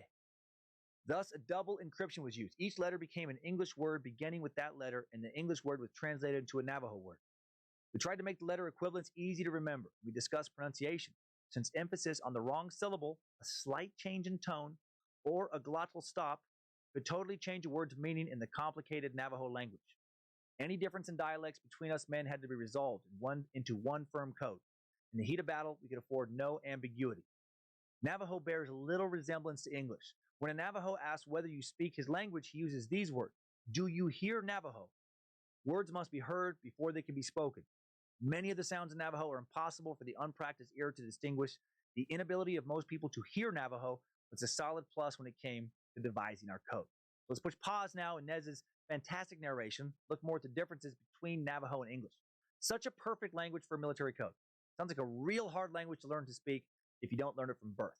So complex, even more complex than Chester just described. For example, while there is one verb for a single person doing something, there are other verbs for two people and another for more than two people. There are several ways to say to pick up depending on what the object is. Pronunciation, as Chester alluded, also so complex. Navajo is a tonal language with 4 tones: high, low, rising, and falling. The tone used can completely change the meaning of a word. The words for medicine and mouth are pronounced, for example, the exact same way. They are only differentiated by tone. My God. Good thing I don't have to deliver these podcasts in Navajo. Way too much for me. Literally, no one would ever know what the fuck I was talking about. English can be spoken pretty loosely, still be understood. Thank God. Navajo cannot be. Okay, back to the Navajo code talkers now working on developing their unbreakable code. According to Nez, none of the code talkers argued while they developed this code. It's part of Navajo tradition to work together in a harmonious way. That concept might be even more confusing to me than the language. Working together without arguing? How the fuck is that even possible? I'd be kicked out of their nation. Also, Three-Finger Lightning and Reinhardt, my bad. Memorized. They would quiz each other until it became second nature. It's all good, buddy. Navajo words to represent frequently used military terms that did not exist in the Navajo language. Some examples like Beshlo, aka ironfish, meant submarine. Dahe Tihi, aka hummingbird, meant fighter plane. Debe El Zine, I have no idea if I'm getting these totally right here, aka Black Street, meant squad. They knew that the Navajo code words would be spoken over the radio but never written when utilized in battle. So they had to be so precise. In the heat of battle, none of them could afford to pause, second-guess themselves. They studied their new code until they were exhausted, studied it some more. Once they were finished, American code experts tried for a week to crack this code, never came close. I put one of each in the music section. Might be a good reference for people actually playing music. Enough to make the necessary communications required of it. And now it's time to see if that code would be unbreakable to the Japanese. On August 7th, 1942, the 1st Marines, roughly 11,000 men, land in Guadalcanal, one of the Solomon Islands in the Pacific east of Papua New Guinea. Over 100,000 people currently live in there, about 15,000 in 1942. In the initial Marine landing, there are no code talkers. The code talkers will show up at Guadalcanal in November. In that first landing, the Marines are met with little resistance as the 2,200 Japanese occupants, mainly construction workers, building an airfield, not soldiers. They only arrived in the island 2 months earlier to construct the airbase. And within 2 hours of U.S. fighting, Japan responds with an airstrike. The U.S. fleet caught off guard. The Japanese sinks 2 of 5 Allied cruisers that sat off Guadalcanal's north shore. The cruisers' role was to protect transport ships, which supplied the Marines on the island. They held crews of upward to 1,000 and, depending on their class, varied over a range of sizes. And the loss of just 1 cruiser was devastating, and now the U.S. loses 2. And 2 more Allied cruisers badly damaged, so badly that they were abandoned. And the 5th cruiser, USS Chicago, sustained sufficient damage to put it out of action. So all 5 cruisers been knocked out of action. Two American destroyers, small scouting ships designed to destroy torpedo boats, also badly damaged. Such heavy losses, the U.S. have to withdraw from their current important supply mission, and the 11,000 Marines left to fortify their positions themselves, build an airstrip. Japanese then proceed to fight hard to retake Guadalcanal from these Marines. They've been hoping to use the island as a staging area for a land invasion of Australia. They also wanted to use this staging area to harass and disrupt vital shipping lanes between the U.S. and Australia. Control this island that no one really gave a fuck about before the war, now super important. By the end of the third week of August, approximately 1,000 Japanese troops show up, fighting under Colonel Kiyono Ichiki, eager to kill for their beloved emperor. These men expect an easy victory, and then they meet a lot more troops than they were thinking they were going to meet, and are defeated by Major General Alexander Vandergrift's 1st Marine Division. In mid-September, Japanese Major General Kawaguchi lands with 6,000 more Japanese troops. They too defeated by the American forces. I need to put hocus focus in there. Yeah. By mid-October, the Japanese will have delivered 20,000 soldiers to the island, including a full division of the Japanese 17th Army, led by Lieutenant General H. Hitaki, and they still cannot take back their airbase. So they send even more men. In late September of 1942, the Code Talkers' 13 weeks at Camp Elliott come to an end. They're each promoted to private first class and will be part of all 6 Marine divisions, plus the Marine Raider battalions and Marine parachute units. Their weapons will be radios and telephones. These men, now secret weapons, are sent to different islands in the Pacific to take part in the battle against the Japanese. By this time, the Japanese have already taken Guam, the Philippines, and Burma on the Malay Peninsula. They've also prevailed in the Battle of the Java Sea and have attacked New Guinea. The U.S. needs a big victory, many victories badly. On November 4th, 1942, Chester Nez, that guy we met, and 12 of his fellow Code warriors head to Guadalcanal, the battle we were just talking about. Not even the other Marines on the ship knew of the secret communications mission they were on. But several of the admirals had been informed of the code. They were heading right into one of the most chaotic landscapes of the war, and to many Navajo who had grown up in landlocked states in the West and on reservations, entering this battle was mind-blowing. Chester Nez later writes, "I'd never even seen the ocean before enlisting. It was good being able to sail without feeling squeamish. I tried to concentrate on that and not on where I was heading. The thoughts seeped into my brain like seawater. I reminded myself that my Navajo people had always been warriors, protectors. In that, there was honor. I would concentrate on being a warrior and on protecting my homeland. Within hours, whether in harmony with this world or not, I knew I would join my fellow Marines in the fight. Cutting through endless ocean towards my first battle, the Code's proving ground, my 12 buddies and I studied and restudied the entire vocabulary of 200 plus words. All of us were fluent, yet we all continued to practice. We could afford no doubts, no hesitation. Accuracy and speed were a matter of life and death. We practiced transmitting messages among ourselves and to Code Talkers on other ships. The new language became solid and unshakable, embedded in our minds as firmly as childhood memories. We transmitted, deciphered, and responded to messages almost without hesitation. We were ready, we hoped. The white man's military had accepted us as tough Marines. Hardened by the rigors of life on the reservation or the checkerboard area, we often outperformed our white peers. In basic training, Marine sergeants bragged about the prowess of Platoon 382, the Navajo recruits. And our code was part of a bold plan to take the South Pacific Islands back from the dominant Japanese. I promised myself I would be brave, but the air vibrated with apprehension. The chaplain addressed us, reciting a blessing. I held the small buckskin medicine bag my father had sent and said my own silent prayer. Give me courage. Let me make my country proud. Please protect me. Let me live to walk in beauty. Around me, the other Navajos seemed to be doing the same, each hoping to walk in beauty again in their native homes in Arizona and New Mexico. Then a high-ranking officer spoke. I hate to say this, he said, but I guess we all know that some of you will not return from this battle. Some of you will never see your families again. Cleared his throat, hesitating. Then his voice took on strength and determination. Always remember, you are defending both your country and your families. The Japanese attacked your land, your home, and now you will make your country proud. Man, that is some intense shit. Imagine being 18, 19 years old, experiencing this, right? Out on the ocean for the first time, sailing off the U.S., where war has not occurred anywhere near you in your lifetime or long before it. You've never witnessed any sort of military fighting. Odds are you've never witnessed, anyone pointing a gun at somebody in a threatening manner. Definitely not you. Now you're about to land on some little island across the world. You're landing there with one purpose and one purpose only, to fight the Japanese to the death. People you've never met. You're going to try and kill their soldiers before they kill you. They're going to try and bomb you, shoot you, stab you. They get close. Right now, one of their submarines could be trying to sink the ship you're traveling in. As you approach the beach, you hear gun, mortar fire. Maybe you hear or see planes flying overhead. Maybe you smell smoke. You know, once you're ordered to leave that ship, you know you're going to be running straight into hell. I put one more. I feel you'll enjoy it. I don't know how many people who can enjoy Freddie Garrett like I do. Your ears. Yeah, you taste blood in the back of your throat. Moments like that.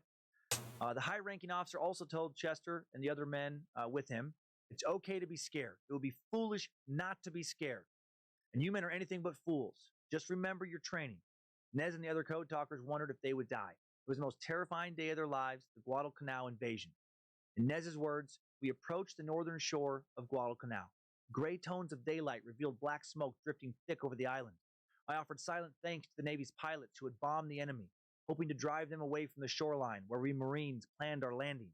We drew closer, and the battleships in our flotilla let loose.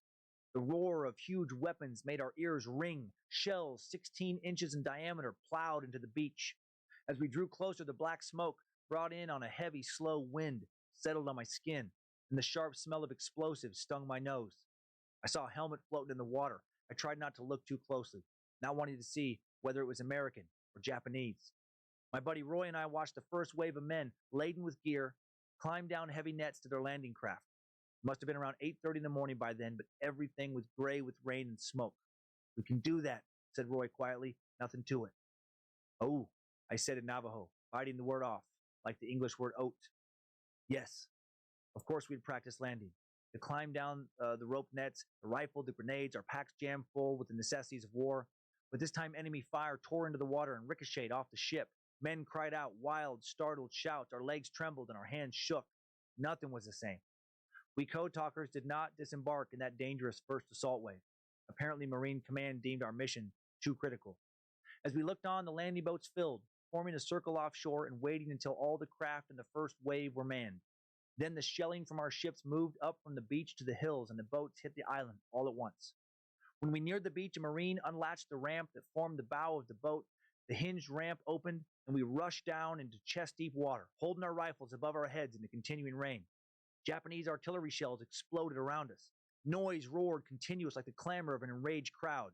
Sharp punctuations, individual explosions added to the din. Bodies of Japanese and American soldiers floated everywhere. I smelled death as bullets sliced into the water. Blood stained the tide washing onto the beach. Man, shit's so insane. War, I will never pretend to have any idea what it truly feels like. I've never fought. I imagine words just can't do it justice. I imagine you can just never really know until you know. Chester continues. A Marine floated nearby, his sightless blue eyes staring up at a foreign sky. I had spoken with him only moments before entering the landing craft. I'd been in San Diego at boot camp when I was there, but in a different platoon. I didn't even know his name. My body went cold. My throat tightened up, and I struggled for breath. My eyes burned with unshed tears. After that, I did my best not to look at the faces of the dead. Navajo belief forbids contact with the dead, but we waded through floating bodies, intent on not becoming one of them. Close your mind, I told myself. I tried not to think about all those dead men, their chindi violently released from this life. I am a Marine. Marines move forward. I tried to make myself numb. And before I move forward with Chester's powerful words here, let me quickly define chindi. In Navajo religious belief, a chindi is the ghost left behind after a person dies, believed to leave the body with the deceased's last breath. It's everything that was bad about the person, the residue that man has been unable to bring into universal harmony. Let's be avoided. Traditional Navajo practice is to allow death to occur outdoors, to allow the chindi to disperse. If a person dies in a house or hogan, the building is believed to be inhabited by the chindi. It's abandoned, so kind of like a ghost. Chester continues. We push bodies and parts of bodies aside, some looking more like raw beef than the limbs of human beings. Fought our way forward, finally fell gasping on the beach. On shore, we attempted to find our assigned unit. Japanese fighter planes, Zeros, flew overhead in a formation that echoed the V formations of Canadian geese. The Zero no longer dominated Allied fighter planes as it had in the first months of the war, with those bright red discs, sun symbols. On the undersides of its wings sent a chill down my spine. I knew those enemy planes carried machine guns, cannons, and bombs. Once Chester and the other code talkers found their unit, they got right to work with their codes in the middle of all this chaos. Nez narrates again. Some of the code talkers joked around a lot, probably to relieve the constant tension, but Roy and I were temperamentally well suited to each other. The gravity of our code work kept us both pretty solemn, although we appreciated a good laugh when it was provided by one of the other men. Roy was superb with the code. He and I never once let each other down. We tested our radio equipment with me cranking and Roy speaking into the microphone. Roy nodded. Good. Our TBX radio is unique, a wireless system that generated its own electricity via the cranking motion. That is fucking badass. That's amazing. What do you think of Trent's music now, but I know dragons with feet like rabbits. Tis true, I swear. On the islands, both radio and Tis true. Depended upon the wiring, which was strung by Marine Communications men. Our TBX could pick up radio stations, the news, but we weren't allowed to switch to that. We had to keep communications open for coded messages. But when we turned on our radio, it was already set to a channel playing a new episode of Archie Andrews, and so we decided to listen.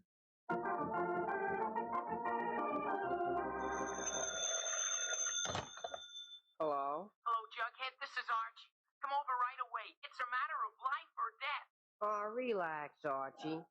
Relax. And then Chester writes, Archie was our favorite show, and I told Roy, let's just listen to this one episode. I was a big Betty fan, and I knew Roy liked Veronica, and we wanted to try and figure out which girl Archie was going to go steady Yes, with. and you relax too, folks, if you can, because here he is again, right out of the pages of Archie Comics magazine with all his gang, Archie Andrews. We yelled, yay, Archie Andrews! Archie, we love you! Oh, yes, it's the best show! And then Chester wrote, well, as it turned out, that broadcast was only the beginning of an Archie Andrews 24-hour marathon. We listened to the entire thing. Archie never committed to Betty or Veronica, and Jughead's jokes just really didn't land for us. It was pretty unsatisfying. Also, we ended up losing the battle. We forgot to relay any messages from command to the front lines, and a lot of people were angry with us. JK, of course JK, but there really wasn't Archie Andrews radio program in the 40s, though. Imagine if that was like one of like 4 entertainment options you had, what you just heard.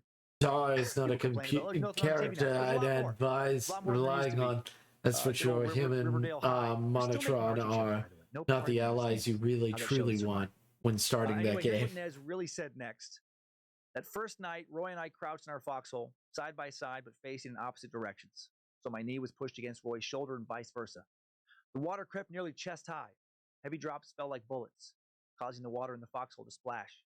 We 2 desert boys had heard tales of rain like this. Remember in boarding school, the white man's Bible, I said? All this rain? Roy chuckled. Yeah, Noah and the flood. Oh, Noah, I hesitated. I'd volunteer to board his ark right now. Although we're supposed to take turns on our foxhole, sleeping and keeping lookout, neither of us slept. Gunshots sounded in intermittent bursts, tearing through the dark, soggy night. Blue-white artillery tracers streaked across our field of vision. Enemy artillery shells. Our own shells had red tracers. I couldn't yet distinguish between the sounds of Japanese and American gunfire, but the colors were immediately It's getting better. And then the 2 of them recited a Navajo It's crazy. prayer. In beauty I walk. With beauty before me, I walk. With beauty behind me, I walk. With beauty around me, I walk. With beauty above me, I walk. With beauty below me, I walk. The thought that kept Nez going was that he wanted to stay alive so he could tell his father about how the Navajo language helped the troops. And the Navajo language did help the troops. Nez and the other code talkers were extremely successful. This big first test. They were scheduled to be scrapped. So why are they going crazy? Defending it, right? Navajo code talkers would go on to participate in every subsequent assault. Who are we gonna raid? For the rest of their war in the South let's save and who we gonna raid? Himself would fight in 4 different locations. That's still cool. That's so cool, though. The Navajo language being used in World War II. That's so cool. That's really cool.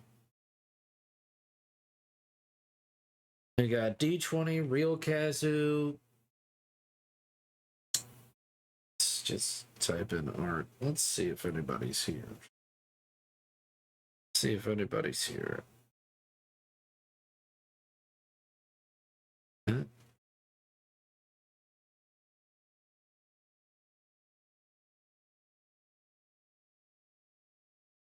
There's a lot of artists.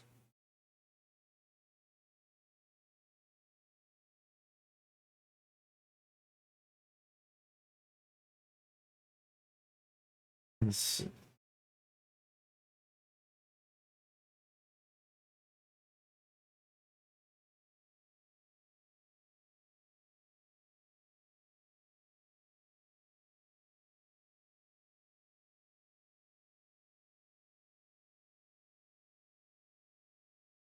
Hmm.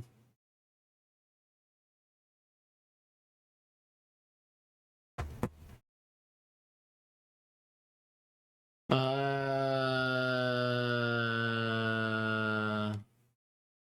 right. What's the name? What's the name? Emmerich. Emmerich.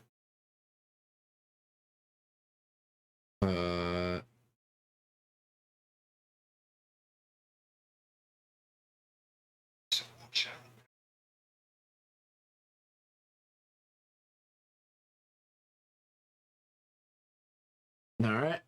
I haven't checked their streams, but Kira is nice, and I think this person just got or tried to get affiliate. Okay.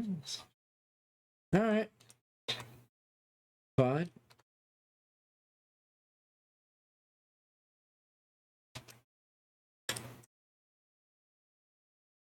Right. All right. All right, guys. Thank you guys so much for hanging out with me. Thank you guys for spending the time with me. For as long as you did, you guys did an amazing job today. Damn. All of you, such amazing work. Thank you guys for being so awesome. Thank you guys for being so amazing. And also, you too, Moss. Bye, everyone. Bye, Acro. Gruben. Bye, Zara. Yes, the hugs. I love that emo. Hugs. That's a hug, all right. Can I get a hug like that? All right, guys. Thank you guys so much for being awesome. I'll see you guys next time. Bye-bye. Bam.